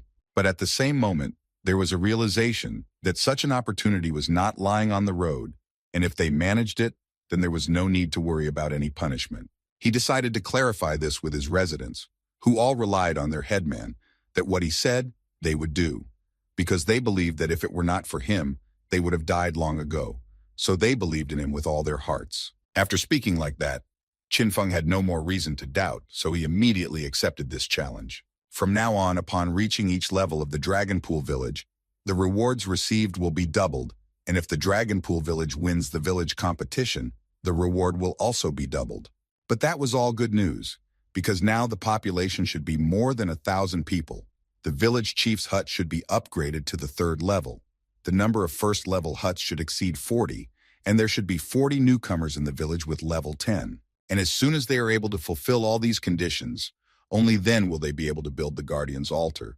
And after that, some of them began to panic, because it seemed to them that these conditions were simply impossible to fulfill. They understood that even if they fulfilled all the conditions, the level of the village would still not rise, and then it would be unclear what they should do next. But their panic was interrupted in time by Chin Feng, who assured them that they should not worry, because he was working on a C-rank task to open the map, and upon completion of which, he would be able to go to the big world and attract more people. After which he also added that their little friend from the support service reminds them that upon completion of this task, they will be able to find the Temple of 1,000 Apparitions, and then use the portal and go to the selected newcomer village and recruit residents for their village. He continued to assure them that he would make every effort to ensure that they were saved in this world. He understood that this time the tasks were not easy, and therefore they had to distribute the work among everyone, which would significantly speed up their overall success.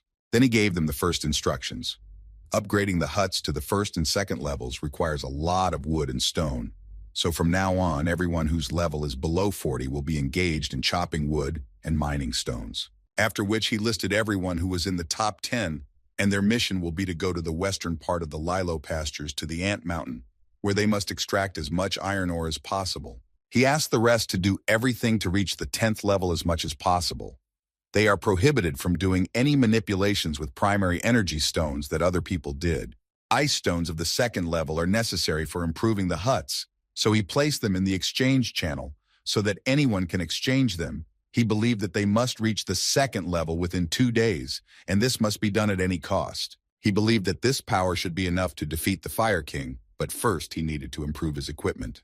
And he can do this with the help of cards and chests, of which he has already accumulated quite a large number. The transformation of the cards and all the chests was quite successful, and Chin Feng received a chest made of white gold, in which he was able to find the Blade of the Dead of Night, and it was a 5th rank artifact, which added an incredibly large number of new characteristics. As soon as the guy took it in his hands, he felt its strength and understood that it would become a good assistant for him in further battles. With such a weapon, he was not afraid at all to return even to that same fiery king. Together with Luan, they used the teleport and stood near the familiar mountain of hellfire. But now, instead of monsters, the guy looked at an incredibly beautiful flower, which was called the lotus of raging fire. When suddenly his attention was distracted by some unknown voice on another volcano, this voice asked to pay attention to him, although it seemed very strange. Qin Feng didn't quite understand who it could be, and didn't quite want to actually pay attention to him. With the help of his eye, he saw that this was a person of imperial rank, whose level was 18, whose combat power was almost 100, and his main characteristic was immortality. This seemingly small boy began to run along the edge of this volcano and talk about how the chick was too fragile. And as soon as you pinched him, he died immediately. What a pity, because the clan members continued to blame him for not being able to raise him, and they even wanted to execute him. This irritated him incredibly, so he decided it was time to execute them. Later, the heavens told him that it was no good to wander around like that and allowed him to stay here and gave him the name Fire King. Qin Feng had only questions in his head because he did not understand how this guy could manage to get so close. The little boy added that he was a very interesting person from the small Chiliacos. In such a short period of time, he was able to gain the power of the novice emperor. But as soon as Qin tried to attack him, the King of Fire immediately jumped away. This was the first time Qin had heard this about himself, and didn't know what a person from a small chiliocosm could mean. But he remembered that that mummy was from the middle world. Is it possible that this universe is divided into large, middle, and small worlds? And it seems he understood that now a person from the middle world was standing in front of him, and they were much more powerful and stronger. The King of Fire didn't understand why he was asking him this, because in any case he shouldn't know, after which he suddenly started screaming again and saying that he no longer wanted to talk, but wanted to get down to business immediately. And as soon as he raised his hands up, all the lava and fire suddenly began to erupt, and it became clear why he was called the King of Fire. Many fire dragons suddenly flew out from the fire, which did not mind destroying the little boy's enemy.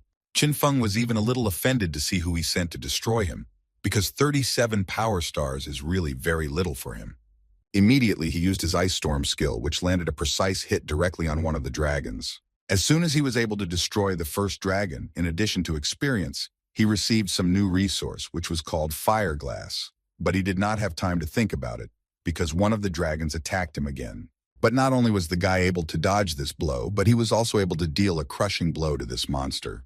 The King of Fire looked at all this fun with a smile, and at some point he began to be impressed by what Qin Feng could do. But in any case, this was just a warm-up, and the little boy couldn't wait to see how strong he was. A level 15 rookie emperor. Qin Feng was slightly surprised by such strength, because in appearance he was just a small boy, but his strength was at an exorbitant level. The little boy decided to use one of his main trump cards and summoned a fire golem to this fight. Qin Feng understood that now the battle was moving to the next level, because this was apparently the same monster that extended his hand when his little animal was dealing with the magma spirits. He then used the ability of his eye and saw that the combat power was only 100 stars, so he decided that he had to cope. But while the guy was trying to think through tactics and find out how he could cope with these monsters, the golem was already striking the first blow to the guy. The King of Fire just wanted to destroy this newbie emperor and continue walking around his volcanoes himself. But even after several rather strong blows, Qin Feng still remained on his feet, and the boy decided to once again check how long he could hold out. The golem used all the power that was available to him, and Qin Feng understood that now he needed to come up with another plan, because he was unlikely to be able to win the battle with brute force. But not only did the golem continue to put pressure on him, but at some point, lava began to erupt from all the cracks and threw the guy back. At the last moment, he was able to gather himself and land on his feet, but it was not the end, and the lava projectiles continued to fly at him. Qin understood that this giant was under the control of the Fire King, so he needed to stop him, and then the problem in the face of this giant would disappear by itself. But first, he asked his beast to find a more modest place and hide there. First of all, he decided to take control of the Fire King, who incredibly interfered with his plan. But it was actually not so easy to do this because lava and fire were everywhere. Making one wrong move, the guy could end his fight. With his amazing speed, he was still able to catch up with the little boy and hit him on his arm so that he would use it as little as possible. But this was far from the end of his attack, because now he wanted to destroy the golem itself, or so it seemed at first glance. Qin Feng was already quite close to striking, but again he did not have time to react, and the golem struck him ahead of the curve, which he could not have expected at all. The guy fell straight into the hot lava, and any other person or warrior would have simply died at that moment. But Qin Feng had several skills in reserve that allowed him, even after such a blow, to remain in the battle and continue the battle. His battle phoenix was too worried about his master and still had not flown away, so Qin Feng had to repeat to him that he was in fact completely fine, and that he was the opponent of this golem, and he should immediately fly to a safe place. Moreover, Qin noticed a very interesting fact, which was that if the Fire King is wounded, then the golem will automatically receive a similar wound, so it will be easy to deal with them. Therefore, he decided that it was time to use the skill that he calls the shadow bonds, with which he was going to envelop the King of Fire. And as soon as the little boy was trapped, this could be noticed by looking at the golem. But this was not enough for Qin, so he immediately pulled himself together, launched another attack to finish off this boy as quickly as possible. At some point, the little boy was able to get out of this trap, but in any case, he received a good dose of damage, and now he began to hate this guy. Qin couldn't believe that his body could withstand the blows of a rank 5 blade. What kind of terrifying durability was this? What was his body even made of? It was quite unusual for him to see that the difference in combat power was only a couple of stars, but for some reason he was incredibly difficult to deal with. Qin Feng understood that he must have missed something, and this detail right now is incredibly preventing him from winning this battle, and he needs to find this detail as soon as possible, otherwise it will not be sweet. And at one moment he realized this in full, because the little boy was able to stop his sword strike with only one hand. Then he added that Qin Feng had a wonderful weapon and he would also like one for himself. The guy didn't like this attitude too much, and they bumped their heads against each other. Qin could not stand still after such a blow, and began to get very angry that this little guy was constantly talking about some kind of nonsense. The King of Fire was not going to listen to him and continued to talk, but in the end he said that he had already played enough and asked the guy to end it there. At one point the clouds began to thicken and the guy's weapon fell straight from the sky, and now, apparently, he was going to fight to the fullest. He was a rather well-mannered young man and happily welcomed Qin Feng to hell. Then he rushed at the guy and struck him with his weapon, which Qin clearly did not expect. No matter how he tried to block these blows and deliver his own, the boy seemed to get a second wind and blocked absolutely all the blows. Therefore, at one fine moment, the guy got incredibly tired of this, and he decided to release a huge amount of energy, and thereby deal an incredibly strong blow to the King of Fire. Even such a blow was not a hindrance for the little King of Fire, who immediately stood up and ran into battle again. Qin Feng began to feel the weakness of this guy and continued to attack, backing it all up with words that the combat power of 100 stars was too much for this kid. The King of Fire could only look at him with a smile and nothing else could be said.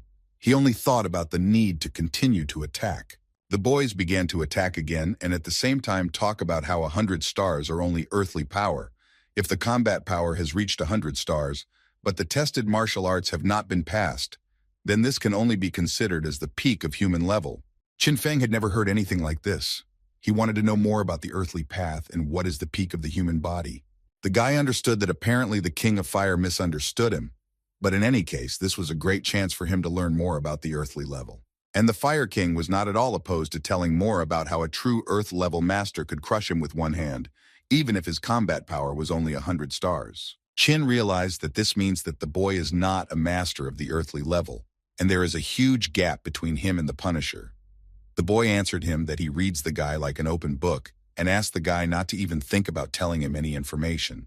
He also added that here, based on the current situation of the Dragonpool village, it was clear that even if he built a guardian altar and became an Earth-level master, he still would not be able to save anyone. He thought so only because they were all just an ordinary bunch of garbage, and in order not to get his hands dirty, the boy was going to destroy the guy right now and put him out of his misery. Qin has never seen such arrogant people. He understands that the difficulty for the task where you need to defeat the Punisher will double, so he needed to figure it out here as soon as possible and move on to the next stage. The boy did not stop and continued to talk about how the master goes through a serious transformation when moving to the earthly level. But this does not mean that a human-level master cannot defeat an earthly master, because when the combat power approaches 130 stars, a human-level master can win. And mentally, the boy understood that this guy's combat power had definitely not reached 130 stars yet, but still he had to admit that his attack was comparable to that of a master of the half-earthly kingdom. In any case, he believed that it was time to stop this performance. He decided that he needed to put all his strength into one blow and destroy the guy. Qin Feng realized that now the boy would want to deliver one of his strongest blows, because he again saw the huge golem that hung over his opponent's head. The boy calmly, and of course with his smile, ordered the golem to destroy this upstart. The golem unquestioningly launched his incredibly powerful blow, but Chin was able to easily dodge because he had already actually seen such blows. But the little boy didn't think so, and at that very second he climbed out of the fireball and asked Chin to think again. Chin really didn't expect such a strong blow and was quite surprised when he saw the boy, but now because of his underestimation, he is seriously injured. The King of Fire immediately decided to upset him and told him that the giant did not have to repeat all his movements and he could act alone. The golem simply has no brains. He can only swing his arms and destroy everything here, so it is quite difficult to control him. Fortunately for him, after their long coexistence, the golem learned to understand him and therefore can sometimes hit the enemy without his direct order, and you need to be quite careful with this. Chin understood that his carelessness was to blame for everything, and he needed to be as careful as possible, because this world was too dangerous, and there were no surprises to come from the ports. But he did not lose hope, and thought that he still had a chance. As soon as he pulled out his sword, then he decided that he needed to act. He would also activate the regeneration skill and heal the wound. This has already begun to make the Fire King incredibly angry, because the guy essentially doesn't listen to him at all and continues to try to do something. As soon as Chin decided to answer his opponent, his little pet rushed into the battle. The phoenix was flying at great speed and wanted to save its owner. The Fire King was not going to tolerate such behavior from this beast, and so he was going to catch him and punish him. At his command, the golem immediately went to carry out his instructions and tried to catch the little phoenix with his huge hand. Considering its enormous size and low speed, he was still able to catch it, but now the chick was not feeling well. At this time, the guy was lying on the floor unconscious, and in his head there were only thoughts that he could not just die, but the wound was too serious, and the regeneration skill could not restore his body so quickly. He understood that he could not in such a situation to teleport to the village, because if he cannot defeat the King of Fire, then how is he going to protect the village? Little by little, Chin began to rise, only with the thought that he was obliged to protect more than 900 people who were counting on him. He was able to get back to his feet, and an incredibly strong energy began to emerge around him, and it became completely clear that he was going to continue the fight. Even the King of Fire was incredibly shocked by such willpower, because the guy was essentially able to get up, given the blow he received, and that the energy literally absorbed him from the inside. But the king made a mistake much more serious than he thought, and he made it when he dared to mock the little phoenix in front of his owner. And for this, Chin was going to punish the small and ill-mannered boy who had acted so badly. The boy understood that the guy was using a shadow clone, and now it was he who was attacking him.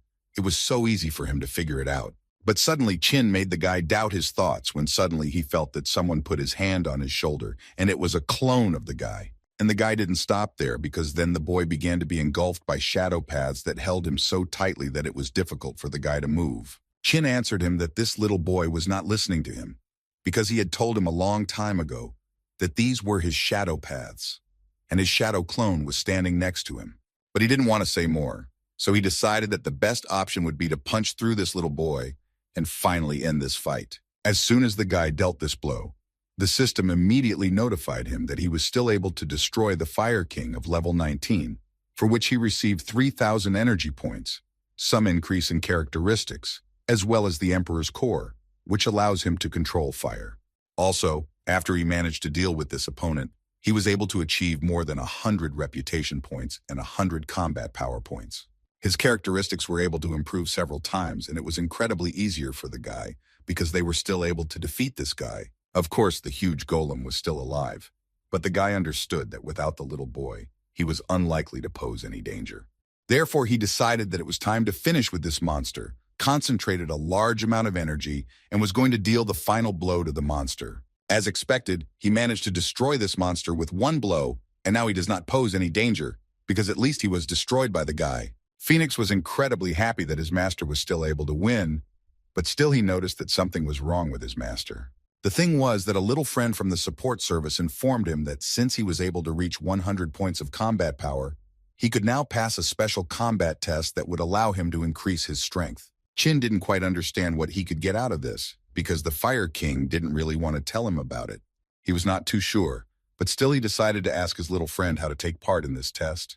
The robot told him that he needed to go to the temple of thousands of phenomena in the big world, During the test subject's body would be transformed by the power of the heavenly path, and he would be able to receive the title of earthly level master.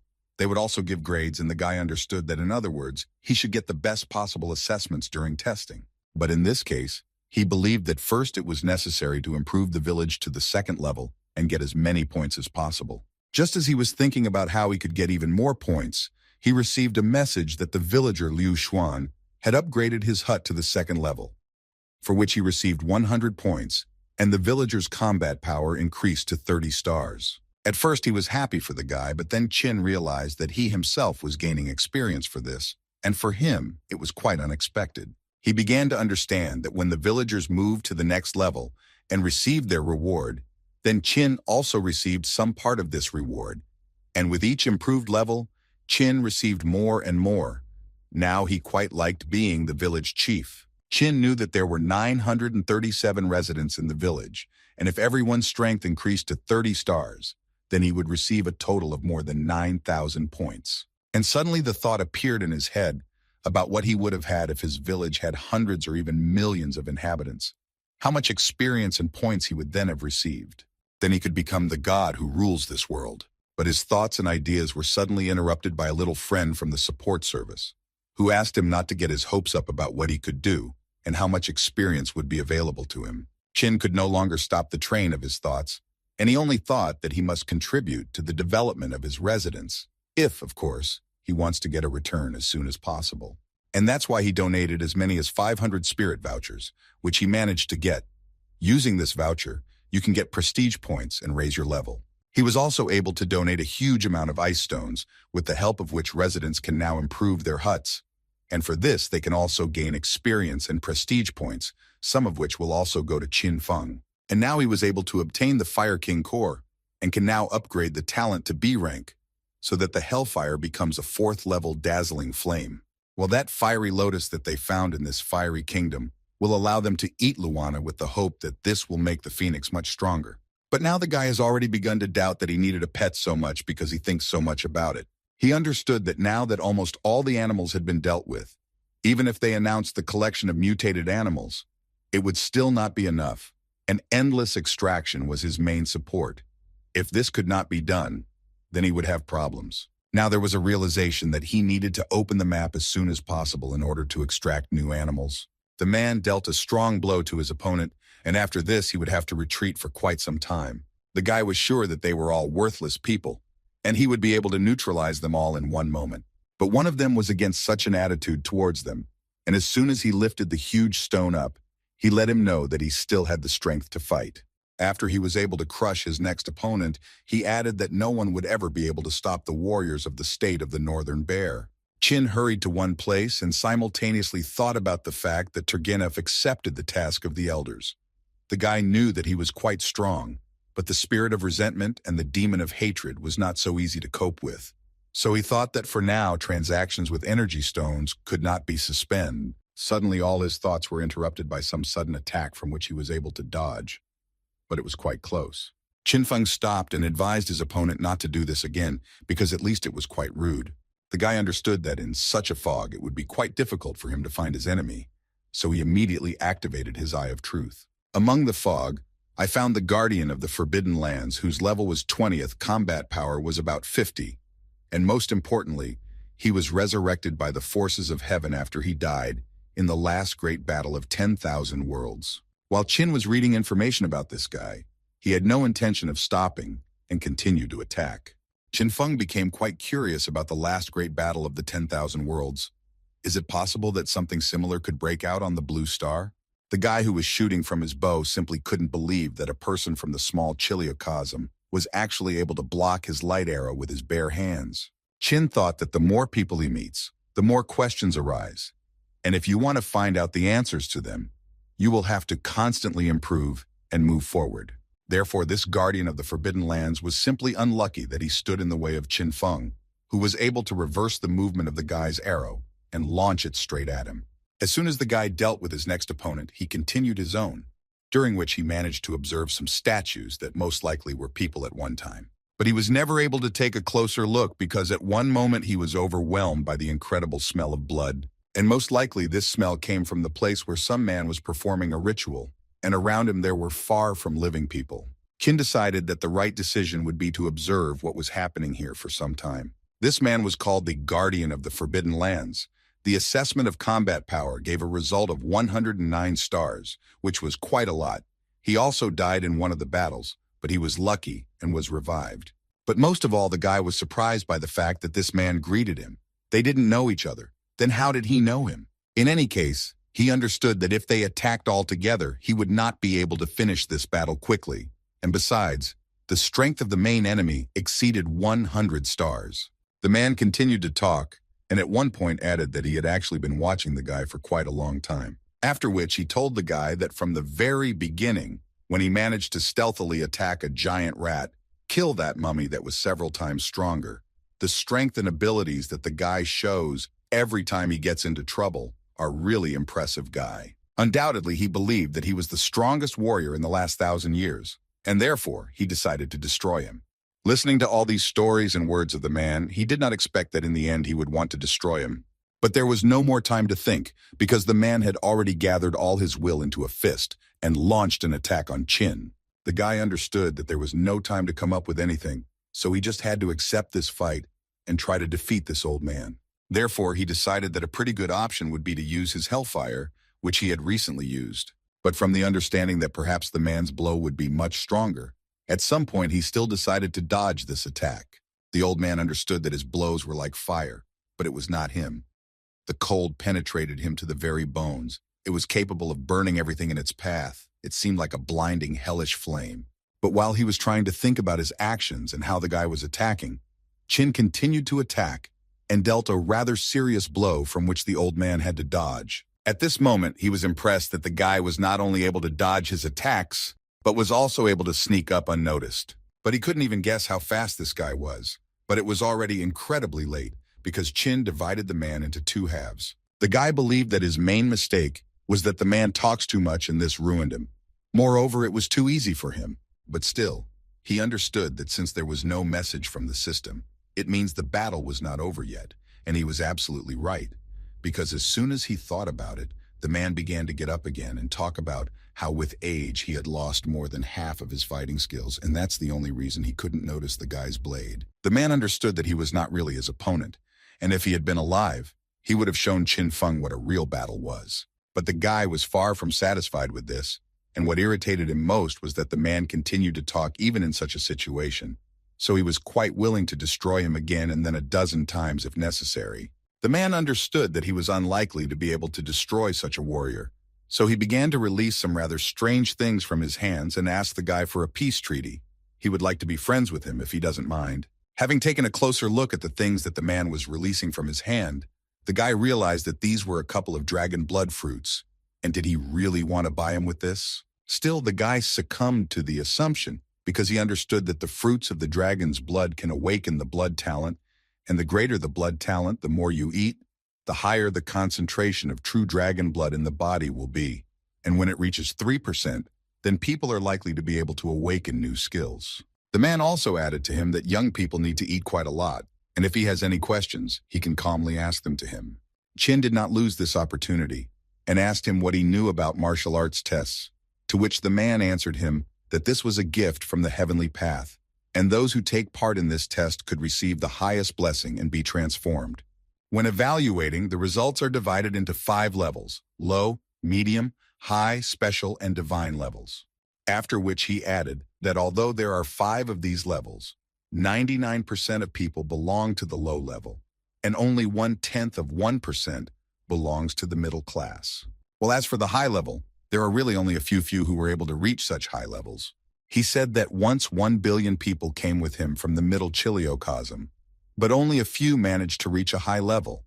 Not even all the geniuses who received the title of novice emperor, even at the novice evaluation stage, managed to reach a high level. Qin Feng understood that if a person with a high level is an incredible rarity, then there is no point in even mentioning a special level.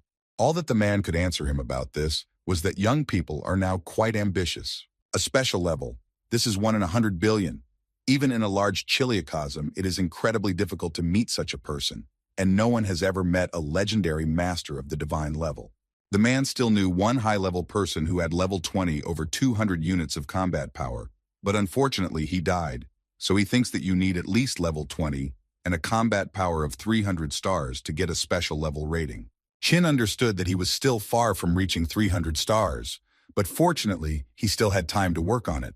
The concentration had reached 3%, one or two more fruits, and perhaps he could awaken the skill. In any case, now he was curious to know what was the great battle of 10,000 worlds that everyone was talking about. The man began to tell him that the great battle of 10,000 worlds is a battle that takes place every 1,000 years in a world in which everyone lives and everyone comes here with the goal of destroying the large, medium, or small chiliocosm. Monsters, ghosts, evil spirits, or even people, all living things will be forced to fight. And if you win, then you can become a deity, and if you lose, then you will be destroyed and no one will even know who this warrior was. This is all that the man knew, so at the end he added that if he managed to break the seal and go to the great chiliocosm, then perhaps he would be able to meet the defeated races. While the man was talking about this, the guy did not stop and continued to eat the fruits, from which he achieved the concentration he needed, and now his blood talent was raised to D rank. The man was quite pleasantly surprised that the guy was still able to achieve the concentration he needed so quickly. So he already began to think that he would still be able to destroy him. He also thought about the fact that 1,000 years had already passed, and he had no strength left to suppress him, and if the guy didn't do this, then this would be the end of the newcomer village. He immediately warned him that he would have to go through absolute hell, which frightened the man most of all. But no matter how hard the guy tried, he could not awaken the talent of his blood. The system constantly asked him to try again. Chin simply could not understand what was wrong, what he was doing wrong, and why he couldn't awaken this talent. The man tried to tell him that if he couldn't eat, then he could simply save it for the future. Gradually accumulating in the body, it would naturally stimulate the power of the dragon soul and the inherited blood talent. But the guy didn't really believe that he would do all this for free, so he asked him to tell him what he really needed from him. The man showed him a golden spirit that could enhance the power of weapons, and he hoped that he could free him. Well, after that, he hoped that the guy would be able to defeat the water dragon. As soon as he uttered these words, the earth suddenly began to tremble, and it was obvious to each of them that the process had actually been started, and most likely the spirit did not intend to wait any longer.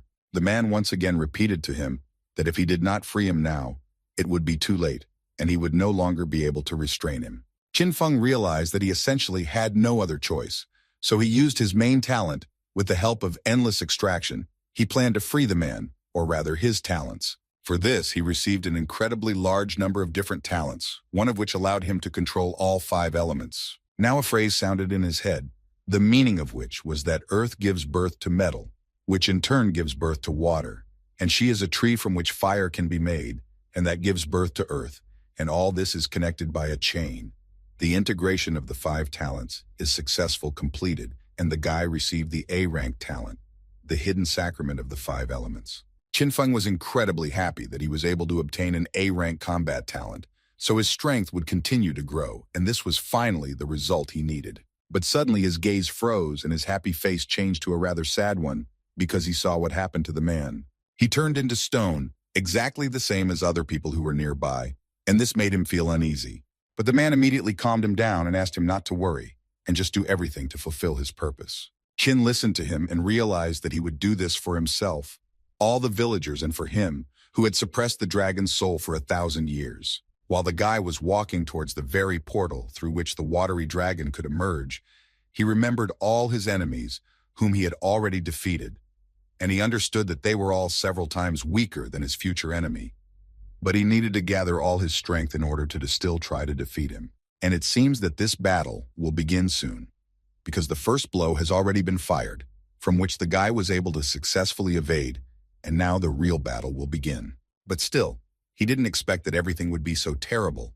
This monster was really huge and terrible, and they called it the water dragon puppet, whose combat power was equal to 143 stars. As soon as this monster saw what happened to the man who had been holding him back for hundreds of years, he began to scream incredibly loudly, and this scream made it very difficult to be around. He started talking about how they imprisoned him for 1,000 years, and he wouldn't just leave it like that.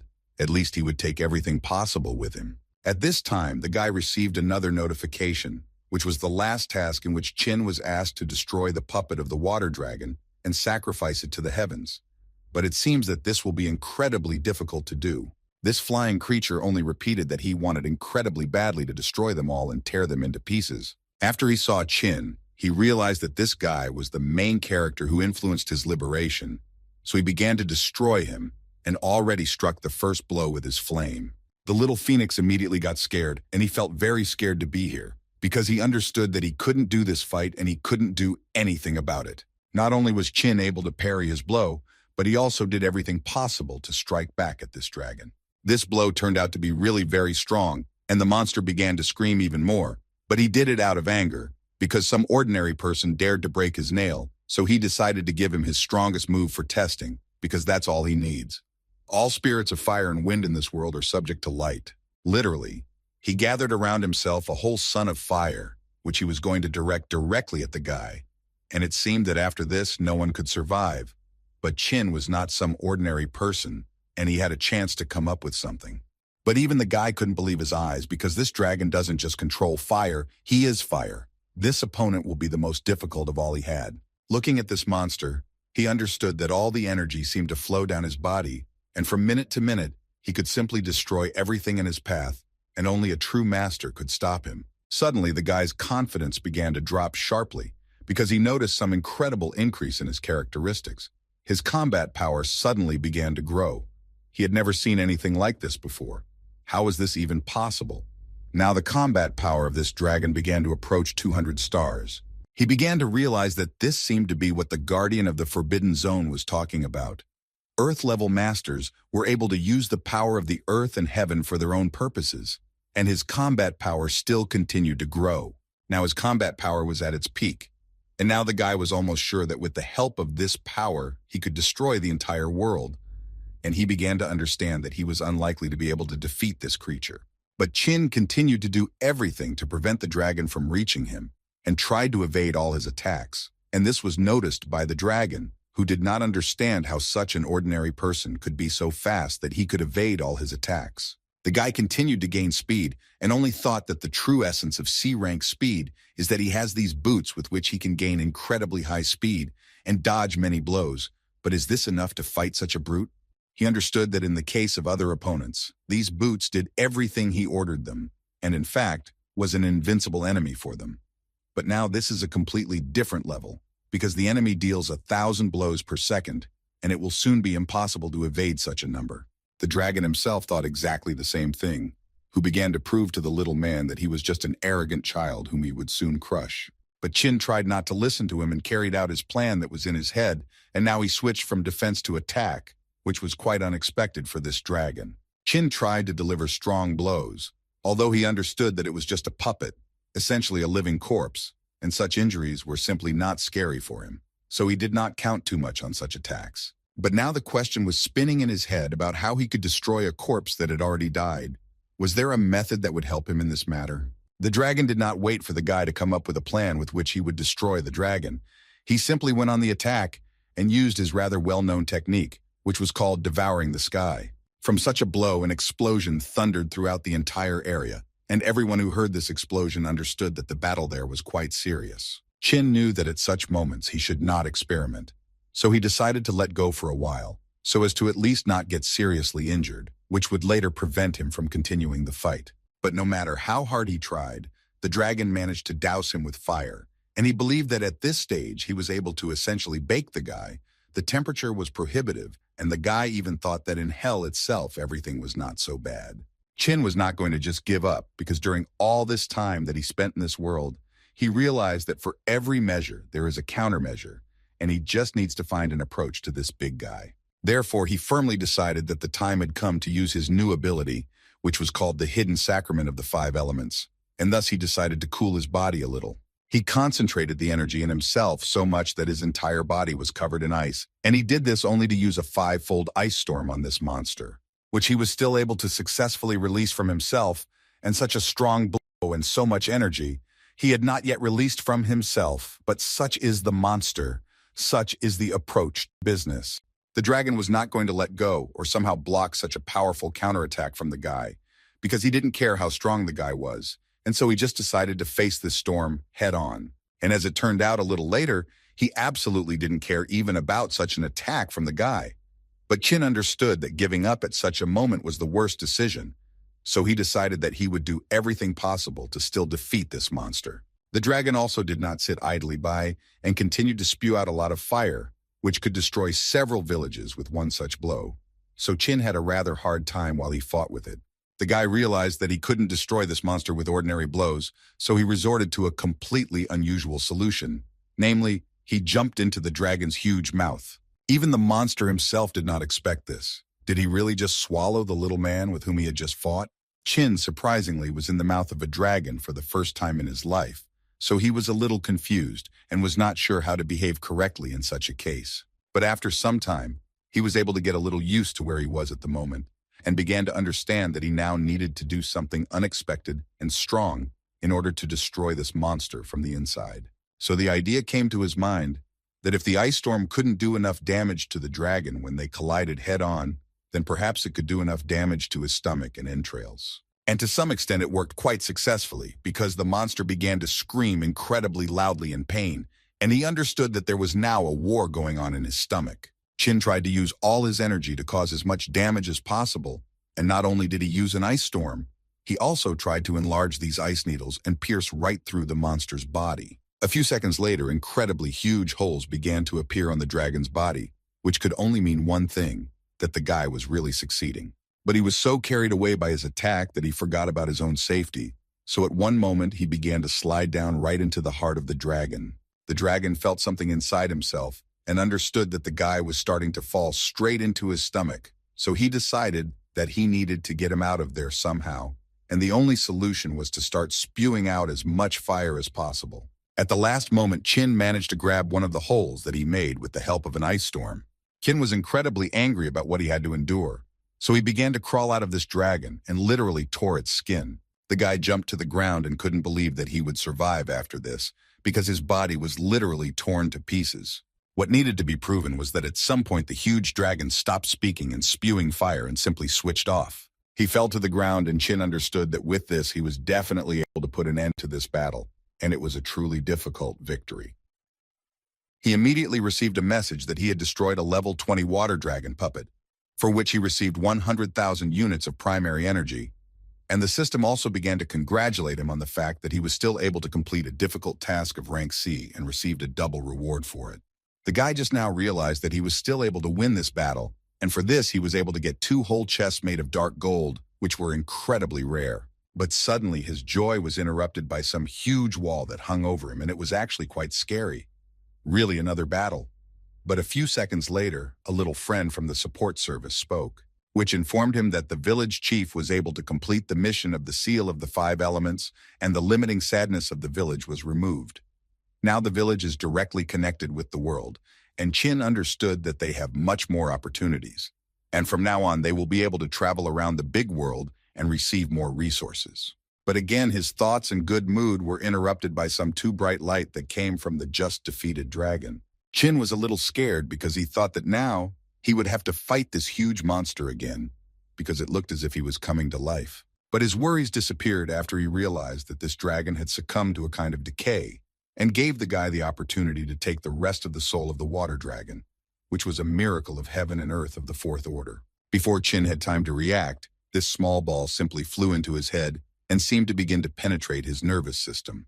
A second later, the system notified the guy that from that moment on, he had received the power of a dragon, and now he had absorbed enough power, and now the soul of the dragon had successfully awakened in his body, for which he received a good improvement in his characteristics. But the most important thing is that he received a new skill, which is incredibly different from the previous ones, because its name speaks for itself: the greatness of the dragon. It was a skill that was capable of producing incorporeal spiritual force, and capable of scaring away all living things, and also able to suppress the will. The owner was incredibly aggressive while using this skill. The guy was glad that he received 1,500 points, 2 chests of dark gold, and also the awakening of the dragon, and all this allowed him to develop his combat power to 155 stars, and now his body seemed to be reborn again.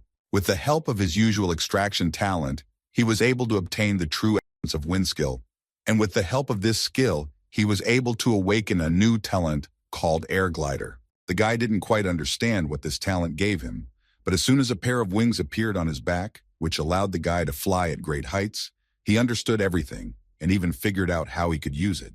He decided to immediately try to fly with the help of this device, and the first flight seemed to him quite good because it was more efficient and practical than his boots. But he shouldn't forget that he still has two chests that he definitely needs to deal with.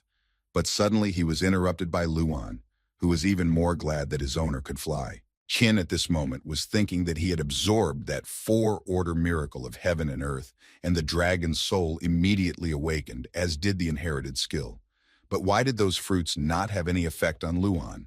Does it really work differently for beasts? The little friend also joined in the congratulations and added that he completed the task of opening a map for the village of the Dragon Pool, and now they have a connection with the Big Chiliocosm.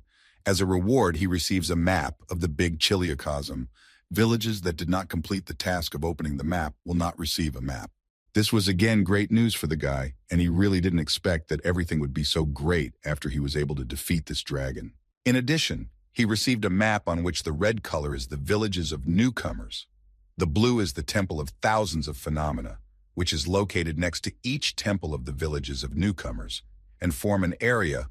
On this map, there are at least 10,000 temples, and it turns out that in total, there are more than 1 million people. He assumed that at the end of the test for newcomers, all the villages would join the large Chiliocosm. Then competition for resources would intensify, and for the village of the Dragon Pool, this was truly a unique opportunity, because with such a map, he could quickly win the village competition and gather 1,000 inhabitants. But first he decided to open the chests, and then he would deal with the map. As expected from the chests, they contained quite rare and good items, one of which was the 5th rank armor, Dragon Armor. But in addition to this armor, he was able to obtain a 6th rank item, 3-dimensional space. All these things and talents gave the guy an increase in his characteristics to a good level, and the guy simply relaxed, so that all these things could calmly begin to take effect. As soon as he put on his new armor, his combat power increased to 158 stars, and he did not expect anything less from level 5 armor. The little phoenix completely agreed with him, and he also added that now he had become so courageous. He understood that cultivating spiritual plants for living beings or storing items could actually be quite useful. As soon as he dropped his drop of blood onto this new object, his body began to emit an incredible light. He was a little scared, but then he heard alerts from the system, which said that the accessory had been successfully installed and he could move himself with the help of his thoughts. Qin couldn't believe it, so he decided to try to use it, and as soon as he tried, he immediately disappeared and left the little phoenix alone. The guy moved to some new place for him, where he immediately saw an incredibly huge capacity. He began to look around and almost immediately saw dragon bones, a rank 5 material that could drop from monsters above the Emperor rank. Qin himself had originally planned to place it in the exchange channel, and then exchange it when a lucrative offer arrived. Now he realized that 3-dimensional space is an excellent solution to the problem of lack of space. So he noticed that in order to get to the nearest temple, he needed to overcome the Forest of Sorrow, the Chess Valley, and the Sky Lake. And all this needed to be done in 3 days, because that's how much time remained before the end of the competition. As soon as he disappeared, he appeared again near his pet, and immediately began to tell him that this is the point of connection of 3-dimensional space with the real world. But the baby was only worried about where his owner had just disappeared. They are connected, and he must follow always behind him. He was so worried. Qin reassured him and told his little friend that right now they were leaving for the big world, but the phoenix answered him that he had completely stopped feeling his presence at that moment. But Qin was glad that he didn't need to do anything, after which he took him in his arms and they flew with him. And very quickly, these new wings very pleased the guy with their effectiveness. They flew to a certain place where there were trees of the 1st rank everywhere, which meant that there was a lot more material in this place than in their area. And first he decided that he needed to check the situation in the Chess Valley, and then deal with the residents. After half an hour, he met only 6 monsters, which were not so strong, although there are not many monsters, but individuals of level 20 and above can be destroyed twice, for each of which you can get 3 points, and this is an excellent discovery. The guy began to analyze the state of his village and realized that he needed 9 more huts of the 2nd level and 8 newcomers of the 10th level, although its inhabitants already work incredibly quickly in this regard. So he allowed the residents of the 8th level to go to the Chess Valley and mine wood there. But suddenly his thoughts and conversation were interrupted by a strong explosion that happened behind Qin Feng. The guy was a little scared because this explosion was quite strong, and he also began to hear some people screaming. He immediately ran in that direction because he understood that the Dragon Pool is the nearest village, which has a connection with the outside world, and there should not be people from other villages here. He was worried that this could be the race that lost in the great battle of 10,000 worlds, and if this so, he urgently needs to find out everything. The girl froze with fear and had already begun to say goodbye to her life because she understood that she would never be able to cope with such a strong monster. She looked straight into the mouth of this monster and at the same time cried and asked him to come to her aid because she really didn't want to die. The monster didn't care about his snot and whining. He simply attacked her, and at one moment he realized that he had failed to capture his victim. And this was not surprising, because at the last moment the girl was saved, and this was done by Qin Feng, who happened to be at this place on time.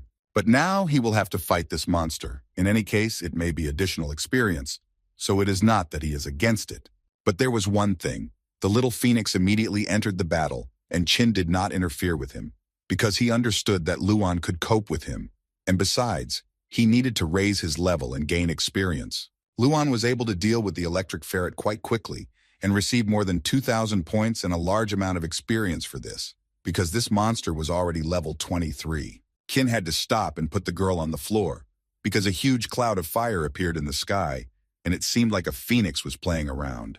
But suddenly their dialogue was interrupted by some guy who was not in a very good mood, because he recognized the same master who came to this place 3 days ago. Qin did not quite understand what he was talking about, so he added that 4 days ago the heavenly path told him that a contender of thousands of worlds would soon descend, who would speak their language, but after that, it did not become clearer. But suddenly the same girl spoke up and began to ask him for forgiveness and say that he was the first applicant who had come down to them in the last 1,000 years, so they were a little puzzled. And then she approached her brother, and together they bowed before him and asked the great savior to spare them. Qin didn't understand what was happening and why these guys had so little combat power, but in any case, he tried to explain to them that he was no savior, and he didn't know at all that they were in danger. It was just a coincidence. But the girl did not give up and continued to insist on her own, after which she asked him to pay attention to where she was pointing her finger. She asked him to look at the pile of dead electric ferrets that only his pet managed to cope with, and if he was so strong, then they could not even imagine how strong the owner could be. But then the guy remembered the words of the robot from the support service, who said that he had activated a D-rank mission called Saving the Fallen Clan, and the reward for the mission was the absolute loyalty of the Qi clan. Qin realized that he had no other choice and would have to come to terms with this, but now the question arose in his head about what he should do with these carcasses. The king of electric ferrets smelled the human scent and realized that it was people who destroyed his subordinates for whom he would definitely take revenge on them. He began to howl and call for his warriors because he incredibly wanted people to pay for what they had done with their lives. A bunch of people like him came running to his call.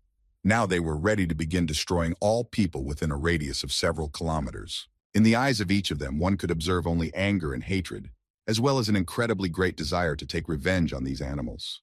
As soon as the guys returned to their village, one of the residents of their village ran out to meet them. This guy simply couldn't believe that only the two of them returned, because a lot more people went on the mission, so he became incredibly interested in finding out where the rest went. The girl with tears in her eyes began to say that on the way they were attacked by electrical caresses, so except for her and Qi Yiyun, no one could survive. Qin Feng understood the grief of the people, so he still took all the bodies that they could find. Qi Yue and Qi Yiyun come from one of the clans of the Middle Chiliocosm, which was defeated in the Great Battle of 10,000 Worlds.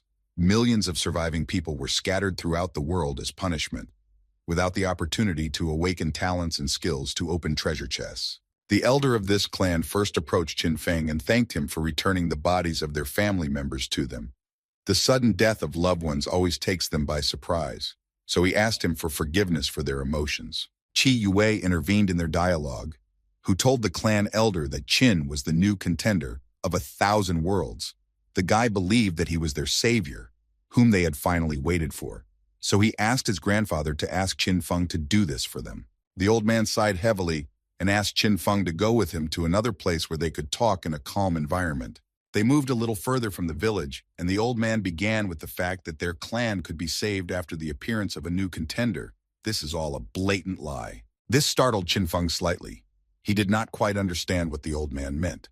The old man continued to talk about how the newly appointed elder, upon taking office, receives a special scripture, which says that not every applicant is capable of this, because the savior must become the village elder, who has the status of the emperor of newcomers. The man understood that it was simply impossible to fulfill these two conditions in just 7 days, so he wanted to apologize for disturbing the guy, but Qin interrupted him and told him that he fits these criteria quite well. As soon as the man heard this, he realized that their clan had waited for that billion-dollar chance, and now he changed his face and began to beg him to help them.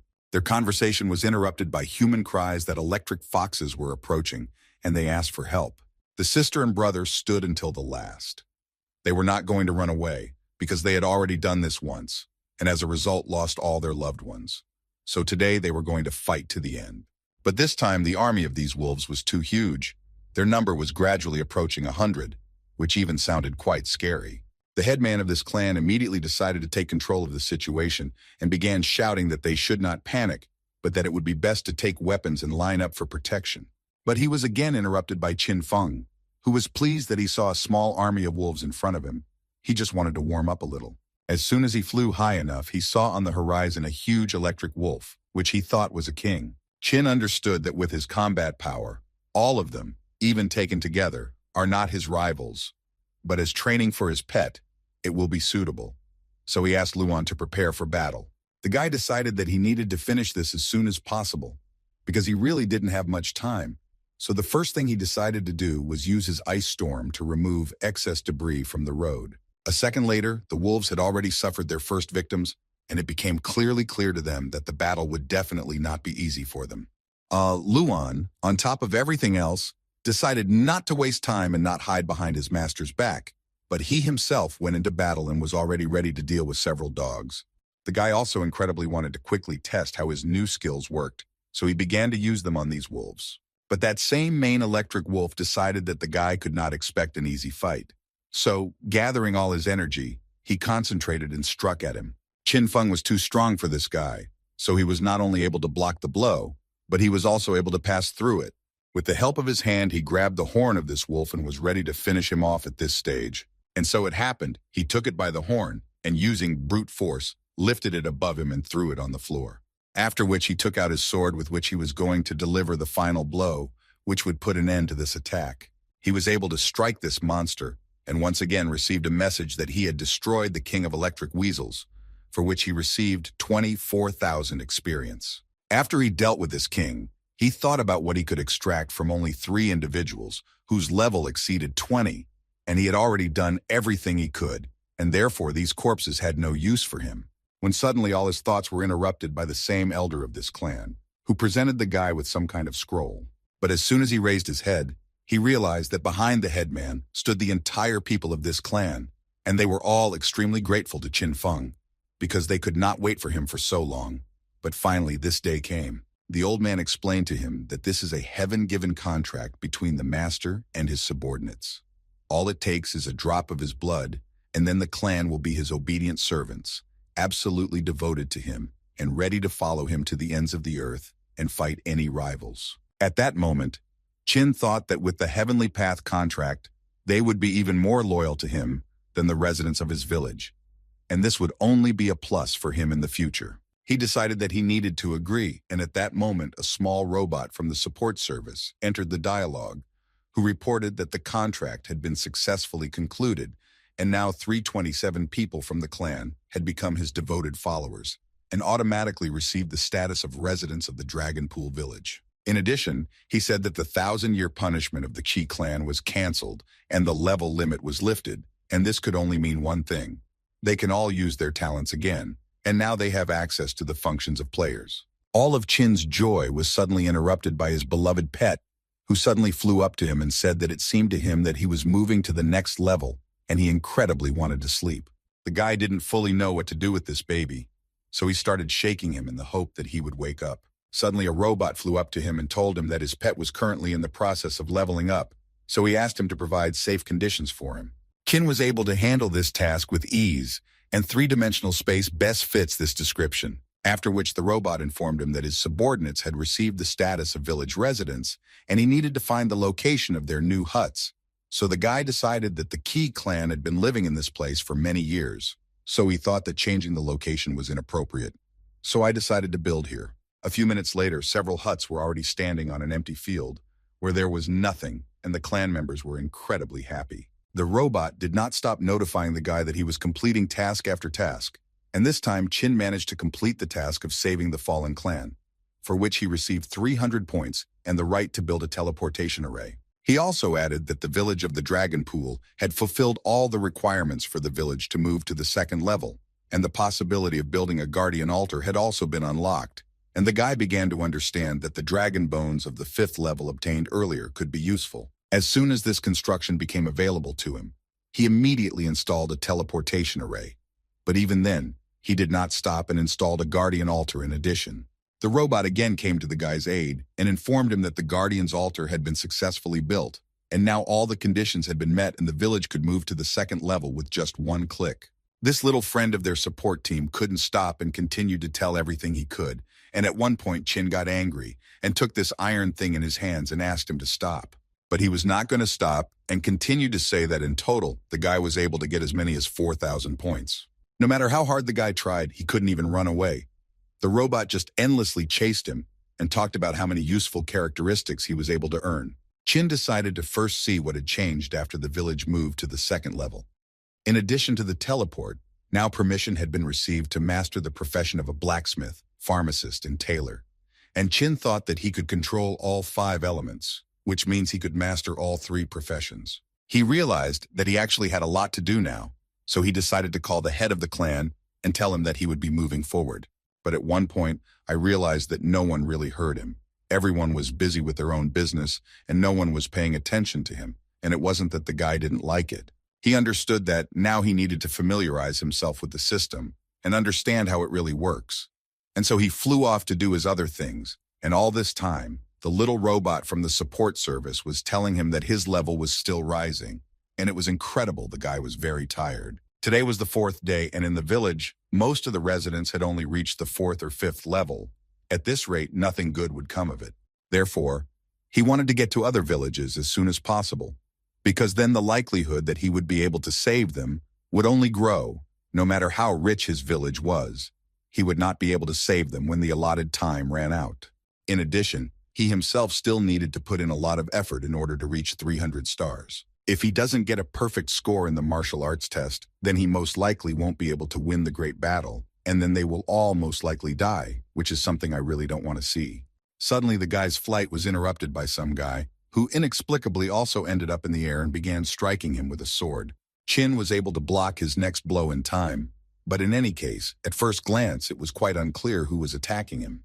This guy continued to mock Chinya and said that although his reaction was not bad, it would not help him anyway. Then he decided to answer for his words and concentrated energy in his hands and released a mass that looked like sand.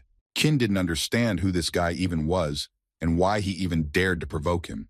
So he decided that he needed to be taught a lesson. He was easily able to cut through the huge block that his opponent threw at him and was ready to continue the fight. But this guy did not give up, and he believed that he was just lucky, but luck will not always be with him.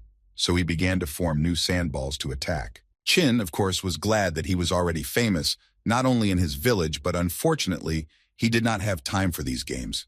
So he decided that he needed to end this as quickly as possible. At one moment, he was in the sky, and now he found himself on the ground, and had already taken his enemy by surprise, striking him blow after blow, and now his sand is unlikely to help him in any way. Chin was too busy for such things, so he was able to deal the final blow to this guy, and immediately received a notification that he was able to destroy the Earth-level guard, and received 1 million points for this. At first he thought it was some kind of mistake. Why did they give so much for this guy? Is he really something special? The robot told him that this is a guardian, a descendant of one of the clans that participated in the great battle. The challenger and the guardian are rivals who can receive excellent rewards for destroying each other, and the stronger the enemy, the greater the reward the winner will receive. Chin thought that if he destroyed a couple more of these, then he would not need to worry about testing martial arts. But the robot immediately warned him that they were very dangerous people. But this no longer worried the guy, because the only thought in his head was that he could get so many points for such easy opponents. So he used his speed and went to these. The Guardian couldn't believe his eyes that that guy was able to deal with his friend in just an instant, even though Kang Wu had already reached the underground level. Meanwhile, Qin met another Guardian who had already attacked him with the idea that he would quickly deal with him. But Qin didn't think so, and after he broke his weapon, he boldly added that luck is on his side today, and he doesn't even have to look for his points and experience. This Guardian was even angrier than the previous one and began to shout to him that he did not have any heavenly power. The maximum was the earthly level. So he believed that Qin overestimated himself too much, and therefore he would now show him real strength. He tried to use his strongest technique, which was called 1,000 chains. After which he immediately sent all these chains to the guy and wrapped him around his body. Now Qin realized that he would have to work a little to destroy this guy. He is really much stronger. 1833. As soon as Qin was distracted, stones suddenly fell on him, which almost crushed him. So he began to realize that his combat power had suddenly increased. Besides, his arms and legs were now occupied, and he essentially could not use Hellfire and Ice Storm. Qin tried to do everything to come up with at least some kind of plan, because in fact, now he is quite in a stalemate. But after a few minutes of thought that his opponent gave him, the guy decided that it would be a good idea to use his shadow clone. Qin clearly understood that the shadow clones had only half of his strength, so they would not last long. So he decided that he needed to quickly figure out how to get rid of him. As expected, the shadow clone was unable to inflict much damage, and the Guardian easily repelled his attacks, after which he even managed to inflict his own. But his opponent decided not to stop there, and now his target was Qin himself, who was holding a huge stone with his last strength. Suddenly, out of nowhere, he heard the voice of his pet, who asked him to intervene in the battle. But when Qin saw the new form of the phoenix, he was a little shocked. While Qin was trying to understand what was going on and why his pet's voice was coming from some little girl, the phoenix was trying to repel all the attacks of their enemy. After which he still added to his master that it was better for him to grab his tail now so that he could help him. Qin did not understand what his friend was talking about because unfortunately, he did not see the tail. But after a few seconds, he realized that Luan was not talking about the tail, but in any case, his hands were tied and he could not do it. So the phoenix asked him to do it with his teeth. Qin doubted this decision for a long time, so Luan asked him to do it as quickly as possible because he would not last that long. Realizing that this was indeed his last chance, Qin nevertheless decided and grabbed his tail with his teeth, if you could call it that. And as soon as they did this, a small portal opened and transported them. But Luan immediately warned his master that the range of movement was too short, so he believed that it was better for them to immediately hide. Qin was able to grab his pet by the hair in time and planned to create another portal, only in order to move to a longer distance. The Guardian could not believe the fact that at one moment he stopped feeling his presence. He moved from one part of the forest to another with the hope that he could still find the guy and his little girl. The Guardian understood that this girl could not move them so far that he would stop feeling his aura. He must be using some kind of heavenly path artifact to hide. Qin began to want to find out what happened to his little pet, and does Luan really look like this? She or he, it was already difficult to determine. She replied that of course it was she, because who else in this world could have such beautiful eyes and shining feathers? But then Qin remembered the words of the robot, who told him that the flaming lotus could help the pet acquire the form of a human, but the guy could not even imagine that Luan was a girl. In any case, this was not the main thing now, because he needed to deal with the Guardians, one of whom was underground, the second of the earthly level. Fortunately, these two came across Qin, because if these were other people, the consequences would have been much worse. Qin decided that it was quite dangerous to return now, so first he decided that he needed to increase his combat power. He started eating dragon beans, after which he significantly improved his characteristics, but not only did he increase his power, but his pet now had almost 200 stars, which was quite a lot considering his level. Qin clearly saw that he now had 2 shadow clones with a combat power of 150 units, and now he should be able to fight this Guardian. Therefore, they gathered all their strength and all their motivation in order to go into battle again. As soon as they teleported back to the same place, Qin immediately realized that this guy had obviously stayed here and was just waiting for them. The keeper did not hide this, so he immediately went on the attack. But what a surprise Qin had when he saw that now this man was not alone, but apparently brought his entire clan here, which significantly worsened his situation. He also drew attention to the very man who attacked them, and thought only that such efforts on him were somehow too much. But this guy didn't give a damn what the guy thought about it, because he continued to collect energy in his hands, and at one moment he created a huge ball, and, as it turned out, it was his inherited talent, which was also called destruction. Destruction was not just one person's talent. It was a special technique of the Kang clan that could only work when they came together. Several clan members must work together to ensure that the divine spirit of the earth fills their bodies. Passing through the bodies of the vessels, the divine energy of the earth is completely purified. Then the earthly level master collects the divine energy contained in the bodies and forms a spiritual ball in which the energy increases tenfold. The man at that moment was thinking that even though the resulting power is incredibly destructive, there is one drawback. Those using this technique lose all their strength and the ability to move for 10 seconds after using it.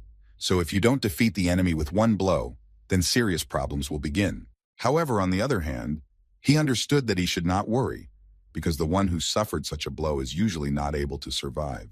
Qin could only guess how strong this ball of energy could be, so all he could do was go into battle and stop them. The guy was able to get quite close to all the guardians and dealt them quite a few strong blows, after which they died, for which he gained experience and other improvements. But this was far from the end of the battle. The guardian already understood that things were not going well for them, and it was really difficult for him to understand how this was even possible. There was only one question in his head: how could this guy survive after being destroyed? But in any case, looking at Qin, he understood that he urgently needed to escape, otherwise this guy would simply destroy him. Qin did not stop and delivered an incredibly strong blow that could destroy any enemy. But the keeper was lucky that 10 seconds came to an end, and he was again able to use his abilities, with which he was able to dodge the blow. The guy was incredibly upset that this happened because he put so much effort into this blow. In any case, he understood that there was still a chance to destroy this guy. He just needed to catch up with him and asked Luana to check everyone he had already destroyed. In order to catch up with the last guardian, the guy decided to use his wings. But it was so surprising, in fact, because even with them, he could not keep up with the guardian. He was too fast. Qin flew after him until he realized that the guardian was moving in a certain direction, and it was the village of Taiyue. The guardian entered a circle and gradually began to disappear, but finally he told him that the Tsang army would soon crush the whole world, and his village in particular. Qin did not listen to him and accelerated to maximum speed in order to launch an attack, but apparently even under such conditions he did not have time. The guy was a little upset that he didn't have time to strike, because a little more and a lot of points would have been in his pocket, when suddenly the robot interrupted him and asked if he wanted to use one transmission card to establish a connection. Qin understood that the portal that connects the two places is quite dangerous, because people from the Kang clan also use this port and they could accidentally meet. And if this does happen, then they will simply slaughter every last one of them in the Dragon Pool village. Qin decided to clarify what would happen if he used this card. Would people from the Kai clan be able to enter the Dragon Pool through this portal? To which the little robot answered him that there was nothing to worry about, because anyone who is not a resident of the village cannot go into it through the portal. Now Qin did not think twice and accepted this proposal, after which each villager received a notification that there is a connection between the villages of Dragon Pool and Taiyue. But the guy also asked to inform all residents that Taiyue is an unexplored village to which he has not yet advised teleporting, unless of course they want problems. That keeper said that the temple was located above the heavenly lake, so he decided that the first thing he needed to do was go there. Those applicants who do not know how to fly must use a ladder to climb, but they must blow extremely carefully, because if they do not resist, they can only rely on their luck. And the first person the guy met was a huge flying kite, and he called himself the guardian of this place. So he wanted to find out what the guy was capable of before letting him into this temple. Qin realized that there was no point in wasting his energy, so he asked his little friend to help him a little, and Luana happily did so, releasing an incredibly large wave of fire towards the dragon. After such an attack, he received a notification that from now on he could move freely within the first palace. The guardian would not interfere, so Qin boldly entered the first palace of the 9, in which he could receive various missions. As soon as the doors were opened, the guy was blinded by an incredible flash, and at that moment a notification arrived that he had entered the palace of the secrets of nature, in which murder is prohibited. The guy knew that the first one to enter the first palace would receive 5 reputation points, and it was obvious that there were enough applicants there. Qin noticed here 12 people from the large chiliocosm, 4 from the middle and 1 from the small. He had the impression that people from the large chiliocosm entered the temple of thousands of apparitions through a portal. because it was clear that as soon as you entered these doors, you instantly found yourself in the only real temple of thousands of phenomena. As Qin passed by all the applicants, he heard them say, without hesitation, that he looked quite young, and also that with the innate talents and potential of people from the small Chiliocosm, he must be incredibly lucky to be here. They were quite surprised that he was able to obtain the title of Newcomer Emperor, which was quite good, and considered him a rather interesting person. One of the contenders thought that even though he was from the small Heliocosm and was the weakest among them, he was still good-looking and quite to her taste. She even thought that when she became the Empress of the Great Chiliocosm, she would like to have him in her harem.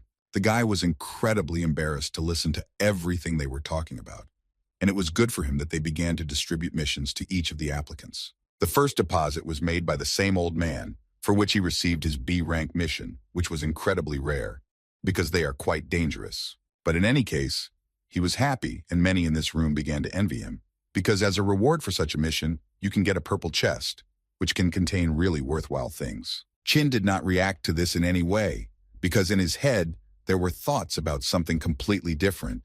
He was thinking that in order to receive a token, he needed some kind of collateral, but he did not have anything suitable for this. Suddenly, he was interrupted by another applicant who got the mission completely differently than he wanted, so he left the hall in a rather bad mood. But the guy was more interested not in what mission the guy got, but in what kind of thing he had in his hands, because this thing looked quite familiar to him, but he didn't understand where he could see it. Again, the guy's thoughts were interrupted by some kind of joyful cry made by the girl, who also received a level B token, to which the same old man immediately approached, who became incredibly interested in finding out what the girl gave as collateral, to which she answered him that she had put the core of hatred there, which she received for destroying the demon of hatred. And then the old man was slightly surprised, because he also completed this mission, but he failed to obtain such a core. She immediately let him know that she was not just completing a mission, the reward was doubled, and therefore the demon was twice as strong as usual, and she believed that that was the only reason she was able to get this core. But even so, it was too easy for her, because the demon in the battle with her simply crumbled into pieces from the girl's strength. While they were discussing all this, it was Qin's turn directly, who was going to receive his task for the first time and was even a little nervous about it. As soon as he climbed the steps, the other applicants immediately began to discuss that such a weakling like him was unlikely to get anything worthy, and it was just a waste of time. While Qin was putting his hand in order to receive his task token, he remembered what that man had in his hand. These were the bracers of light, which he once managed to exchange, but after removing their appearance changed, and therefore I didn't find out right away. Therefore he decided that with the artifacts he received from the demon of hatred, luminous bracers and rings, he would have as many as 3 things as collateral. And as soon as he paid his deposit, some kind of madness began around him, which frightened even the most experienced warriors. And those applicants who said that the guy was unlikely to get anything could not believe what was happening right now. The guy received a notification that the deposit had been successfully paid, and he had the opportunity to complete a C-rank mission, but since he made 3 deposits, he also received a C-rank mission, as well as an S-rank mission. Qin was pleased that he managed to get 3 whole missions, which he will soon begin to carry out. After Qin got everything he wanted in this temple, he headed towards the exit while collecting the glances of all the other applicants. They all couldn't believe the fact that he was able to get 3 whole missions, among which there was even an S-rank mission. This is at least a mythical chest as a reward.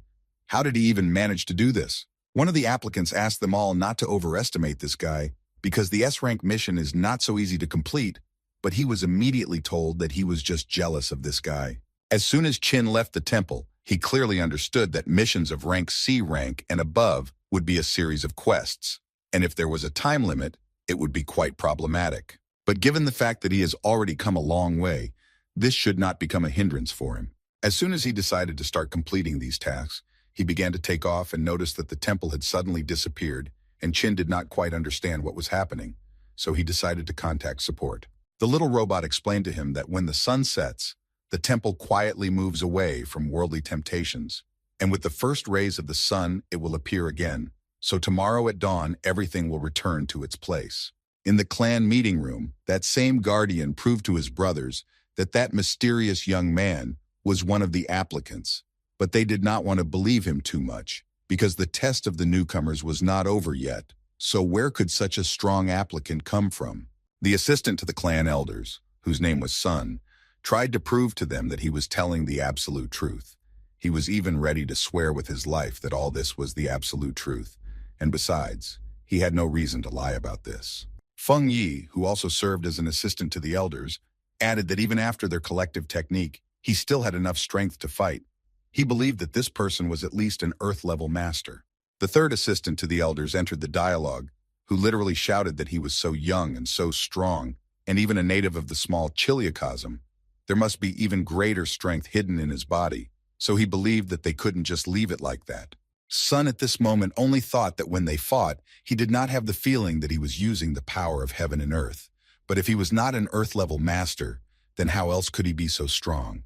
The elder listened to everything that the advisors told him and made his decision, in which he decided that there were more and more new applicants. So they, as guards, must destroy as many as possible in order to receive generous rewards. This challenger is incredibly cunning and strong, so you need to be careful with him, because he appeared not far from Taiyue. So he decided that they would use this abandoned city as a starting point to start their search. He also added that no matter how powerful he is, he cannot stop the entire Kang clan, so perhaps they will be able to find out where he gets his powers from and deal with him in one fell swoop. After which he finally decided and ordered his charges to destroy all the contenders. Then the strength of their clan would rise to a new level, and they should be able to participate in the next great battle.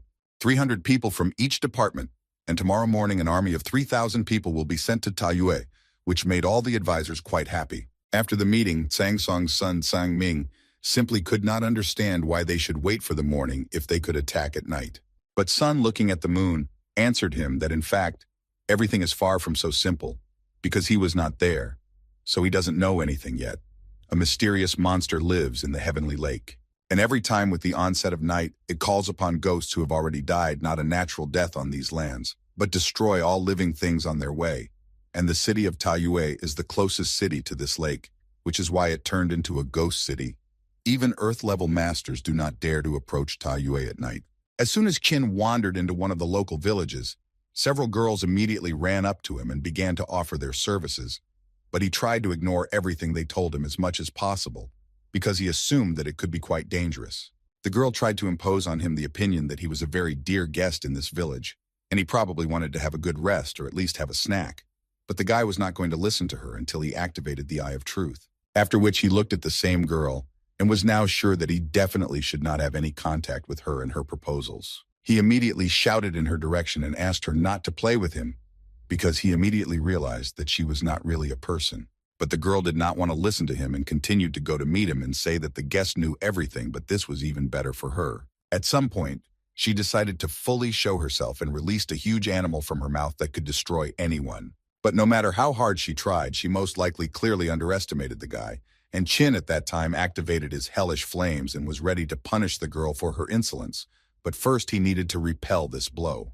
The monsters apparently didn't care at all about what kind of power the guy had, and they clearly weren't going to stop with one attack. At some point, Qin had to simply dodge every blow, and it was quite problematic, actually. This was all until he grabbed all their tongues in one hand and tried to burn their body to the ground.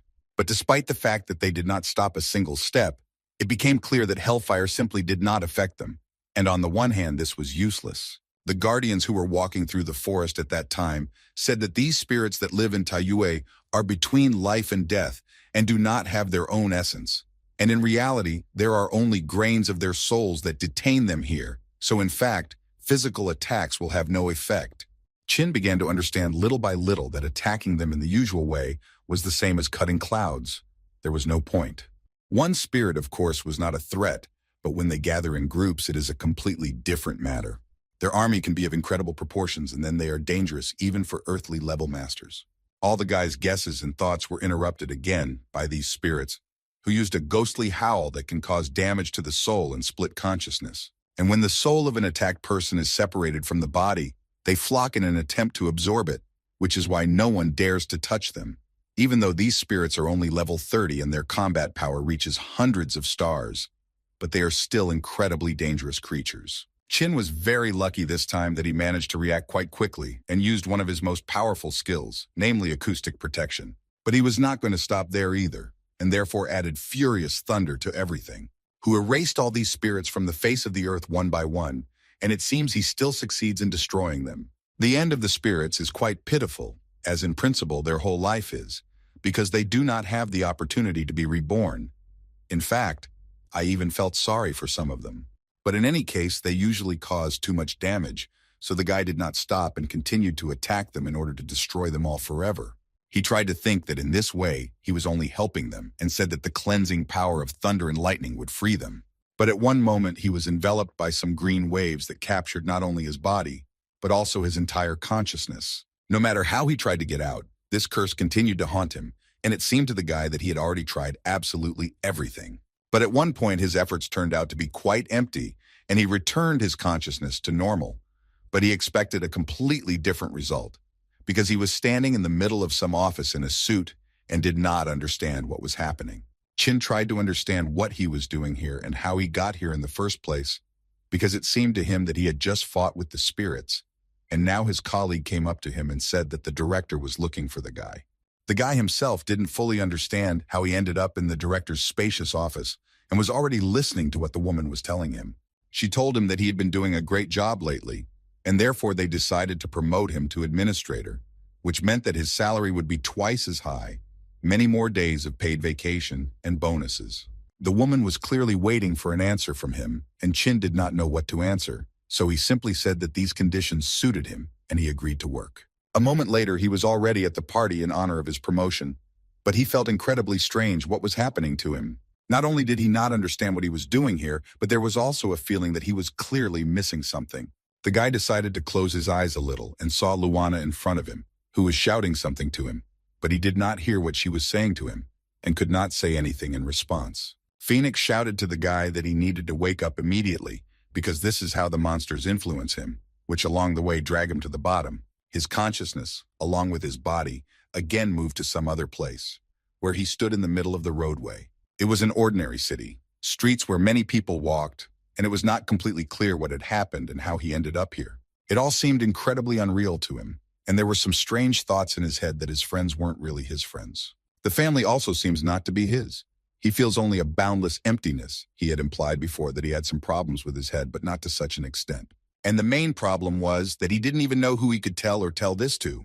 Suddenly, the people who were around started screaming and pointing their fingers at the sky, so the guy also had to pay attention to this. He couldn't believe his eyes. Could these really be dragons? But what are they doing here? Chin looked at the sky and realized that he had some kind of déjà vu, familiar people. And meanwhile, one of the guardians shouted to all the people from the blue star that this planet no longer belonged to them, so they would destroy them all once and for all. Immediately after these words, they began to bomb all the inhabitants of this city, and Chin was no exception. A strange voice spoke in his head, which ordered him to destroy everyone who attacked his city. But the guy didn't even understand how he could do this, because they weren't even people. How could he win? But the guy understood that to some extent the voice in his head was absolutely right, because if he didn't try to destroy them, they would wipe him off the face of the earth. At one point, he had already come to terms with the fact that his life would end forever, and all he could do was cover his face with his hands and wait. Chin realized that he was still alive, and when he opened his eyes again, he realized that in the sky he saw a huge image of a little girl who was shouting something to him. The guy didn't understand at all who this girl was and what was happening to her. It was obvious that she clearly needed help. Chin was not quite able to fully control his body, and at one moment began to be drawn to this girl. But the girl disappeared, and in his hand, instead of everything, a sword appeared, which he had already seen somewhere. The picture before his eyes changed again, and the guy began to understand that all this was just another ordinary illusion from which he managed to get out, but immediately after it, a second one appeared. He realized that whoever controls it can make people or things from his memory attack him. Then, of course, his goal is his end. There was a thought in his head that if all his conclusions were true, then the next attempt should be very soon, and he needed to figure out how to avoid it. A bullet from a sniper rifle fired, and the next thing the guy heard was how several people burst into his office where he was. This was a Special Forces detachment, which, after entering a given point, informed its command that the target had been destroyed, and they were awaiting the next order. Chin didn't think so, and after the smoke spread around the room a little, they saw a guy who didn't understand what they were talking about and who they had already destroyed. He didn't understand what was happening. Had they really abandoned the heavenly powers and were now trying to destroy him with modern weapons? But again, the special forces did not expect this and immediately asked for ground support. They understood that not only was the target not destroyed, but something had begun to happen to it, and apparently they would have to immediately run away. Unless, of course, they wanted to end their lives right here and now. It so happened that Chin planned to test the effectiveness of his forces against modern weapons, but apparently they are quite useless against him. After all, the special forces fired quite a lot of bullets at him, which simply stopped in his body and could not cause any damage. One of the mercenaries decided to throw a grenade directly towards the guy with the hope that at least this would help destroy him. After the explosion occurred and the smoke cleared a little, it became clear that even the grenade could not cause any damage to the guy, and he stood still and continues to stand. Chin began to hear the voices of other people who assured him that they surrounded him and he had nowhere to really run. They pointed a bunch of sights at the guy and were ready to shoot him at any moment. Chin understood that he must have some kind of protection from these bullets, and most likely it lies in spreading his wings again. They were already tired of repeating the same thing that he had better give up. But apparently Chin understood that these were all the tricks of the one who created this illusion. So he continued to destroy everything in his path, and this time he destroyed one of the tanks. They immediately opened fire on him from all the weapons that were available, and it seemed that this would be his end. But even here the defense worked quite in time, which was capable of blocking absolutely every blow. Chin remembered one important detail, namely, that he had never in his life understood the armored vehicles that existed on the Blue Star, and therefore he was sure that this illusion could not be detailed. And this gave him the opportunity to use his ability, which helped him out quite often, so he used the Ice Storm, which was able to destroy absolutely everything that was around the guy, tanks, armored vehicles, people. Chin guessed that this illusion was already unstable, and he had very little time left and he would be free again. Therefore, he decided to continue in the same spirit, and this time he had to face aviation. The pilots did not think about their decision and decided that it would be best for them to start attacking the target to kill. But Chin didn't think so. He wanted to get rid of this illusion so much that he began to destroy these planes one by one to make this illusion even weaker. Looking at all this, the guy thought that before he was a fairly ordinary person, but now, even the armor of a vehicle does not pose a threat to him. The combat power of 300 stars is more than enough to conquer the small chiliocosm. But still, he was quite interested in whether it was really possible to ignore the established order, relying only on the strength and aspirations of one person. It seemed to Chin that now was not the best time for such thoughts, because whoever supported this illusion had already weakened quite a bit and would all disappear very soon. The only thing he regretted was that he could not wait for the nuclear bomb, which in all likelihood was just around the corner. Of course, he was not entirely sure that in such a state he could survive a collision with something so powerful. But in any case, he was grateful to his pet for the work, and then he could handle it himself. After which Chin collected all the energy that was available to him and decided to deliver the final blow to the one who decided to joke with him like that. The girl who arranged all this called herself a dark caster, added that she did not expect anything less from the one who was able to get out of her illusion. After which she asked for forgiveness, just in case, of course, if he was angry with her because of her performance. Previously, she was a dark envoy to the Lord of Justice, and she feels the aura of the Arbiter of Justice emanating from him. But Chin was not going to listen to all this nonsense, so he didn't let her finish and interrupted her, which made her a little angry, because she doesn't like such impatient people. But it would be extremely difficult for her to stop the guy, because he had already begun to concentrate too much energy in his hands, and it looked too terrifying. She was still able to dodge the first blow, but it was only the first blow, and it was not entirely clear whether she would be so lucky next time. She tried to tell him that he had mixed things up a little, that even if he didn't like other people's homes, there was no need to create chaos, because when you come to visit and do something like that, you immediately get on the host's nerves. After which it seemed to her that she was able to deal an incredibly strong blow to him. But again, this all seemed only at first glance, because the next moment she was already bound by the chains of one of his talents. This was followed by a blow right in the face, which made the girl incredibly angry, and she was ready to simply destroy him for this. So she immediately went into battle to teach this crazy man a lesson. But it all ended before it began, because the guy fired several swords at her, which he managed to clone, and that was the end of the girl. After the fight, Chin noticed that her illusions were quite an interesting phenomenon, but he didn't need any of it. A few seconds later, he received a notification that he had received 5,000 justice points, and a special item called a dark seal for being able to deal with the dark caster. Qin thought that she must have felt the power of the arbiter of justice circulating in his body and decided to get it. Therefore, using the abilities of the spirits, she imprisoned him in an illusion and tried to wear him down and would ultimately absorb him. This illusion helped him understand what he really wanted. He was the simplest person who lives every day according to the same scenario. But the appearance of this world changed everything. Now he has the power to protect those who are dear to him.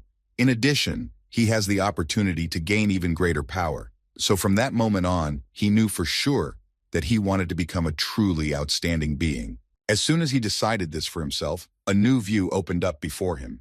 It seemed to him that he saw a huge palace in the distance. He entered this house without hesitation and immediately noticed that it had the same aura as that spellcaster. This must have been her abode. But what amazed him more was that he discovered a 5th-level furnace, and this spellcaster, it turns out, is also a rich alchemist. A minute later, he realized that all the jars there were empty, and he wouldn't actually get anything. He was even a little upset that none of this was good, because there were only unusable pills around, which contained an unsuccessful alchemical product. Qin couldn't believe that more than 1,000 pills were not recommended for use. This spellcaster had never managed to turn her hobby into something more.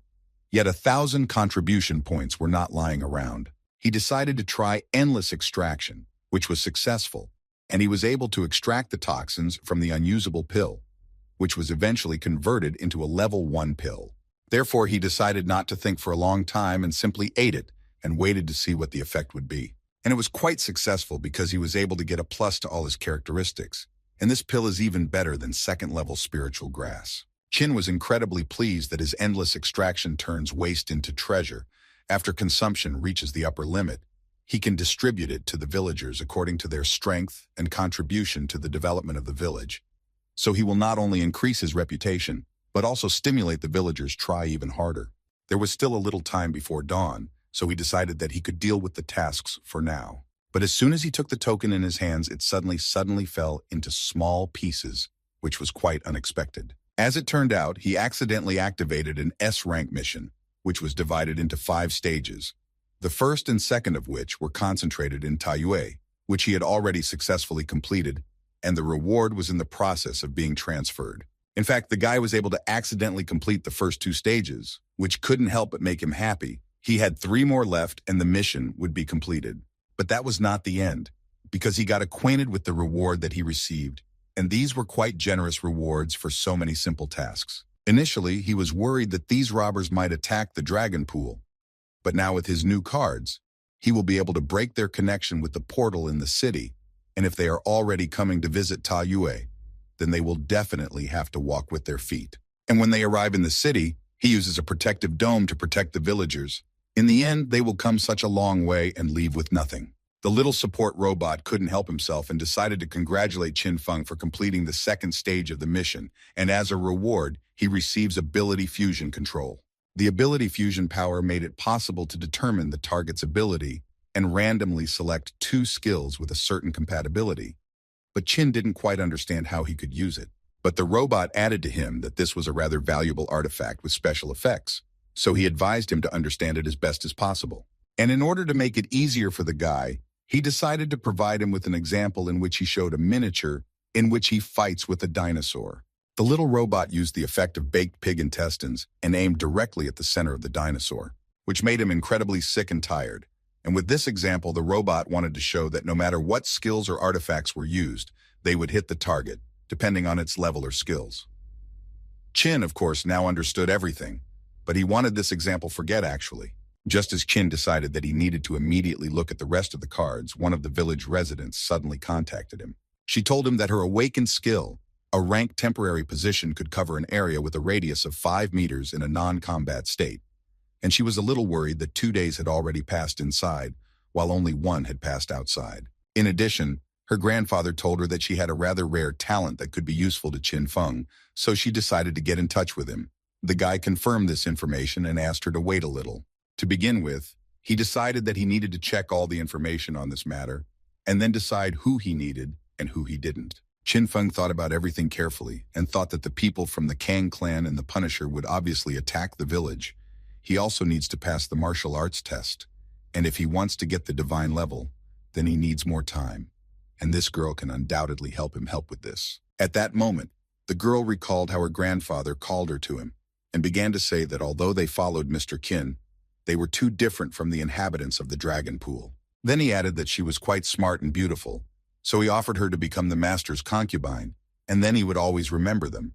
She tried to the end to convince him of this and prove that he was really not that kind of person. He understood perfectly well that he, as an elder, had to think about the future of his clan. Mr. Feng is a talented young man with a great future, and if he has feelings for her, it will be a real blessing. Suddenly, his thoughts were interrupted by Qin, who was trying to reach the girl because he wanted to ask her to use the teleport to get to the heavenly lake, where he would be waiting for her. She unquestioningly followed Mr. Feng's order and was already there in a few minutes. Qi Wei was so happy to see him that she immediately ran to him, and he didn't mind at all that she came to him. But as soon as she took his hand, Qin immediately used a teleport with which they moved to another space. The girl couldn't believe that she was in this place. It looked like some kind of warehouse where there was everything you could want. Even some little girl was sleeping peacefully. Qin added to her that they didn't have much time, so he decided to bring her here, because it was quite safe here, and she could easily activate her ability. She was 100% ready for this, so after the guy's order, she began to carry it out. After she was able to complete her part of the task, Qin received a notification that the initial countdown and temporary position had been established. And as soon as Qin realized that she had done her job, he threw her a small bottle containing those same pills and told her that he was going to start practicing, and she could take it, and then she would become a little stronger. She was very grateful to him, although she did not expect such generosity. And at that time, he was thinking that for successful extraction, he needed at least an hour. But with the force field, now half an hour might be enough for him. The guy began to use his infinite absorption, and did it with everything, with all the plants that he had, which slightly increased his characteristics. But in any case, the amount was incredible, so after a while he would become much stronger. The girl watched him carefully and thought that she incredibly wanted to stay with the master. But on the other hand, the girl herself did not really want to pursue any specific goal. Half an hour later, Qin used his talent several hundred times and extracted everything he could. But his combat power increased to 380, which did not suit him at all. He understood that there is a limit to the absorption of spiritual herbs. If they cannot be exchanged for something else, then this type of gaining points is further useless. He also received a notification that he could become an alchemist, but he understood that one skill point at a time. And if we assume that it takes 20 minutes to make one pill, then it would take him 33 hours to reach the average level. And with Shi Wei's skill, it's 17 o'clock. At this stage, he really thought about all this, because remembering the words of that guardian, he realized that he needed to be much stronger so that he could protect the village. Therefore, he decided that he needed to take a chance. Maybe it would work, and then there would be one less problem. After which, he used permission to merge abilities. A slot machine appeared in front of him, which usually stands in a casino, but this time it will determine the guy's future new skill, and the fusion of Shadow Spray and Shadow Clone was randomly selected. The merger was completed, and the guy received a new talent which was called the Master of the Shadow Stream, with the help of which he can create 2 clones that will lure all the combat power of the owner, and musical masterpieces will be played as background accompaniment. He walked away a bit from what had just happened and decided that it would be a good idea to actually try it all over again. First of all, he decided that he needed an alchemical furnace, after which he used the skill to create clones, because the 3 of them would be much easier to figure out. As soon as he used this skill, the girl who was calmly minding her own business could not believe what she was seeing, because she really had no understanding of why she was seeing 3 gentlemen. Meanwhile, they began the process itself, in which they needed to concentrate as best as possible. But unfortunately, the guy began to receive not entirely positive notifications in which he was informed that he could not clear the first level pill and so on several times. In any case, he was not upset, because he understood that now, with the help of clones, the process goes 3 times faster. He decided that they would continue like this, and in 5.5 hours, they could finish. And in a sense, he was still right, because finally, a notification came that the endless extraction had passed all the attacks successfully, and he was finally able to extract the toxins again. And this, once again, proved that in the future, he would not have problems leveling up as an alchemist. At that time, the Kang clan was forming its army in order to attack Qin Feng's strength, and one of the assistants was a little doubtful whether they should gather so many people for one applicant from the small Chiliocosm, because he could crush him himself with one finger. He was immediately told that 2 elders had already fought with this guy and were very badly injured, so they believed that they needed to be as careful as possible, because these elders are quite strong masters. Masters who have reached the combat power of 100 stars, but have not passed the martial arts test, are called semi-earthly level masters. And this in turn is divided into 3 stages, which are awarded upon defeating the spiritual beasts guarded by the first 3 temples. Only those who have reached the 4th temple and passed the test of martial arts can be called an earthly level master, which is also divided into stages. Kang too is an earthly level master of the 4th stage. And the elder of the clan occupied an even higher position, so it is he who leads this clan, which right now will set out on its next journey. At one point, his advisor ran up to the elder who reported that all 9 districts had sent people and gathered only 3,000 people. The clan elder accepted this information and added that he could not go in this direction, so he entrusted this mission to the elder Fei, who stood behind him and was ready to carry out any mission that the head of the clan ordered. In addition, he had long wanted to prove that they were not weaklings and wanted to give back to the clan, but the head of the clan stopped him and added that they were short-sighted and only knew how to wait for the right moment for their affairs. Now their priority was the challenger. As soon as everything was ready, the elder ordered everyone to gather their thoughts, and from that moment they moved forward. Several guardians were very heatedly discussing the fact that they had heard that the reward for destroying the challenger was incredibly generous, so each of them wanted to catch him first. But as soon as they decided to use the portal, which was supposed to transport them to the village of Tuyue, they encountered an unknown problem in which the portal simply did not work. While the guardians were figuring out why they were disconnected from the portal, Qin was trying to cope with another problem in the form of a new enemy, whom he decided to spare this time. After all, after a night of working on pills, he could no longer improve his characteristics, which was quite unpleasant. Although the skill obtained is quite strange, but it can be useful, Qi Yue truly has exceptional talent, so he hoped that he would perform even better in the future. In addition to helping with clones and 3D alchemy, she also dealt with other issues that arose, allowing him to concentrate on his work. Meanwhile, in the temple of the 2nd level, a small robot informed all applicants that their number had reached the maximum and they could begin universal fights. But none of those present understood what we were talking about and what kind of fights they were, so they wanted details. The robot did not draw intrigue and began with the fact that under their feet, there is a large portal that will take them to any corner of the world, but each use of it must be accompanied by the use of one universal stone. Therefore, he foreshadowed questions about how it was possible to get this precious stone, which he was holding in his hands right now. But his answer was incredibly unexpected because he said that there is only a way, and that is to take away the stones from their opponents who stand with them below. The robot did not stop there and continued to say that each of the applicants will receive 3 stones, and if the applicant wins the duel, then accordingly, he receives his opponent's stone. The applicant who receives the most stones will be declared the winner and will receive a secret prize from the organizers. Qin listened carefully to all these conditions and understood that he needed at least 16 universal stones. If each opponent had 3 stones, then he would have to fight with 3. Suddenly, his calculations were interrupted by one of the contenders, who said that he would like not to participate in the competition, so he did not mind giving these stones and just leaving. At first, the robot responded quite kindly and told the guy that he certainly could do this, but then he would pay for it with his life. The guy suddenly changed his mind because in an instant his body seemed to be hit by countless sharp swords, so he didn't even have time to react. Now he understood perfectly well that this robot, who is always friendly with everyone, is actually a demon who can destroy you at any second. As soon as all the questions were over, the robot again very politely asked everyone to confirm their intention to participate in the competition. Qin understood that he had not yet fought with other contenders, and this was a great opportunity to look at their level, and this was a mysterious prize. He believed that it was worth fighting for. After a while, when all the participants agreed to participate in the competition, the robot happily announced that the first battle was about to begin. In the right corner stood a man from the small Heliocosm, who called himself Qin Feng, and he himself was from the Blue Star. His opponent was in the left corner, Harry from the middle Chiliocosm Vaucluse. Qin was surprised that everything was so organized. Besides the fact that there was a special arena, they also invited spectators here.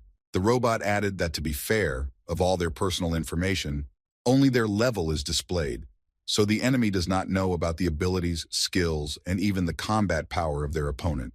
They all have 10 seconds before the start of the match to place bets, and spectators who do not place a bet now will automatically lose the right to be a spectator of the next match.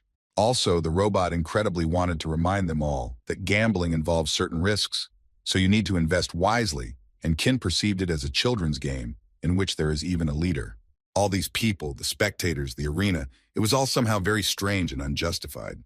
The bets were officially accepted and the robot was ready to announce the start of the battle. However, he did not forget to warn that in this battle there are no rules and restrictions. In battle, all means are good, so the winner takes all. As soon as he finished this, he announced that the battle had officially begun, and Chin's opponent immediately went into battle, delivering his blow.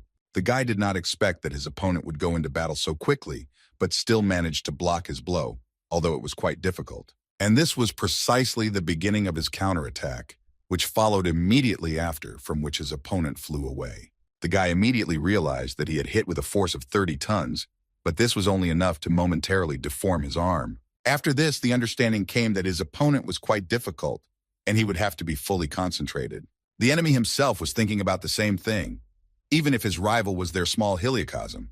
But he felt some tension, and all this did not matter to him, because he could suppress it with the power of his fire, and he was confident that victory would be his. And he decided to act almost immediately after he thought about it, and fired several missiles that flew straight at Chin.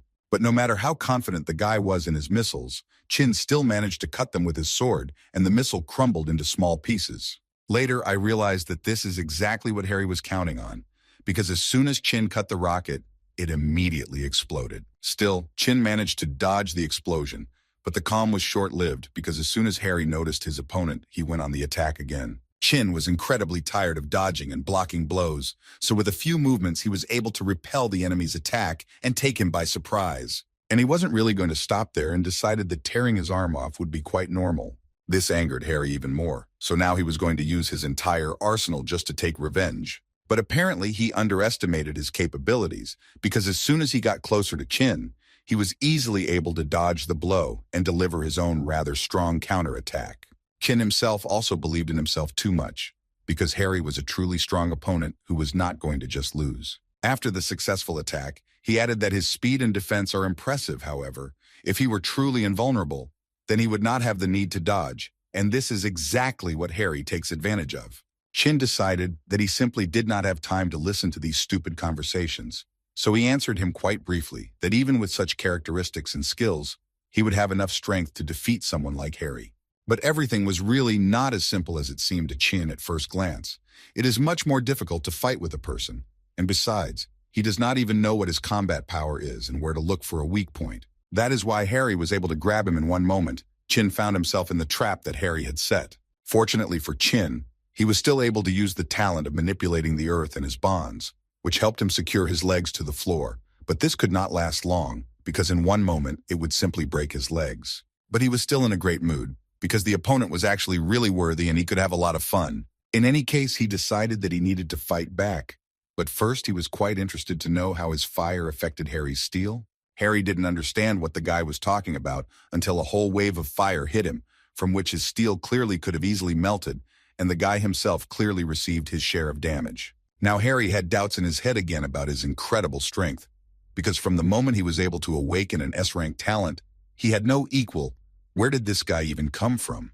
But there was really no time to think about who he was and how he did it, because Chin had already continued to attack, and he needed to think about how to evade such an attack. Apparently, Harry didn't have time to come up with an idea, and so Win was able to lift him to a fairly large height from which he was going to throw him and end the fight there. The guy's condition worsened every second, and it became clear that he most likely lost the battle despite his great strength. Chin thought the same thing, who at one moment flew up to the guy in order to deliver the final blow, which was supposed to force the guy to surrender.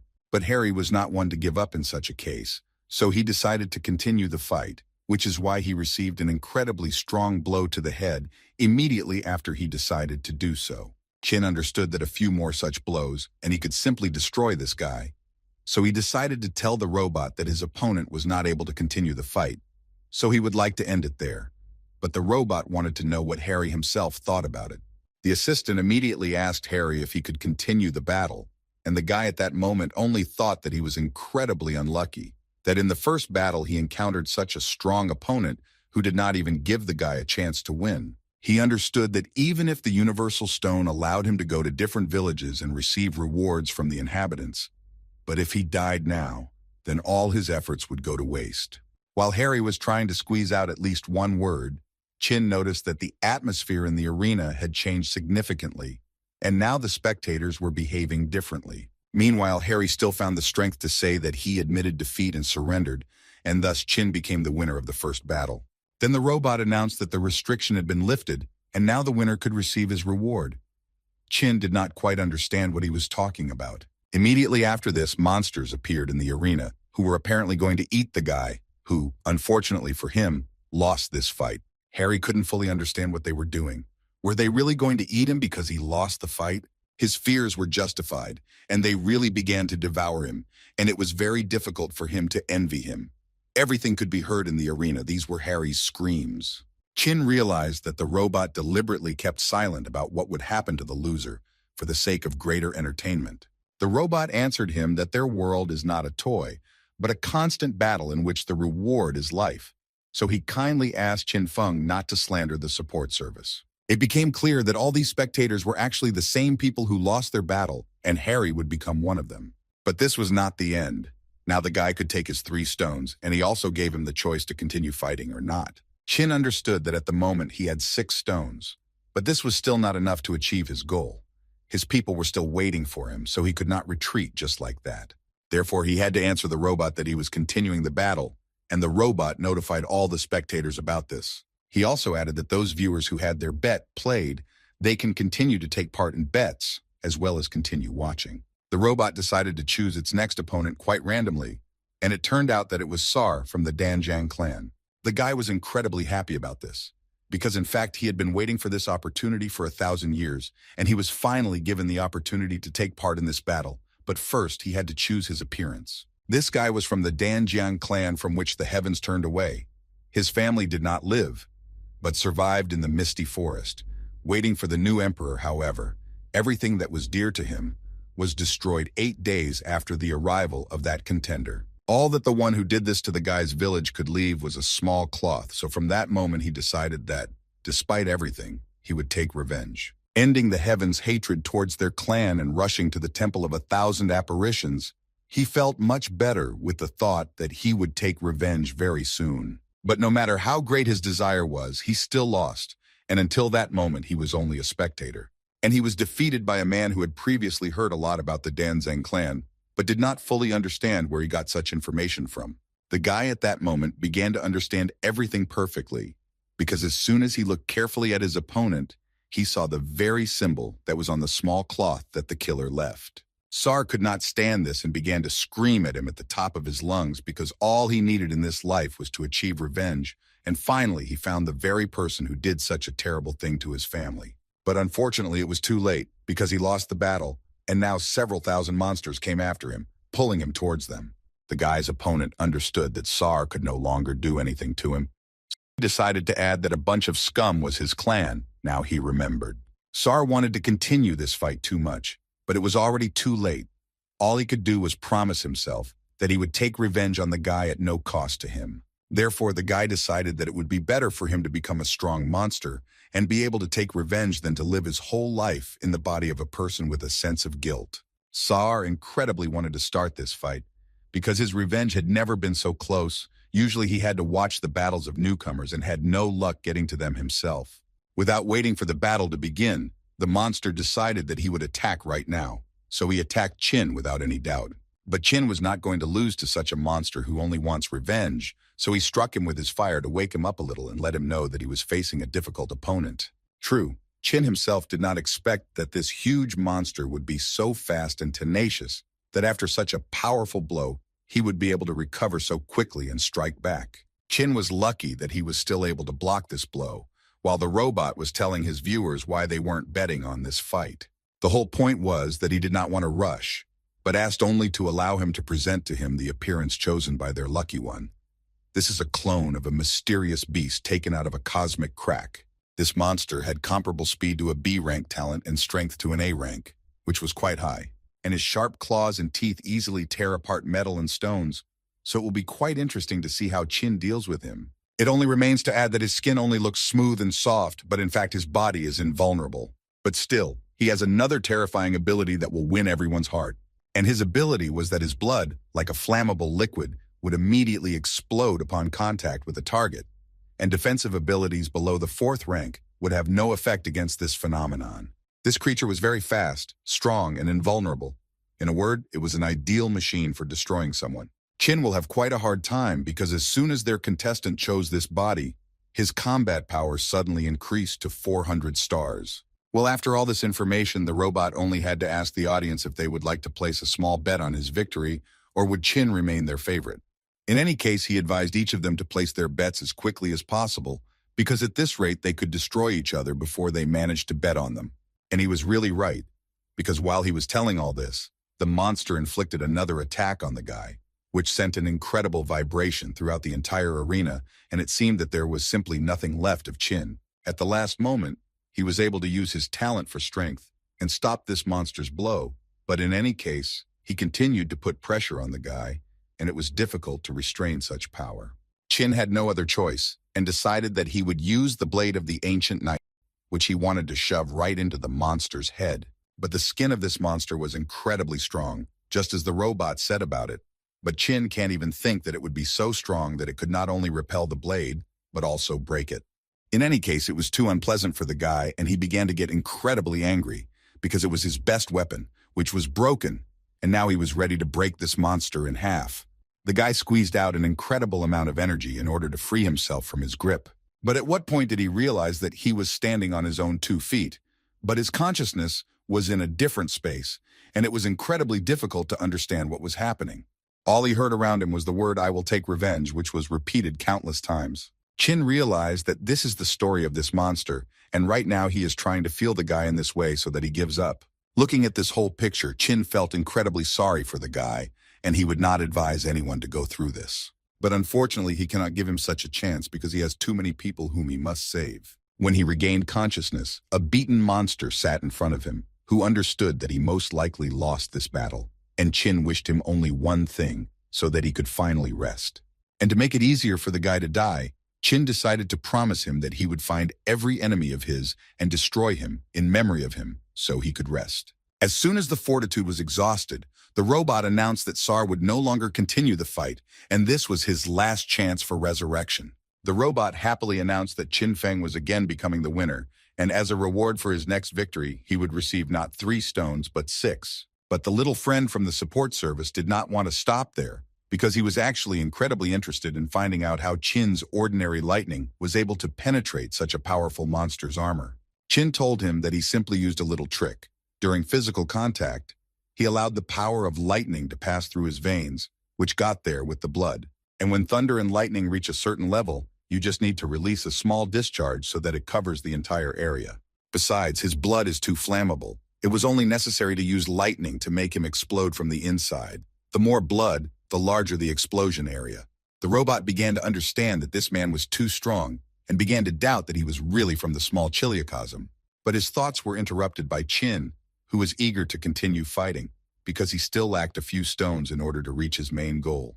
The host of the evening happily announced that Chin Feng from District 1 wants to continue the competition, so the spectators whose bet was played in the last round, as well as those who collected enough soul shards, will have the opportunity to take part in the upcoming battle. The spectators who understood at least something from everyone else knew that this guy was too strong, and it was unlikely that anyone else would dare to fight him. They all decided that it would be better to wait because there were actually a lot of applicants, which means there were plenty of opportunities. None of them wanted to be on the losing side. No matter how much the little robot wanted to, he still had to inform the guy that if there was no one willing to become his rival, then they could not continue. After which some incomprehensible glitch followed, which blurred the small robot into small parts. Suddenly a hole appeared in front of him, as if their space was being divided. The girl looking at all this decided that she had received permission, so she followed into one of the rooms, in which there were 2 girls who were resting after a hard day at work. But strange as it was, at one point they were interrupted by the lady, who was clearly not in the best mood today. As soon as she entered the room, she immediately added that Madam Punisher had called her, and she would like to find out what happened. The Punisher got up from her bed and said that the reason was actually simple. She just wanted to relieve the boredom of her humble subordinate. The woman did not quite understand what she was talking about and asked her to explain to her in more detail what she meant. The Punisher continued to say that she knows very well that the woman simply cannot continue the battle, but she actually has an excellent proposal. After which, she showed him a live broadcast from the arena, where Chin had just defeated 2 opponents in a row and wanted to continue fighting.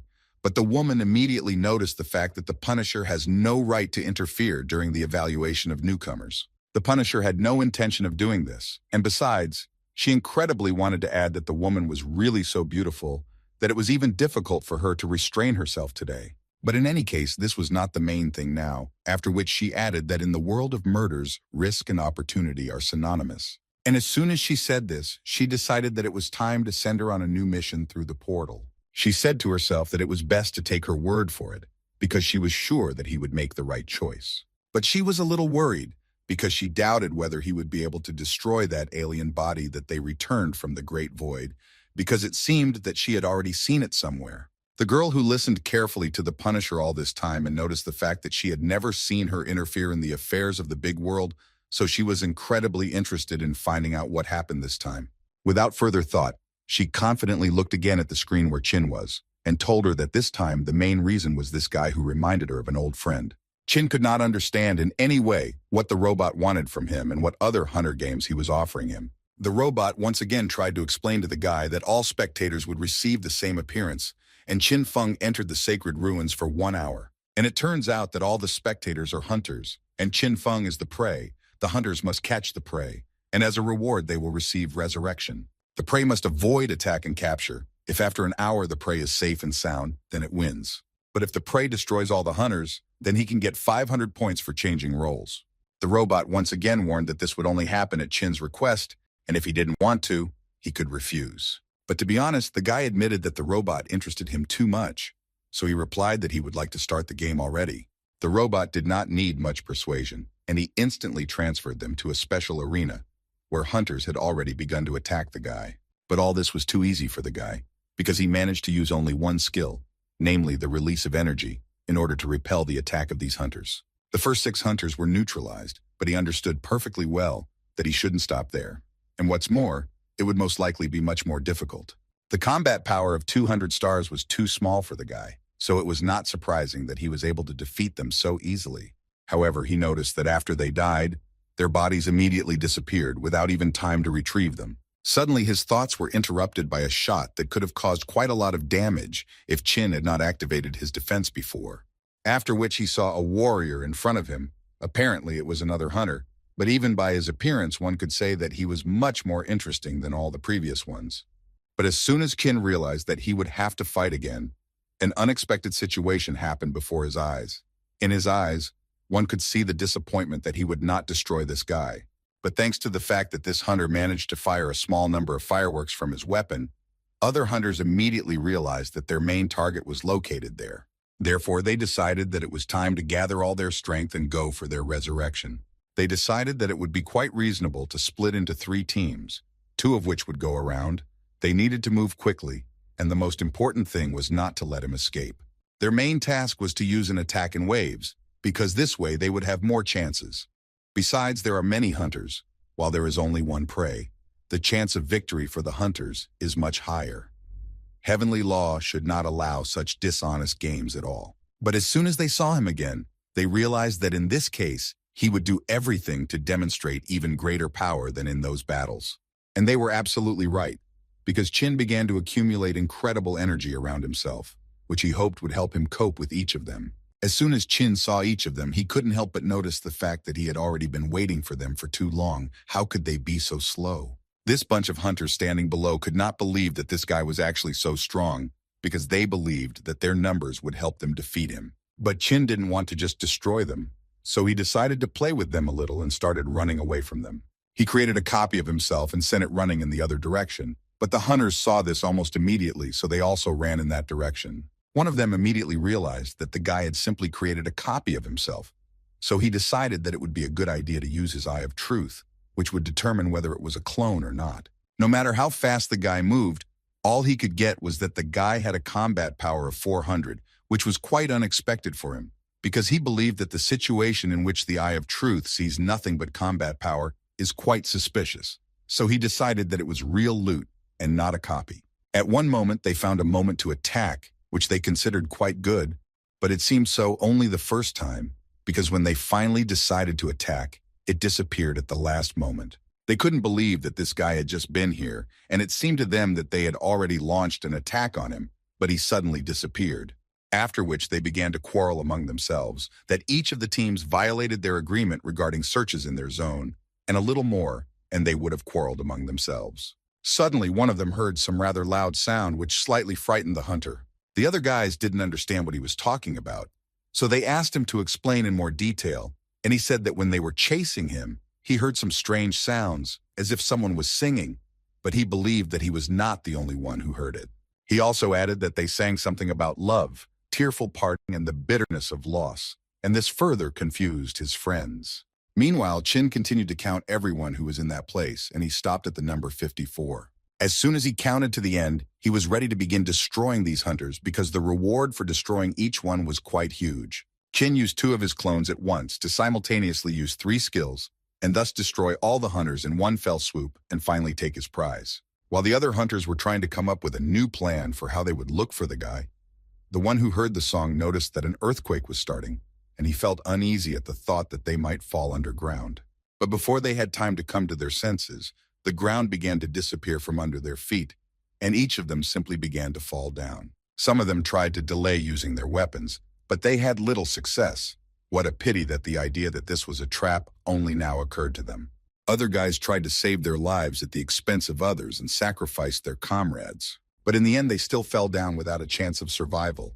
Everything they tried to do was simply useless. And those who still managed to stay alive at least a little thought that moving in space, controlling the earth, metal, his thunder, which he demonstrated during the duel, all these were the talents of this guy.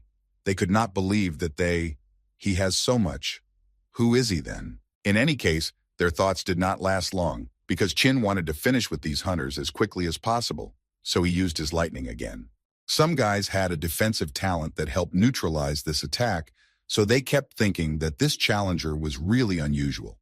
First, he gathered us all in one heap and only then attacked. One of them nevertheless managed to get closer to the edge of the pit at one fine moment, and a little more, and he would have been able to get out. But apparently he would not be destined to do this, because as soon as he decided that he had a chance of salvation, Chin immediately dropped a metal cage from above, which destroyed all chances of salvation. Chin understood that there were too many hunters, and he was only one. If he destroyed them one by one, he would definitely not be able to complete the task of destroying them. But on the other hand, if they attacked in a large group, then he would definitely have a hard time. He decided to use the earth control talent to create a huge pit, place metal pins there using the metal control talent, and then create the appearance of an untouched earth. And when they go hunting, then activate the skill, and thus all that remains is to lure them into a trap. This way he will be able to cope with several or maybe more hunters at once. So he decided to proceed to the next step. He put his clone to work, and he leads the hunters to a place where there is not much activity, and all that remains is to wait until they all fall into a trap. Chin then decided that he needed to attack immediately, so he formed a wall of fire around the hunters to delay them. Next, he decided to use the art of manipulating the gold of the talent of the 5 elements and weaken the frame of the building, causing it to simply collapse. And along the way, ice arrows will be waiting for this territory in the air, which will be shared with those who still manage to get out from under the rubble. Thus, he believed that the hunters would die instantly, and to be sure, he used fire to heat the area to extreme temperatures, thus melting the soil and turning it into lava. With the rest of the hunters, he decided to act even wiser. Chin was going to lure them to hell, and this fate would concern everyone who until that time had been holed up in the dark corners. All you need to do is demonstrate your weakness when necessary, and they will come out on their own. This is how it happened. At some point, Chin settled on the fact that he had already destroyed more than 200 hunters, and apparently this figure would be far from final. But still, Chin's plan worked perfectly, and thus their battle began to come to its logical end. At least it seemed so to the guy at first glance. until he heard someone flapping their hands behind him. As soon as he turned around, he saw the Punisher in front of him, who stood clapping and added along the way that the guy really impressed her. As soon as the robot saw this, it began to get incredibly angry, because she has no right to touch the applicant without permission. But she did not listen to the little robot and simply turned off the communication channel, after which she greeted Qin Feng and added that she was rather uncomfortable talking to him. Qin Feng, in turn, did not answer her with such courtesy, and first of all asked who she was and what she wanted from him. She answered him that her name is Jiu Yu and she plays the role of the Punisher of Heaven, and it was she who offered 500,000 points as a reward for winning this game. The guy continued to not understand what she wanted from him, but still answered in an angry voice that he probably should thank her for this. But she believed that it was not worth doing this, because she did it of her own free will. Then she added that heaven has rules. The Punisher cannot interfere in the affairs of the applicant during the testing period for a newcomer. However, the Taken Ruins are an exception, especially since the guy entered here voluntarily, and this territory is not controlled by heaven.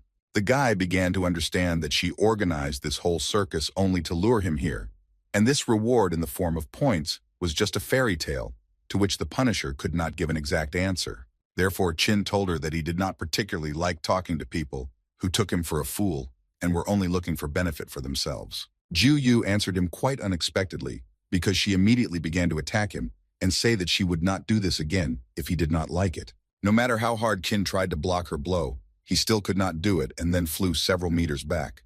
But he was not going to give up and decided that he would have a much better chance in the air, so he immediately used his wings to take off.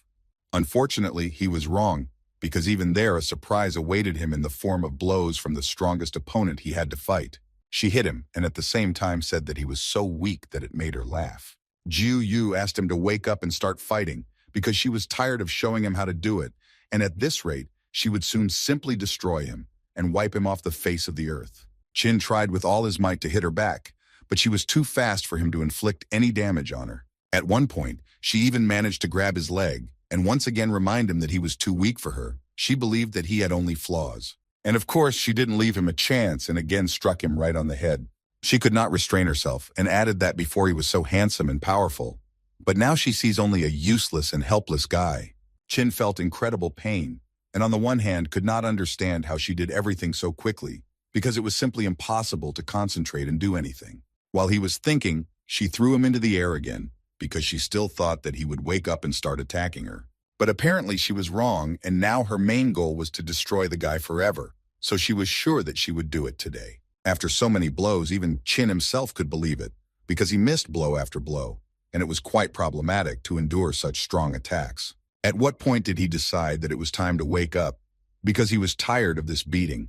So he realized that since everything he tried did not work on her, then he should try to use the power of the 5 elements. He launched into her all the cores of the elements that he knew. Now he could only watch how she was going to repel these blows. The explosion was incredibly huge, as expected from using 5 elements at once. After all, the guy extracted 5 elements from the sacred ruins to create a sphere whose destructive power is not inferior to a nuclear bomb. He decided to fly up as high as possible to see if this blow worked and did any damage. But apparently it didn't do anything to the guy. After all, the girl stood and smiled, simultaneously saying that if this was his best blow, then she was very sorry, because he only stained her armor a little. Qin was a little upset that the power of the elements was also ineffective here, so he decided to invite his pet to this fight. The guy came up with a plan in which he wanted Luana to release the golden flames while he used the shadow bonds. Maybe this way they could do at least some damage. Qin was able to tie up the Punisher without any problems, and this confused him a little. But still, the little phoenix went on the attack as her master ordered her.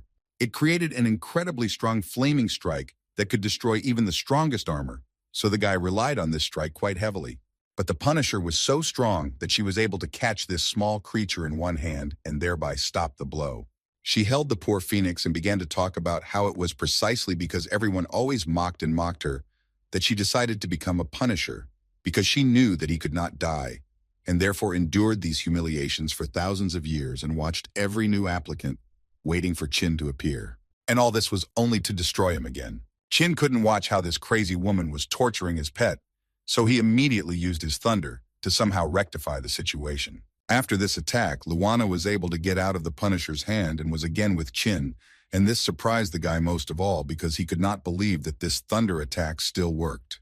He began to think that perhaps elementary talents did not hurt her, but had a certain influence. Chin understood that these were all just guesses, so he decided that he needed to test this theory and use the talent of the 5 elements, but wanted to use ordinary earth.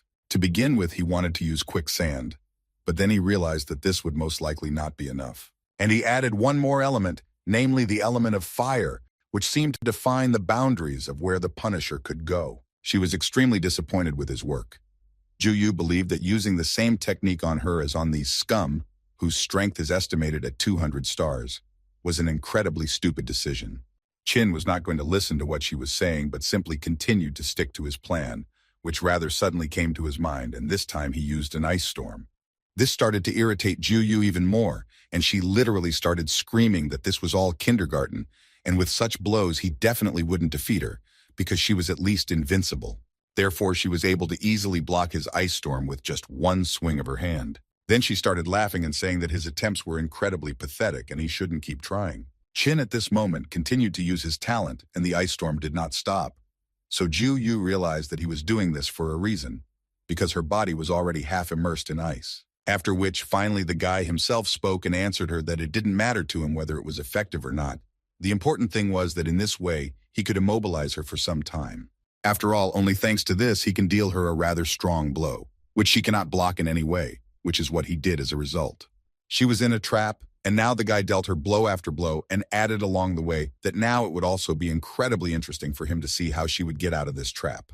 Juyu did not think so, and at one moment exposed her helmet to the blow, and Chin struck with all his might not on the head, but on the helmet.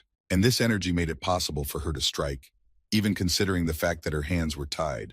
The guy couldn't even imagine that she would try to launch a counterattack in exactly this way, so he couldn't foresee it. Juyu, meanwhile, began to laugh incredibly hard again and say that his magma and ice are just kindergarten, which still do not help him win in any way.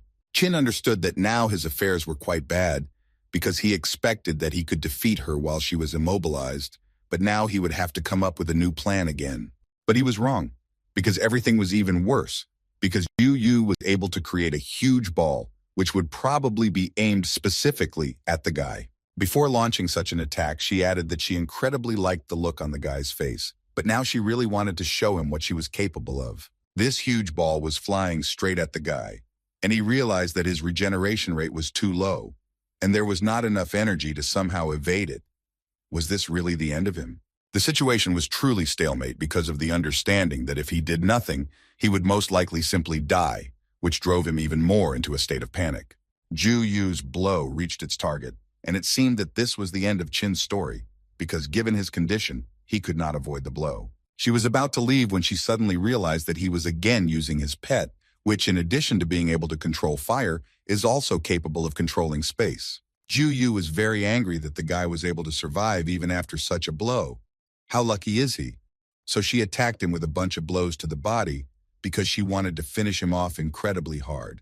Chin was in an incredibly bad state, but his regeneration was aimed at Lana, who was able to save him at the last moment. At this time, Juyu did not even give the guy a chance to recover, and again launched another attack to finally finish him off. Along the way, she said that she always thought that their battle would be much more lively, but it turns out that she was wrong. She again gave him a chance to escape because she understood that he would not be able to do this, and she incredibly enjoyed playing such games with him.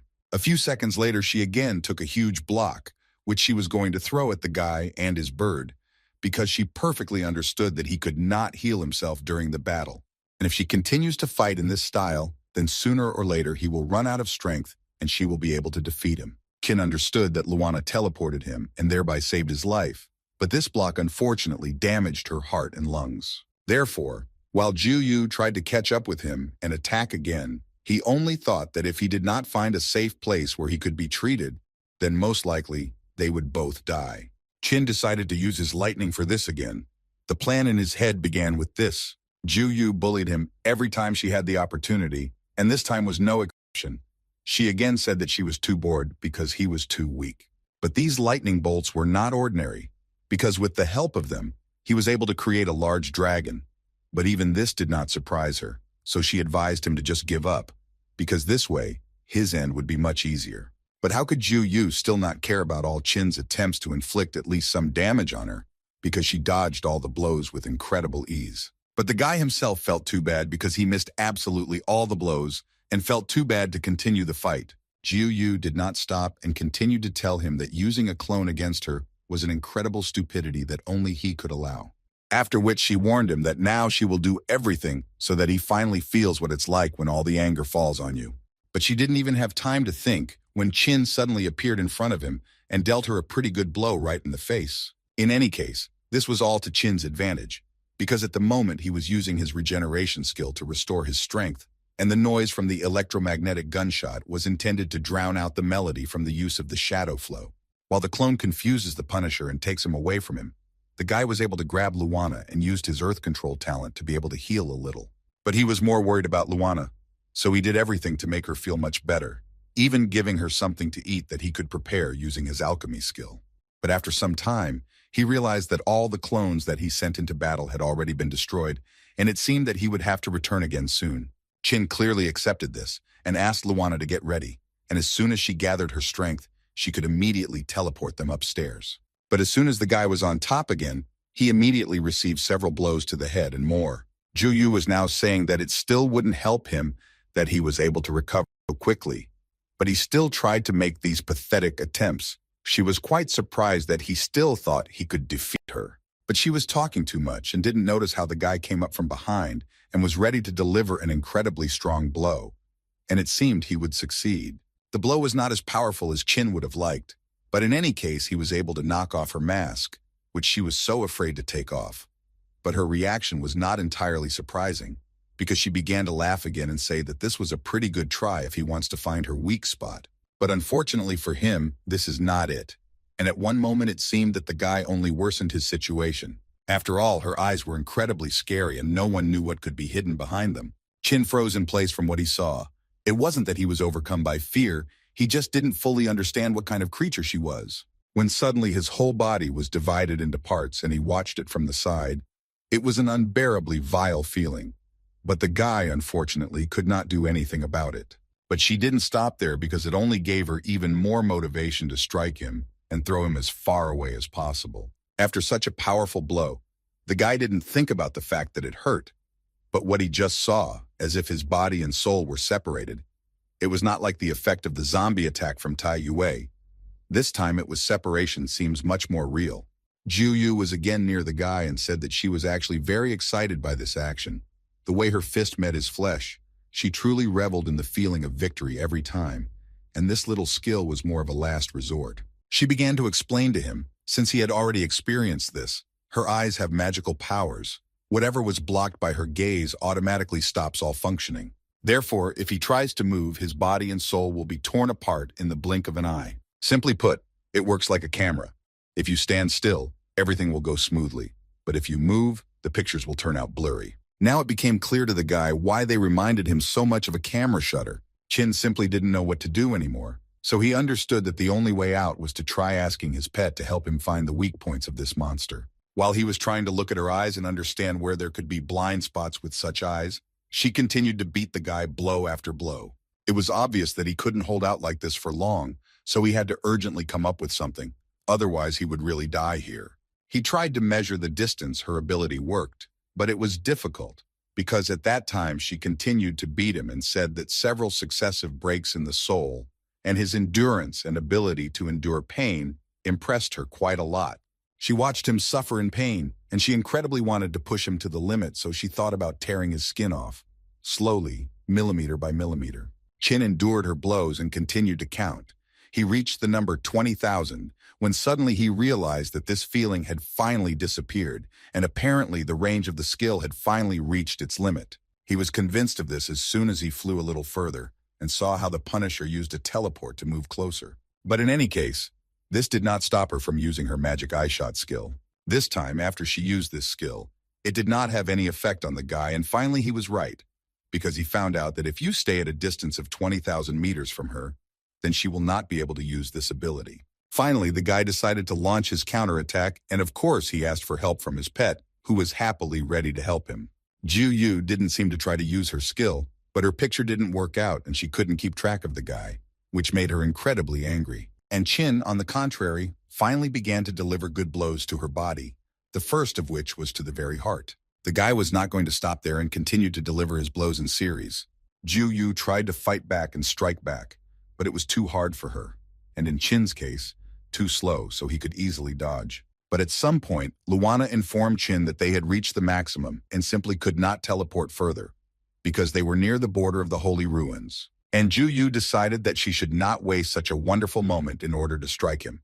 So she decided to increase her speed to the maximum and began to deliver an insane number of strikes. She decided that the most suitable option in this case would be to use the Royal Fist, with which she can deliver several dozen blows at a time. Chin understood that there was no point in dodging these blows, so he once again asked his pet to leave as soon as possible. But unfortunately for him, and in particular for his pet, the teleportation did not work, and Chin took all the blows upon himself. While so many blows were thrown at the guy, all he could think about was that when using a skill, Luana concentrates on a certain point in space in order to move exactly there. However, this kind of punishment distorted space, and Luana was unable to concentrate on a certain point.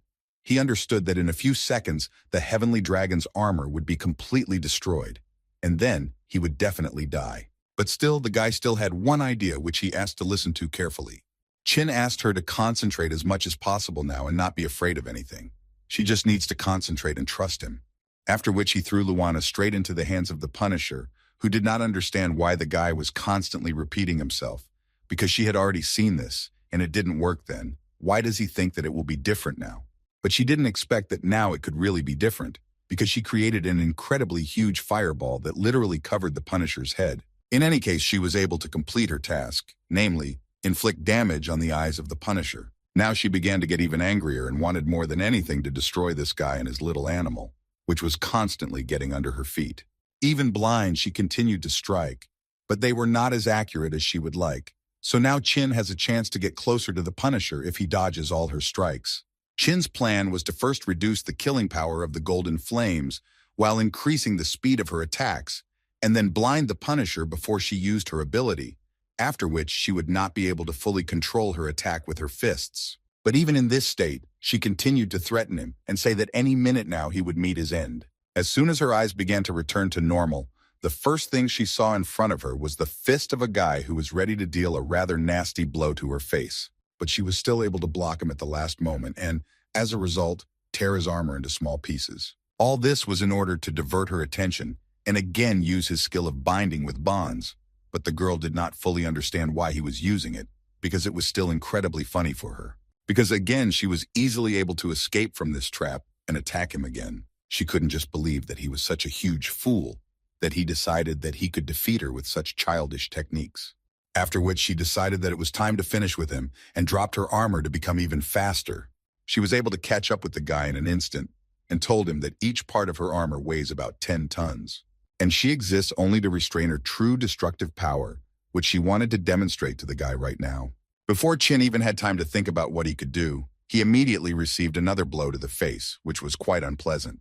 But again, the guy understood what he needed to do, so these blows did not cause as much damage as usual. He even managed to evade some, which gave him hope that he could still defeat this monster. He understood that after she took off her armor, her speed increased incredibly. Now she essentially moved almost at the speed of Luana's teleportation. Therefore, he decided that it was better to send his little friend into three-dimensional space. It would be much safer for her there, although she did not want it. And as soon as he did this, Ju Yu appeared in front of him again, who incredibly missed the guy and was ready to deal him another blow to the head. Chin understood that he urgently needed to come up with something, because at one point he simply would not be able to withstand blows of this level. But this girl was too strong and it would be incredibly difficult to defeat her just like that. She herself was incredibly interested in finding out how he was now going to play with her, without having the ability to teleport. Chin did not have time to do anything because she constantly struck and simply did not let him even think. But still, this was only at first glance. In fact, the guy had a clear plan, and every blow she dealt to his head brought him closer to the fact that he would still be able to carry out his plan. When he was already close to landing on the ground, he ordered his bonds to pick up a small object by the time he finally landed. He asked to do this as soon as possible, and they still managed to throw this item to him at the last moment. Now everything depends only on him. He needed all this so that he could block her blow, which he was able to predict. But she was able to deliver such a strong blow that even through part of this armor, he felt its full force. He couldn't believe that even with her armor, it was hard to resist her strength. So if he now hides in three-dimensional space, then she will find a way to find him anyway, and then not only will he suffer. Chin understood that he immediately needed to come up with another way out. But as soon as he thought about it, Chi Yue suddenly appeared in front of him, who, according to her, came to stop the Punisher. And her attempt looked pretty good because she used her skill, which was called static time, and this helped to stop everything that was happening for a while. But in any case, it was not for long, and Ju Yu was still able to throw part of her armor at them, which weighed quite a lot. Chi Yue knew what she was doing when she took this step and was able to stop this blow. Although in the girl's eyes there was a misunderstanding that this was simply impossible, because she was definitely able to stop the flow of time. And now, no matter how hard she tried, she was unlikely to be able to dodge another similar blow. Her fears were actually justified, and the Punisher actually launched another piece of armor at them. After which there was a small explosion, after which one could forget about this girl. But the Punisher was still quite interested in watching her skill. The ability to manipulate time is really good. It's just a pity that the level is too low. The difference in their strength is huge, and then these abilities have no effect on her. She was able to survive, but now Chin was even more wounded. No matter how hard she tried, she could not protect her master. Chin again heard from the Punisher about some Long Zhu. She constantly talks about him. Apparently she confused him with him because of his blood talent. Maybe he will be the key to defeating her. The guy asked Chu Yue to do something for him. He told her that he had a skill card, and it would allow her to use the wings of the wind. And then she needed to use her skill to interact with the clones. He asked her to do this as quickly as possible, because she needed to stop the Punisher as quickly as possible until she herself did this to them. All he needed was for them to gain just a minute of time. But her safety was a priority, so he asked her to do everything carefully and not fall under her blows. They were interrupted by Ju Yu, who asked for forgiveness for interrupting their idyll. But she wanted to end it all, so now she will send them to hell so that they can tell her how good she is. Chin ordered that his order be carried out, and he will distract her by causing a small explosion. The guy created a one-piece explosion, after which there was a large amount of smoke, which helped his clone and Chu Yue pass unnoticed by the Punisher. And Chin himself disappeared at that moment. He needed to heal and regenerate at least a little, because his condition was terrible. While he was doing this, Chu Yue tried with all her might to distract the Punisher, again using her ability, but only this time at her best. Chin wasted no time in eating as many dragon fruits as he could, literally stuffing more and more into his mouth, while Ju Yu was trying to get a clone of the guy who was simply carrying out an installation to stall for time. Chin's strength continued to grow at this time, because he ate an incredible amount of dragon fruit at once. Chu Yue understood that she could not hold out any longer, because she was getting closer and closer. And unfortunately for the girl, it was too fast than she expected, because literally a moment later, the Punisher held the girl by the head and said that she had finally caught the mouse. Ju Yu understood that this girl was just an ordinary person who was unlikely to do anything to her, but she still struck her several times.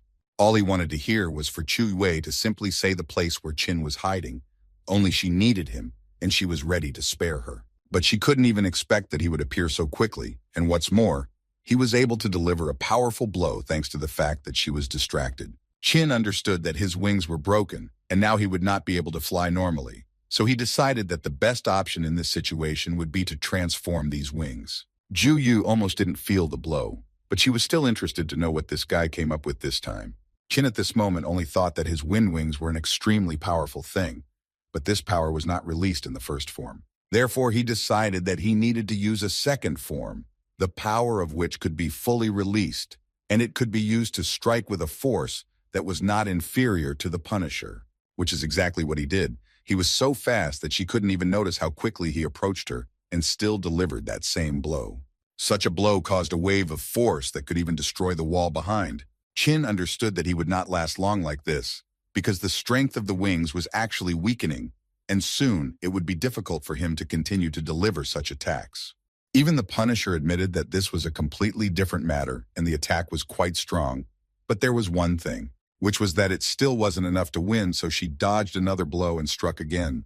This time the blow was even stronger, and the guy realized that his ribs were broken, and his energy was only half restored. No matter how many dragon blood fruits he ate, he still couldn't defeat her. She walked away a short distance and added that out of respect for him and his strength, although weak, she would give him a quick end. But Chu Yue intervened in the battle again, and she jumped out right before this blow. Everyone understood perfectly well that this was the end for the girl, who at that moment was crying and saying that it was because of her that he received even more damage.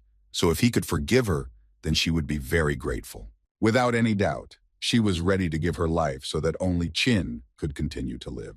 Qin couldn't believe it and started screaming because it was incredibly painful for him to lose her.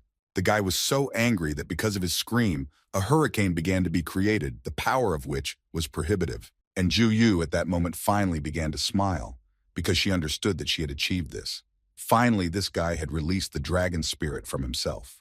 Qin at this time began to go crazy, and it seemed that he would simply explode from the power that he had to control right now. But still, he was able to cope with this, and now there were several dragons around him that he could control. The Punisher at that moment was thinking about how terrifying the aura of greatness was, almost like Long Zhu had then. But all this was a bluff, because the real Lu Zhu had not yet awakened. At least she thought so. Therefore, she believed that she needed to continue the fight and wait for it, because most of all she wanted to return to the abode of the immortals. But just as they were about to clash again in battle, a woman suddenly appeared in front of them through the portal, who immediately began to say that personally contacting the applicant in an attempt to destroy him by creating sacred ruins that are isolated from the eyes of heaven is simply impermissible, so she will report this to the heavenly path. But Ju Yu didn't care what she wanted to do, because she had actually already done everything she wanted. Therefore, she began to teleport little by little with the thought that she knew for sure that he was Long Zhu, and as soon as the novice period was over, she would certainly return for him and then destroy him completely. The guy held Chu Yue in his arms and listened as they told him that the village chief Qin Feng had graduated from the hunter game, and for this, he would receive 500,000 points, and as compensation he would be given the opportunity to receive an unlimited purchase of universal stones. Well, as a bonus for the fight with the Punisher, he will receive a 7th rank artifact, namely a divine weapon instead of his broken sword. Instead of his armor, which was destroyed, he will receive level 6 armor, namely the Zhuanshan dragon armor. But all this was rather uninteresting to him, because first of all he wanted to find out who it was. The assistant told him that the Punisher constantly talked about the demigod, who came from the abode of the immortals, demoted in rank, but she could not say anything more about Long Zhu. Looking at Chu Yue, the guy knew that he would definitely have to return the favor for such a beating. Of course, he had an incredible desire to make her pay for everything she did. The woman told him that people from abandoned clans belonged to the world of murder, so there was still a chance to make an extraction before she died. But Qin was not going to do this because he respected Chu Yue too much, and he was not going to use his talent on the dead. That was his law. After that, he collected his thoughts and used his teleport and entered area number 618, where he sent out offers to all residents of village number 618 to become residents of the Dragon Pool village. And so the guy did this with several more villages where people were not against joining the Dragon Pool, because there they could do ordinary work and get a new level for it. After some time, the guy was able to achieve good results, and now he controlled 16 villages and branches, so he was able to save all his former compatriots. He also asked to divide his points between them and gave 10,000 points for each of the 4 characteristics for all this. As a result, he became even stronger after the battle with the Punisher.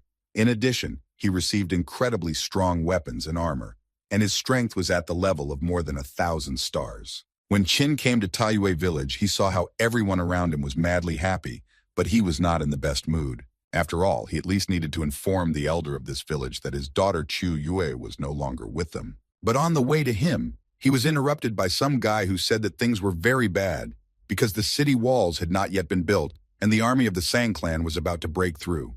After which he added that only Qi Yiyun and a few others went to confront the entire army, and this made Qin go into a state of shock. He understood that this was Qi Wei's younger brother, and he wanted to do everything possible to prevent him from dying in this battle.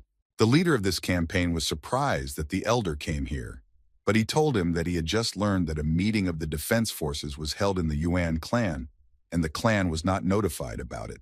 He believed that their clan was weak, so everyone looked down on them. If this time they managed to destroy the challenger, the clan's strength and prestige would increase significantly. That's why he came here to do this and lead the clan to victory.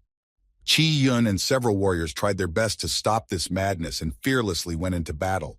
At some point, everything worked out great for them, and Chu Yun was glad that they still had a minimal chance of winning. But all this did not last long, because at some point they were caught by surprise by shifting sands, which neutralized almost the entire team.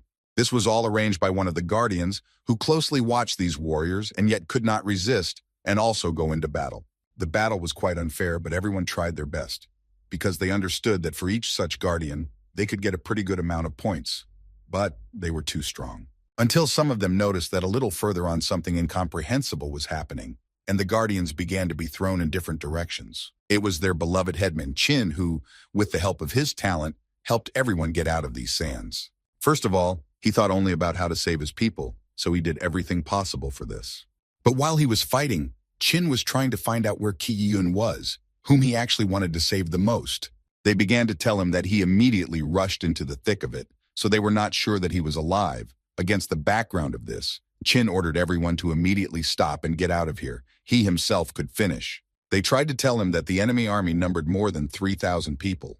They doubted that he himself would be able to resist them. Chin did not care at all about these words because he perfectly understood that he could do this alone. He was more worried that he could not find his friend, so he again turned to his little pet. The guy asked Luana to fly up and find Chi Yiyun's fire for him while he dealt with all the Guardians. Some of them were quite strong, and they even managed to land some blows on Chin, but in any case, he managed to block absolutely everything. Luana tried to find Chi Yiyun for a long time. She even lost hope until she saw a huge mammoth, and near him there were several people who looked like the Kang clan. Therefore, without thinking for a long time, she immediately flew back to her owner and notified him that she had managed to find the guy, and Chin immediately asked her to take him to him. Meanwhile, Chi Yiyun and the other warriors tried to resist the power of the Guardians, who were crushing them more and more every second. As soon as one of the guards struck another blow, which most likely would have been the final blow for the guy, Chin intervened in the battle and managed to block it.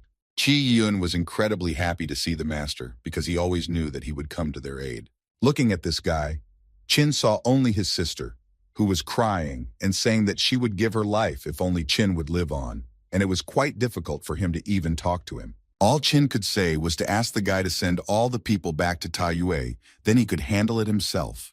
After which Chin Feng will have to fight with an entire army of Guardians, one-on-one, and this battle should be even more difficult than with the Punisher.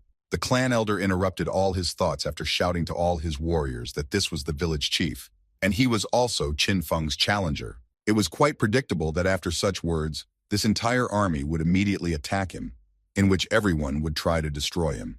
But Chin knew one very important thing, that this time everything would be completely different. He was confident in his abilities, and as soon as all his people left, he was ready to deal with everyone who was here. Without any problems, he was able to release the power of the Yellow Dragon, whose power was prohibitive. The Elder and the other Guardians could not believe their eyes that they were really seeing this. The man understood that this was a terrible oppressive aura that made it difficult for him to even move. Even their main trump card, a beast with a combat power of 600 stars, trembles with fear, and it was clear why without further explanation. But this was only the beginning, because as soon as Chin concentrated all the energy around himself, he was ready to release the power of the dragon. None of the Guardians could have imagined that they would face such a powerful force, but now even escape will not save them. The Elder tried to shout to each of them to use combined defense skills, but apparently it was quite useless. After all, at one fine moment, he himself began to understand that most likely his life would end there. At the same moment, Chin received a new notification in which it was said that he had destroyed the ruler of the Kang clan, for which he received a land token of the Kang clan. Also, in addition to the Elder, he destroyed more than 3,000 Guardians, for which he gained so much experience that he had enough to increase his level to 20, and he believed that in the future, it would be possible to establish a portal between Taiyue and the San clan so that all residents could collect war trophies. At this point, he finished the battle with the Guardians, so he decided that it was time for him to return back to his village, where he was greeted with smiles and joy because they considered him their savior and brought him an incredible number of different gifts. Chin was slightly embarrassed to accept all these gifts, so he did not know how to react to all of this. But suddenly, all his attention was focused on the man who stood modestly behind everyone. The guy began to understand that this was an elder, who most likely had already guessed what happened to Chi Yue, One of the Kang clan, who managed to survive the attack from Qin, immediately ran to the advisors to tell him what happened. He shouted and proved to them that this was the absolute truth. He believed that this challenger named Qin Feng used some kind of skill to destroy all the people from the clan with just one blow. Challengers and guardians always oppose each other, so he believed that he needed to be dealt with before he reached the peak of his power. And now the guardian believed that all his friends and colleagues had been destroyed. The head of the Ihan clan intervened in the dialogue and said that if this is true, then he thinks that the strength of that person is already comparable to the strength of a first-stage heavenly level master. The head of the Fei clan, Lian, answered him that this simply cannot be. Only 5 days have passed. Even a person from the large Chiliocosm cannot do this. But the head woman of the Xiao clan, Yun, believed that nothing is impossible. One should not underestimate applicants, and she has guesses that this person is even stronger than they think. She also added that the first stage of the heavenly level and the 9th stage of the earthly level, and to win it would be worth putting in quite a lot of effort. And besides, there were about 3,000 of them. Han understood that this was actually very bad, because if this was so, then this person was at least a master of the 3rd stage of the heavenly level. But it was very difficult to believe because the 3rd stage of the heavenly level is only Yuan. They believed that the strength of this challenger was beyond our imagination, and fighting him alone was rather unwise. So they believed that they needed to join forces. But the head of the Yuan Kun clan, who was the only one among them all who had the 3rd step of the heavenly level, could only smile. After which he stood up and began to leave this room, saying that they were all just ordinary cowards who were afraid of some challenger. He also added that the Yuan clan never unites with weaker ones, so he will not participate in this. It was all right for him that the Yuan clan looked down on everyone, so he had no intention of uniting with anyone. Qin sat in the same hut with the elder and said that she wanted to protect him, that's why she died. To which the elder answered her that she, as a warrior of the Qi clan, had the honor to die for her master. The elder asked the guy not to blame himself for anything because he is incredibly proud of his daughter. Qin was thinking at this moment that not only Qi Wei, but all members of the Qi clan were ready to die for him. Initially, he planned to take them to him only to increase the number of the village. But these are really incredibly loyal people who consider him master, and now responsibility for them lies with him. Then with the Punisher, he could only evade and constantly suffer damage. He reproached himself for being so weak. With such strength, he would not be able to protect his village and the people who live in it. When suddenly all his thoughts were interrupted by a shocking question from the elder, who suddenly became interested in asking the guy what he knew about Long Zhu. He did not wait for the guy to answer, and added that in the Qi clan, there is an ancient book that is passed down from generation to generation, and he remembered it when the gentleman told him about the Punisher. It recorded the deeds of the ancestral gods that existed many years ago. So Qin assumed that Zhu Yu might have been demoted to a Punisher due to the fall of the ancestor dragon. The fragments of the true spirit were scattered, but there was still the possibility of its revival. The old man added to him that the master has skills similar to the dragon ancestor, and therefore he mistook Qin for his reincarnation.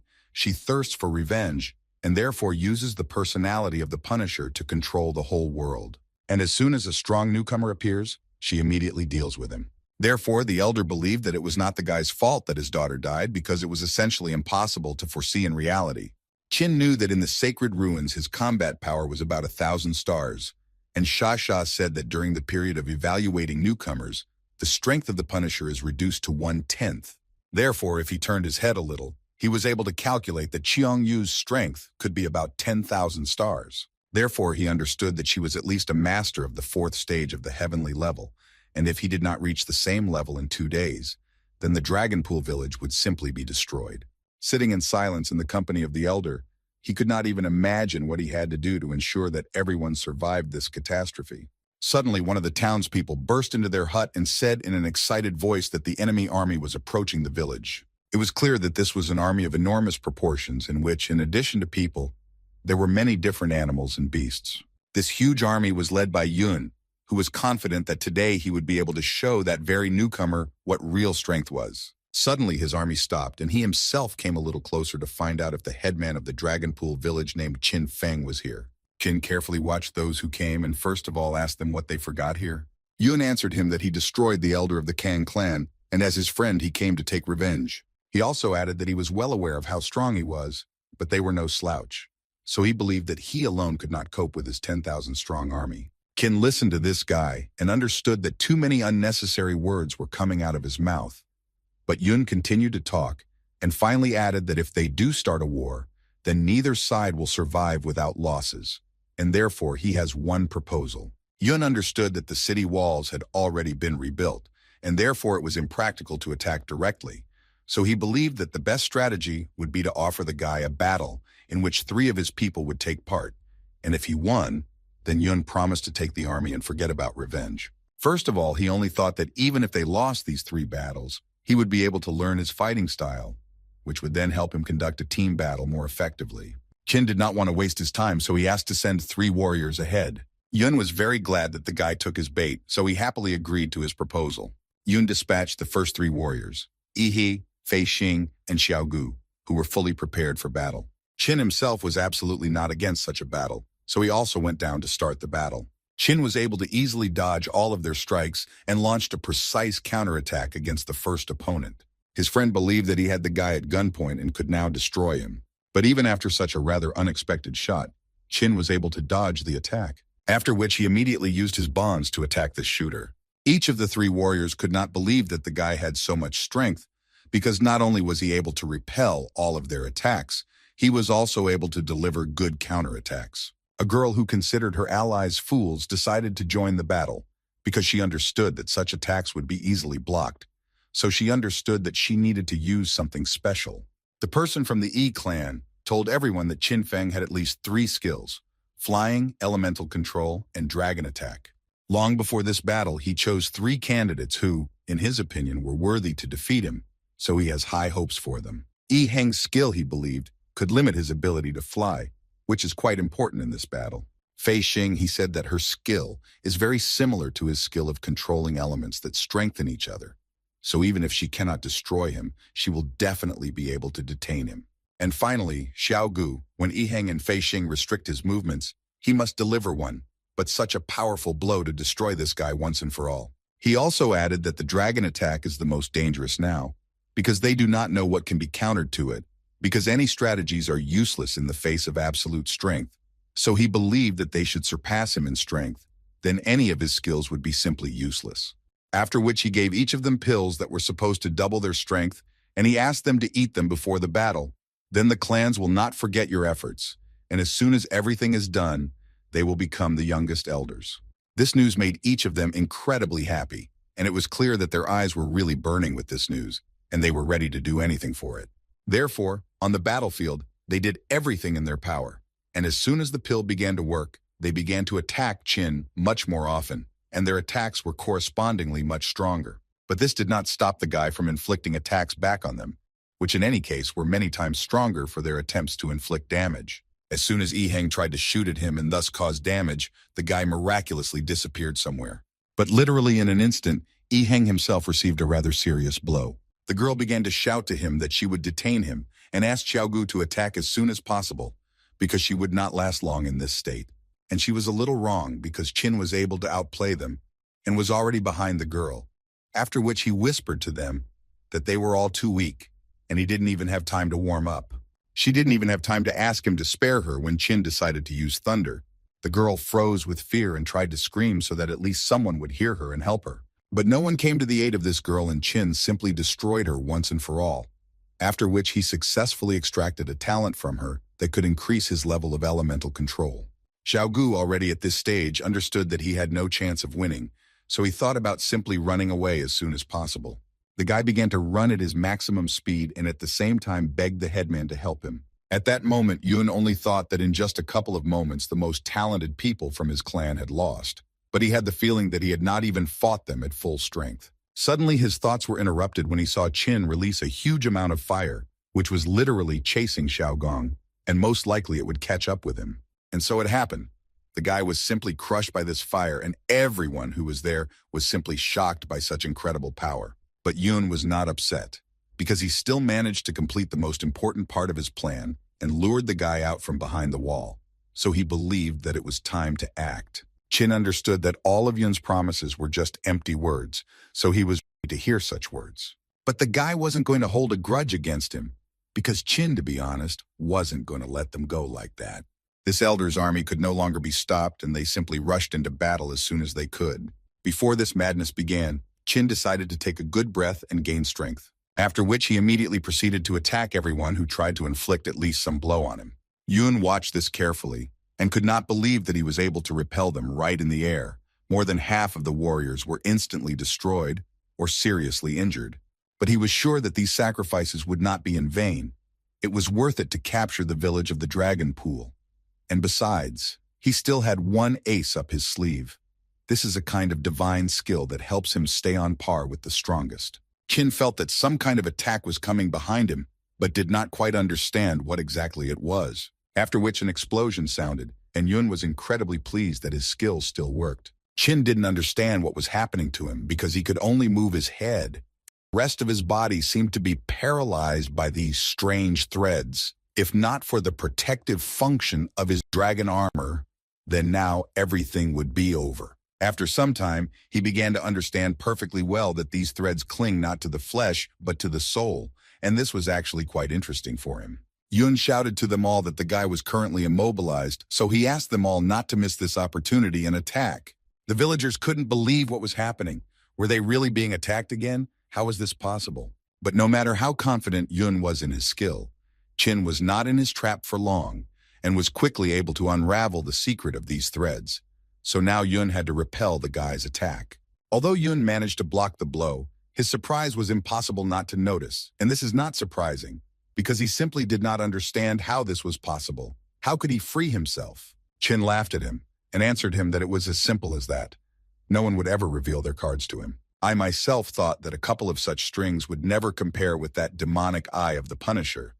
Besides, his soul was significantly hardened in that battle, and now it is significantly different from other souls of people. But his enemies, of course, do not need to know this. But Yun was still happy, because behind his enemy, his village, which he loved so much, was burning, so he was sure that victory was on his side in any case. He knew that their clans had already planned this for a long time, to send pawns to probe and detain the village chief of the Dragon Pool. While they distracted him, Han and Fei Liang used their stealth skill to unnoticeably destroy the city wall and enter the village. This way, the soldiers would mingle with the locals, which would ensure that he would not summon the dragon. And according to the plan, it was Yun who had to face him, which was the most dangerous part of this plan. He was sure that only he would win from this battle, but no one expected that Qin would be so strong and that his anger would go beyond all limits. But they took into account in the plan that he, as a responsible leader, would rush to the aid of his subordinates at the slightest threat. All that had to be done at this stage was to wait until he reached the village, and then both sides would be losers, and he would get all the rewards and glory of victory. But suddenly Qin stopped and turned to the guy with his sword, after which he added that the expression on his face gave him away, because it was clearly visible that he couldn't wait to celebrate. Qin calmed him down and said that his plan had failed, because there were 2 more creatures in the village who were equal in strength to him, so they could adequately entertain his friends. Yun couldn't believe it. 3 people with such power. This was not said in the report, and he began to understand that if he was telling the truth, then they should leave as quickly as possible. He realized that this was most likely the only way out, and decided that he would do just that. Qin did not stop him, because he thought that some threads were much stronger, and the one that was alone was the strongest. He was interested in knowing the peculiarity of his skill. However, on the other hand, it was still absolutely useless for him, so he decided that first he needed to destroy Yun, who had already run quite far away. A few seconds later, a notification came that he was able to destroy the ruler of the Xiao clan, for which he received the land token of the Xiao clan, and after he applied the extraction, he received the 8th level skill, which was called Releasing Divine Consciousness. Qin didn't fully understand whether this was the right skill. It had a very strange name, and the description also said that the skill depends on the goal. What does this all mean? Therefore, he decided that he needed to try using this skill to make sure how to use it. And when he did this, he was pleased with its action, although his D-level talent also allows him to pick up objects. But the range of action is significantly different. This 8th level skill can not only grab things at a long distance, but also extract them. He realized that if he tried to change its shape, he could create threads that would pierce the soul. Even this incapable waste was able to briefly delay Qin. But if he acted, then perhaps he would be able to gain complete control over the enemy. Now he decided that he needed to check how far they could stretch. And to check this, he decided to run through the village and use this skill on those who were still alive after the attack. He was able to reach a distance of more than 30 kilometers. Does the ability of divine consciousness really have no limitations on the area it can cover? Suddenly, people began to feel some kind of earthquake, which was felt throughout the entire village. Literally, at that very moment, a huge wave appeared, in which huge monsters were visible, which apparently created this earthquake. Yuan created all these waves and carefully watched everything that was happening. But as soon as the other elders saw him, they immediately began to shout at him that he did not want to unite with them. So if he was going to warm his hands on someone else's misfortune, then they would not allow him to do so. Yuan Kun quickly closed his mouth, which was giving out too much unnecessary information, after which he added to his subordinates that their enemy is not an ordinary person, because he managed to awaken the power of heaven and earth and then strengthen his techniques. So he asked them to first destroy the wall he created. Qin immediately looked at this guy with his eye of truth, and saw that his combat power was equal to 1,800 stars, which was not much larger than him. But why did he feel the pressure then? In addition, the source of pressure is very strange, so he turned his attention to his pet, who looked quite strange. Perhaps it is he who creates such a strange aura. He couldn't understand what they were doing with this water and how it ended up in the air. But it was absolutely clear that it was moving straight towards the city, so something needed to be done. Qin understood that these three monsters were of the earth level, but even they were capable of attracting the power of heaven and earth for their own purposes, even if they were capable of something similar.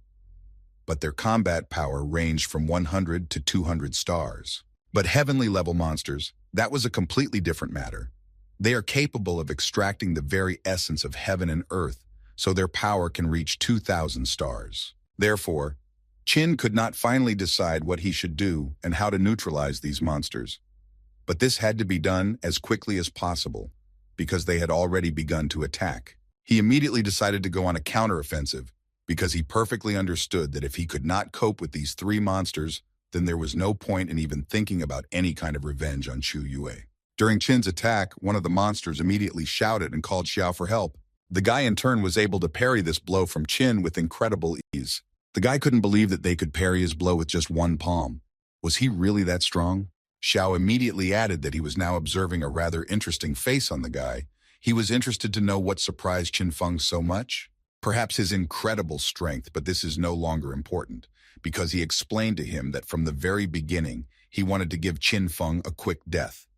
But since he destroyed three of his subordinates, he will not do this. Now he wanted more to send his opponent straight to hell, where he would experience all the variety of pain. Qin noticed that this guy's strength suddenly changed at one moment, and now his strength is comparable to Jiu Yu's in the ancient ruins. But in fact, he is no longer the weakling he was, and he will regard this fight as training before his main fight. The rewards, points, abilities, and talents that he managed to get for killing the Kang and Shao clans have already made him strong enough to resist her. Therefore, he decided to continue attacking, and if that attack did not bring him any results, then he did not mind trying something new. Qin began to feel powerful and superior to his opponent, so to some extent, he even forced the guy to dance in front of him.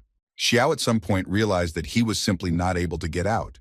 This skill is very similar to the skill of that dead rogue from the clan, but this one is 1,000,000 times stronger. Qin controlled Xiao as if he were an ordinary doll for him, and it would be incredibly difficult for Xiao to get out of his trap. Now he essentially became his puppet. No matter how hard Xiao tried, Qin continued to pretend that this was just a theatrical performance in which he was the chief conductor. Xiao had already begun to go beyond all limits of anger, because what irritated him most was the moment that the guy thought that if he had mastered a couple of tricks, he could already control him. And at some point, he still couldn't stand it and decided to show the guy what he was really capable of. He was going to show him what a real heavenly level was, which he had clearly never seen or known before. While Qin was watching all this, he felt incredibly disgusted because he didn't understand, is this his real body or is it a fusion skill? But in any case, after a few seconds, Xiao turned into a huge octopus that was ready to destroy the guy. This monster was sure that he and this man were not equal because he could destroy him and his village with just one movement, but still he was a kind monster who would allow the guy to say a few last words. Qin understood that this octopus uses even more pressure than Jiu Yu, and this, on the one hand, scared the guy a little. But on the other hand, he absolutely didn't care about him. So he decided to ask who was talking instead of this crab stick, because it was clear that his mouth wasn't even moving. This made the monster very angry, so he answered him that if he wanted to achieve exactly this effect, then he did it perfectly. Now he will definitely make sure that he dies the most painful death. But all this was just a trick that Chin used in order to understand where his real body was, in order to know where to deliver his blows. So all he could do in response was to thank him for it. Han at that moment seemed to have gone crazy, because besides the fact that it was all over, he didn't say anything else. And this caused some fear among others, and they tried to ask him what he meant. After which he asked them to remember what the fox told them about. This is a terrible creature that is capable of turning a heavenly level master into a semi-deity in the blink of an eye. No matter how powerful Qin Feng is, he still will not be able to defeat. All living things will die out here like flies. But his entire monologue was suddenly interrupted by Luan, who was tired of listening to the fact that her master could lose, and then they would also turn the village into dust. She made it clear to them that her master never loses, and this time would be no exception. So she asked them to shut their mouths and never talk about such things again. In addition, she believed that the heavenly or semi-divine level, all this is not important, so she believes in the victory of the owner, if only because her owner has done and will do incredible things. Qin understood that these tentacles were slippery and elastic, and as soon as he wanted to strike, the blade immediately bounced back, so he understood that the release of energy and shadow bonds would also be ineffective here. He also thought about the fact that where that little guy was sitting was his weak point, but it would be quite difficult to get close while his tentacles were everywhere. He began to go through all the options in his head, and he realized that an ice storm was also not an option. It would be difficult to freeze the seawater, and the appearance of a dragon would cause huge waves that would instantly flood the entire village. Then he decided to try something different, and he did it with the hope that it would work, and it was a thunderstorm. After a few seconds, he hoped that this method would work, and he would be able to defeat this monster. But in response, he only heard the words that the monster was tingling so pleasantly, and he was just a stupid little man who didn't understand anything. The monster believed that in the sea he was on his territory and there was no way to defeat him. No one had ever succeeded in this and never will. Qin understood that if they continued at the same pace, sooner or later he would die from exhaustion, so he needed to think about what kind of attack would be effective. Suddenly, the realization came to him that he could do with this monster, but for this he needed the help of his pet, whom he immediately called. As soon as Luana rushed to him, she was ready to listen to everything he needed, but he couldn't help but notice her new image. In any case, it was not so important, because he wants to try to use the fusion of souls to get her power. But before, due to the fact that her level was too low, he had never done such a thing, and now he does not know how it can affect on her. But she interrupted him and replied that he couldn't help but worry about this, because she believed him and wanted to follow him to the end, no matter what happened. And besides, she was without a doubt ready to die for him. As soon as Qin used his ability, namely the merging of souls, he immediately became much larger because he believed that before that they had not had a completely fair fight. And now that their sizes are more or less the same, he is ready to continue. After which he did not wait long and immediately struck the first blow, which the monster probably did not expect, and most likely he dealt a rather strong blow. But the monster did not give up.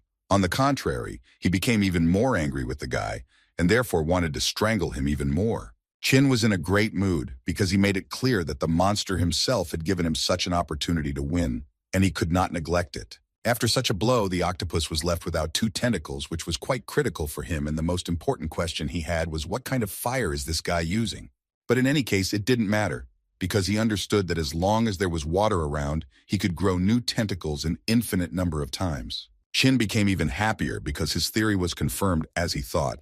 As long as this monster is in the water, it can regenerate. And if this is so, then the guy decided to simply dry up this water in order to defeat this monster once and for all. The elder watched this carefully and thought that the guy still has quite incredible strength. It really looks like a war of the gods. And besides, in this form, the gentleman is in no way inferior to Yuan Kun, who was the leader for thousands of years. Moreover, he can even suppress it to some extent. The girl carefully watched how the battle was going on, and most of all, she was struck by the fact that so little time had passed, and the master's strength had reached a qualitatively new level. And fortunately, he was their friend, not their enemy. The monster began to miss blows so much that he even had the thought in his head that they might lose. So he decided that he needed to immediately concentrate and create water vortices. and this way he will be able to attack this guy from a distance because he cannot lose to him. But Qin read it like an open book and saw that the monster was actually on its last legs. At first it seemed to the octopus that he had finally managed to deliver a fairly strong blow, but then he realized that in fact he was mistaken. After all, Qin flew as high as possible into the air and delivered a blow that the octopus could not block, after which he received a notification that he had destroyed the guardian, who had the third step of the heavenly level. Gradually, the effect began to subside, and Qin realized that it was quite dangerous, and fortunately they managed to destroy it before the end of the soul unification process. The guy was very glad that this time everything went even more than just successfully, and this is primarily the merit of Luana. She was very pleased to hear such kind words, and she was pleased that she was able to help her owner, after which he sent her to rest in three-dimensional space, and even allowed her to use elixirs to quickly restore her strength. Then he looked at this huge monster and thought that moving mountains and drying up seas, this is the true power of demigods, and it is actually really impressive. It's a pity that he can only have such power during the merger. In any case, he did not forget that he needed to extract from this octopus, for which he received a skill called the Shadow Octopus, the essence of which was that he hides in the darkness and stretches out his hands, which contain the power of a demi-deity.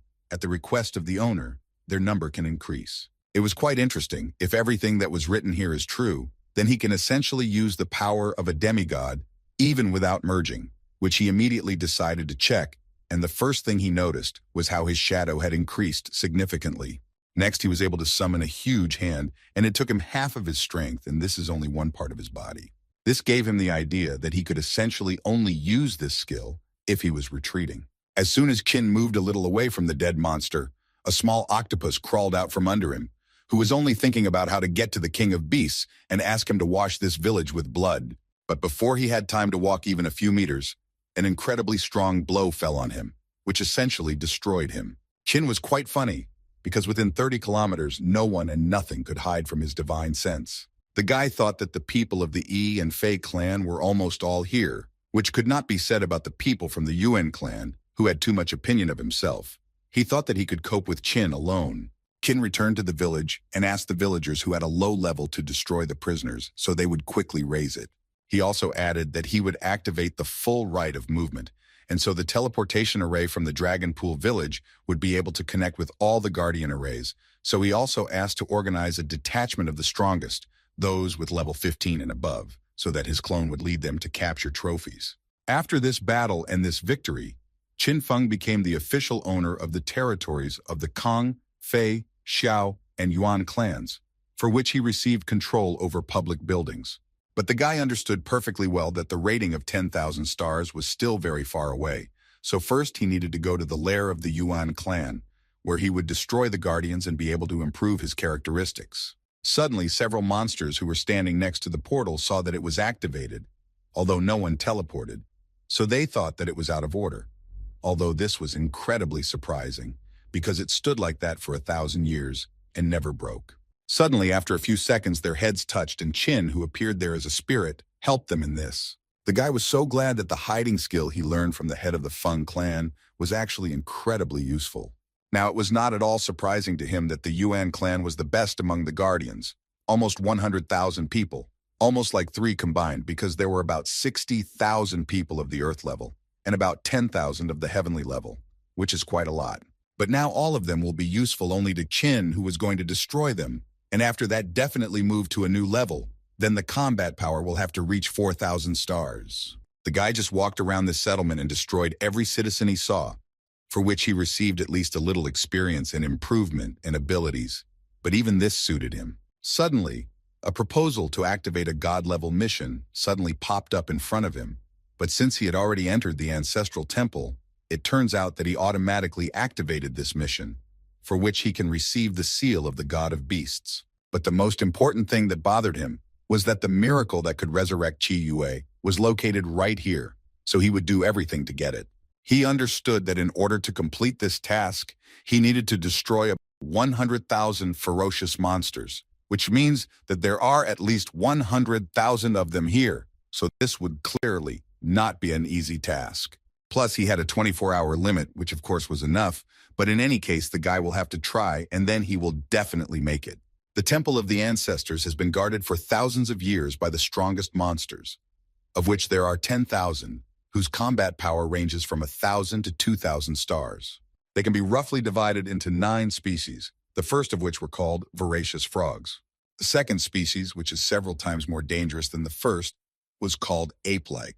The third species already had much more capabilities than the 2 previous species combined, and they were called large snakes. And this could continue for a long time. Then there were incredibly dangerous tigers, unicorns, spiders, crows who were often underestimated, and Chin would have to destroy all this in order to get to his goal.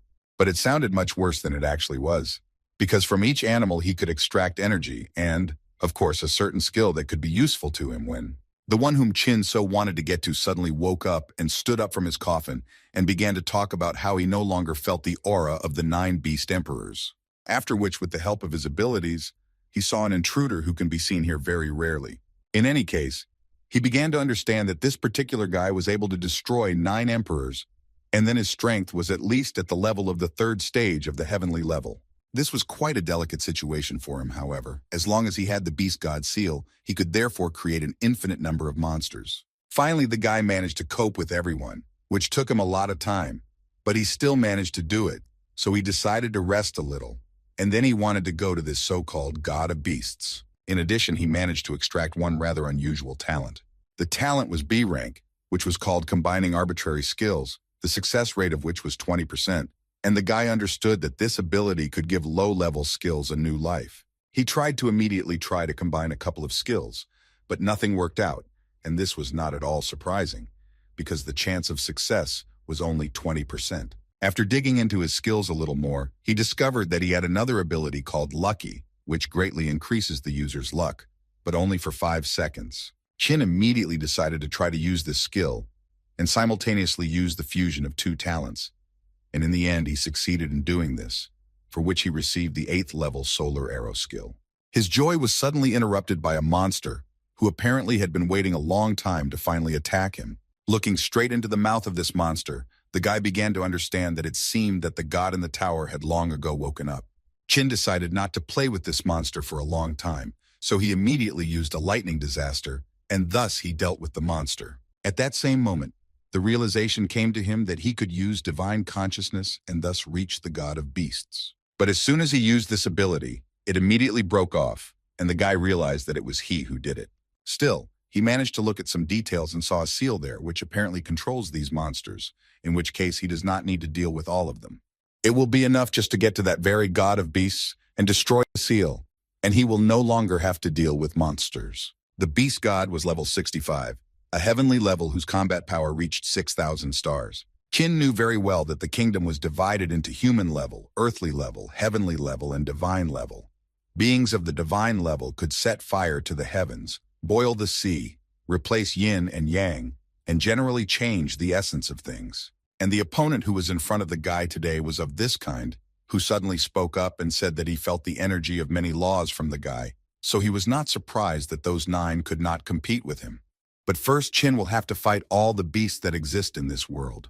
At this rather difficult moment, Chin decided that he could use the solar arrows, which he managed to knock out using his new talent. This skill involves creating an incredibly huge dome around the user from which arrows begin to fly out, sparing no one in their path. After Chin managed to destroy his animals, he suddenly became incredibly interested in knowing if he felt sorry for them, to which he immediately replied that his opinion was that broken instruments are useless. Looking at this god, Chin thought that in order to simply return to the realm of the gods, this creature carries out continuous experiments on people and animals, which resulted in an octopus with the power of a demigod. But even in this case, this is still not enough for him, because the god of beasts only thought that if he wants to return, then he needs to get the body of the 9. Chin couldn't understand what this god was doing, so he decided that he would just watch him for a while. At this time, he began to fly higher and higher, and it seemed that he was beginning to perform some kind of ritual. But then it dawned on the guy that he was using the seal of the god of beasts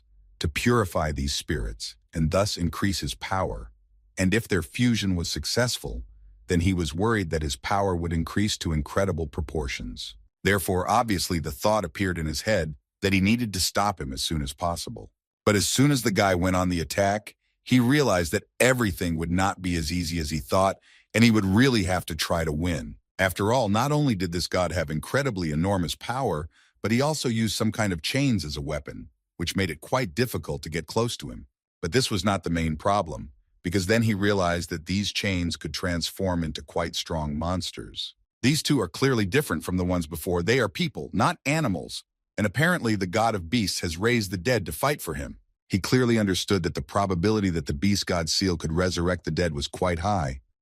He gave it around 90%. Therefore, this is a great opportunity that he should take advantage of and resurrect Qi Yue. And that's the only reason he wanted to win this god incredibly badly. As soon as Qin Feng decided that he had already dealt with absolutely all the enemies, then at one moment he realized that there was another one behind him, who used rather unusual techniques that were clearly different from the previous ones. But Qin didn't care about him. In any case, he was much stronger and was able to deal with him quite quickly.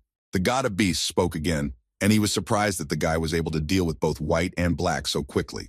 And this excited him even more because he considered Qin as his future body, which completely suited him.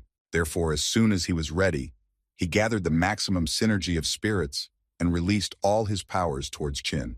The guy even got a little scared at some point because he didn't expect that he would release so many strong beasts at him, so he decided that the best option in this situation would be to use an ice storm. But then he quickly came to his senses and decided that he needed to deal with him first. Suddenly, he realized that he was in a hurry with this, because time seemed to slow down, and the speed of construction dropped significantly. Something was clearly wrong here. Looking at the monster that was flying straight at him, he began to realize that there was no way he would be able to build a wall in time to block the blow. No matter how hard he tried, he still failed, and this fiery bird simply swept him off his feet.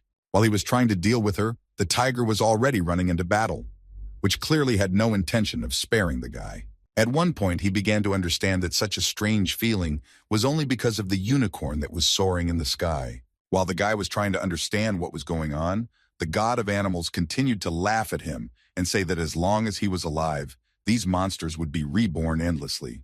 Qin himself understood this very well, so he decided that he needed to destroy all three of them in one fell swoop, and then it could work. As soon as he tried to do this, he again felt that the effect of the acceleration of the glider was practically invisible, but this was enough for him. And as soon as he flew closer to this unicorn, everything became extremely clear to the guy. In fact, this monster did not move from the very beginning. While the ability was activated, he could not do this. Therefore, as soon as he finally dealt with this monster, his speed returned again, and he believed that this was an excellent chance to attack the god of beasts. Qin tried to fly as fast as possible, and at that moment listened to the god of beasts tell him that, contrary to all expectations, the guy really impressed him, and frankly, now he expects much more from him. But Qin himself was not going to listen to everything this man told him. At this moment, he only decided to use the thunderstorm to paralyze him. And once he did this, he was incredibly close to grabbing the signet that would help fulfill his main goal. But the god of beasts tried with all his might to take this signet back into his hands and used his magical threads. Qin decided that it was time to use his clone to close the hole in this eye. And as soon as everything was ready, the guy was ready to deliver the decisive blow, which he called heavenly. But all that happened as a result was to catch a blow that came straight from the center of God's body. Qin could not understand what happened and why he still failed to do what he had planned for so long. But then he finally saw the reason for his failure. A huge monster emerged from the smoke, who was not going to spare the guy and was going to destroy everything in his path. This god simply turned into a huge monster of incredible proportions, and in this body he was going to show Qin a truly ideal form. Qin, of course, knew that he would be very strong, but he could not even imagine that he would be so strong, because even his size was simply prohibitive. The monster began to cast a spell near him, and then suddenly added to the guy that he would now start attacking, so he gave the guy time to get ready. But Qin didn't quite understand why he was saying this, and as soon as the monster struck him with its attack, the guy at one moment lost the ability to move, and it looked quite strange. But this was far from the end, because a huge chain began to descend on Qin from above. While the guy was under the influence of his previous skill, he understood perfectly well that he would not be able to dodge. Therefore, without having time to come up with anything else, the guy had to take the blow, which he actually did.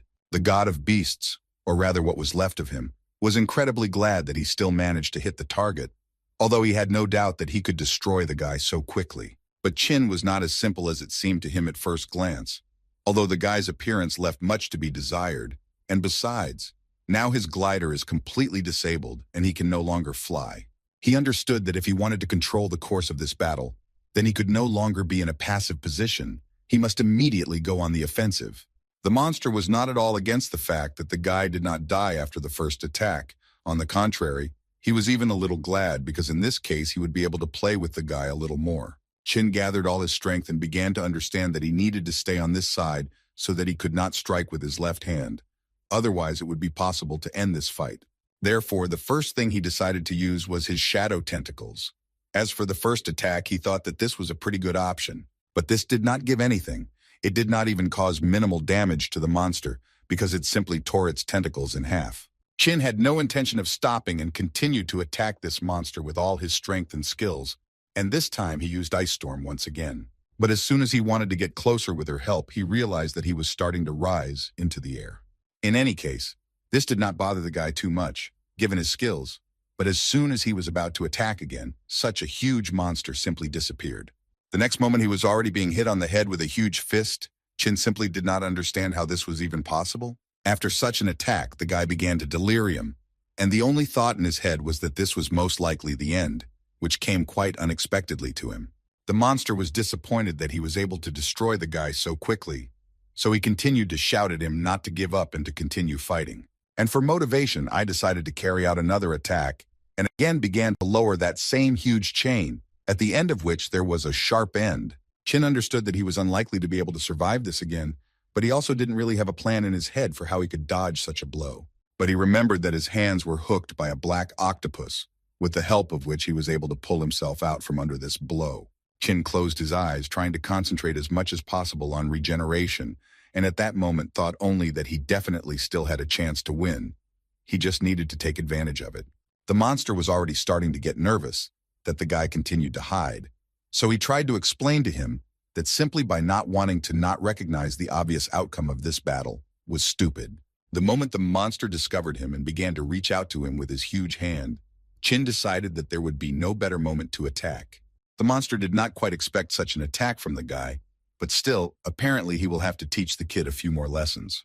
Chin tried not to think about who his opponent was and struck, which unfortunately did not bring anything because the monster disappeared again. After a moment, the guy realized that the monster had appeared behind him and was using this trick again to strike the guy. But unfortunately for the monster, the guy calculated this moment and actually thought everything through. Therefore, I planned this attack and finally delivered a fairly decent blow, which should cause good damage to the monster. But the monster was too strong, and unfortunately for the guy, he was able to easily repulse his blow, and moreover, he again decided to use the heavenly chains. Chin realized that the only way out in this situation would be to use the skill that summons the octopus tentacles again, which worked perfectly this time too, and he was still able to dodge this blow. The god of beasts began to get incredibly angry that the guy had the courage and strength to play such games with him. Therefore, without thinking for a long time, he struck directly with his hand, which did not give the guy the opportunity to dodge him. But still, the guy was able to dodge at the last moment and land quite normally, from which the monster began to boil with anger and shout at the guy so that he would not play with him. His nerves were on edge, so he decided that this battle needed to end right now. Therefore, he released an incredible number of chains, which, if hit, would simply destroy the guy once and for all. Chin understood the attack method with these weapons and could already dodge them with ease, so he was able to do it this time too. But this was not enough for Chin, so he went up the chains in order to inflict a rather unexpected attack on the monster. The guy decided that the best weapon against this monster would be his own heavenly chains, which he tied for himself, and now they were aimed directly at the god of beasts. Plus, he was able to deal massive damage with his Emperor Dragon skill. Well, after that, all he had to do was complete this matter and cut the flesh of this monster, which was quite disgusting for him. But he was more interested not in defeating this monster, but in the seal of the god of beasts, and he hoped that it would work with Kiyue. But everything won't be so simple, because as soon as the guy took it in his hands, an incredible light began to emanate from it, which literally transported the guy to another space, where all he heard was his name, which was repeated an infinite number of times. But after being there for some time, he discovered that some spirit, which was surrounded by golden dragons, was trying to talk to him. Chin guessed that this spirit was the same Long Zhu that the Punisher so wanted to find, with which he agreed, and his name was indeed Long Zhu. But then he added that Chin is also Long Zhu, because his blood flows in him, and the Punisher is just a pawn who does not even deserve his attention.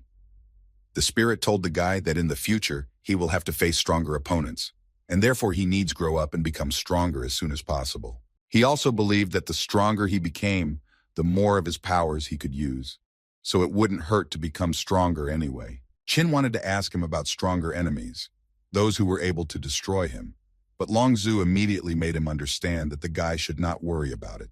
At this point, he believed that it was time to end because the flow of time here is different from what is usual in the outside world, so he needs to go before it is too late. Qin opened his eyes, and the first thing he saw was Luana screaming and asking him to wake up.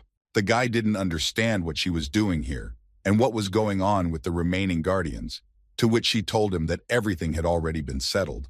She tried to contact him, but to no avail, so she found him using a mental connection. He didn't understand why she was looking for him so furiously, but after she told him that the Punisher would soon be with them, the guy understood everything.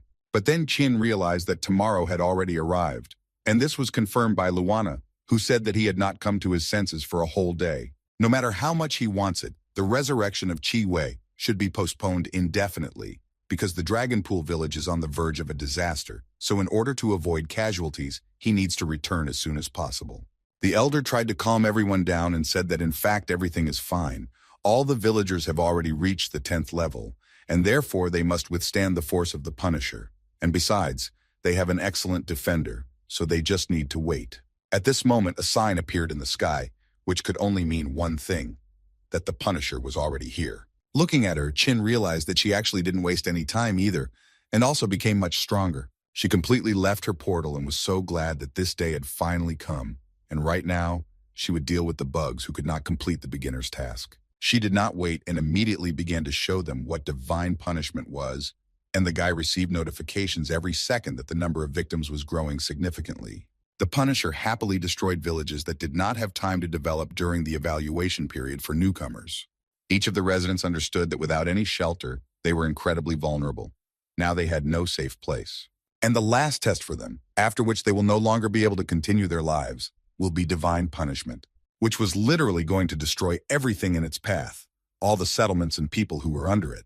Wu Yin understood that he did not have any more time to wait, so he was ready to start the battle. This time everything was not so clear, and the Punisher missed the blow in the same way. This battle will go down in history as the battle of the most powerful people in this world. She decided to immediately warn him that this was the first and last time he would see her in perfect form. This would be more than enough to suppress that immature dragon inside him. But her fiery speech was interrupted by a rather strong blow, which she did not expect to receive. She was well aware that this power was too great, and this ability was at least half divine level. How could he do it in such a short amount of time? Qin had no intention of answering her, and all he wanted at this stage was to get rid of her once and for all. So he trapped her in a prison he made himself from tentacles in the hope that it would work. But the Punisher was much stronger than this, although she was surprised by the fact that he was able to increase his strength so quickly. But in any case, this would not defeat her. Jiu Yu, on the contrary, became even angrier and made it clear to him that if he believes that having received power he can defeat her, then this is a stupid mistake. Qin answered her that he did not intend to defeat her. He only wanted to destroy her and wipe her off the face of the earth, so he did not waste his time and went on the attack again. She really didn't expect such a quick counterattack, and therefore was unable to block it and flew several meters away. But in any case, she continued to smile because she knew that she still had a trump card that would help her win this battle. After which she opened her many eyes, which looked too frightening. But Qin didn't care at all about all her many eyes, so he continued to go on the attack, no matter what. She didn't care that he wasn't listening to her and continued to talk about how this is the second form of the demonic eye, and now she will have no restrictions on the radius of action, so she can block anything. After which she decided to show him what her eyes were really capable of and struck. It would seem that she threw a small pebble at him, but even such a small object could destroy him, because her power was extremely enormous. Well, at the end of her monologue, she again tried to omit all his achievements and said that he again overestimated his strength, which led him to defeat. But when she looked at the guy, she realized that she had underestimated him a little because he began to dissolve. She immediately realized that this was an ordinary clone, which was not surprising, but she could not understand when he managed to call it in the first place. But it seems she didn't have much time to think about where he got it from, because the guy's hands had already appeared from underground, and he was ready to pull her to the bottom. For this trick, the guy decided to use the release of divine consciousness, which worked quite well. Chin literally dug a tunnel in which he pulled his victim without giving her the opportunity to do anything.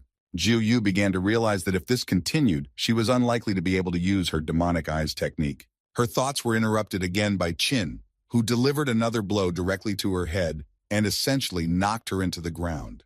After which he added to her that where there is not a drop of sunlight, her abilities are absolutely useless.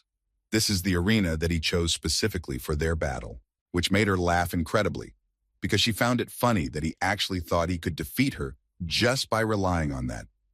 But she again let him know that this was a stupid idea. Chin again did not answer her, but decided to use something much stronger than ordinary blows and uttered a phrase with which he was able to activate the power of the god of beasts.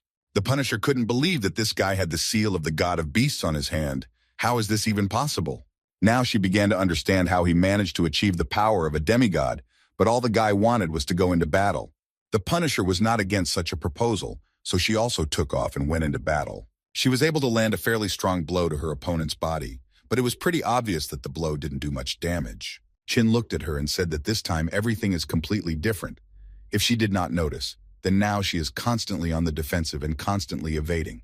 Now he can understand how she felt then. Opponents who constantly run away and intend to hide are really very annoying, but he must thank her for the fact that then she did not fight at full strength and simply played with him like a cat with a mouse. So one could say that everything that happens now is only thanks to her. And now Chin is completely ready to continue this game, even if she is against it. Chin dealt blow after blow, using his new skills, which included various types of animal seals that attacked the Punisher without fear. At some point, it became clear that now she was the very mouse with whom they began to play, and now she was the one who could not do anything about it.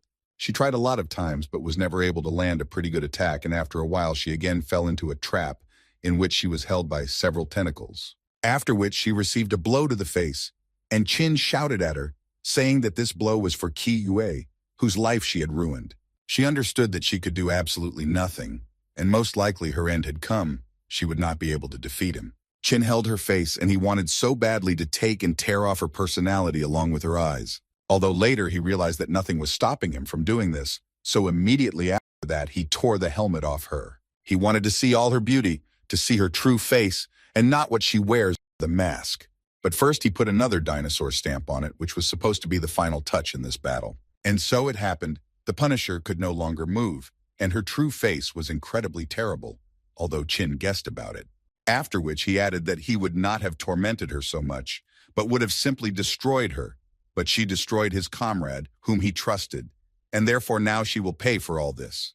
But before finally finishing her off, the guy decided to use the power of that same Long Zhu on her. Immediately after this blow, a small assistant from the support service appeared, who reported that Headman Chin Feng personally resisted the punishment of heaven and also destroyed the Guardian. But his fiery speech was interrupted by Chin, who did not want to listen to all this now, and the little friend understood this from just one glance. Chin at this moment only thought that they had not seen each other for only a couple of days, and he thought that after he had acquired the power of the god of beasts, it would be much easier for him to defeat it. In any case, this is no longer important. He decided that he needed to first carry out an endless extraction, as a result of which he received the divine essence. Now the guy already had 2 items that allowed him to perform the resurrection ritual, and he was ready to do it. So he said the words, "Resurrect Qi Wei,"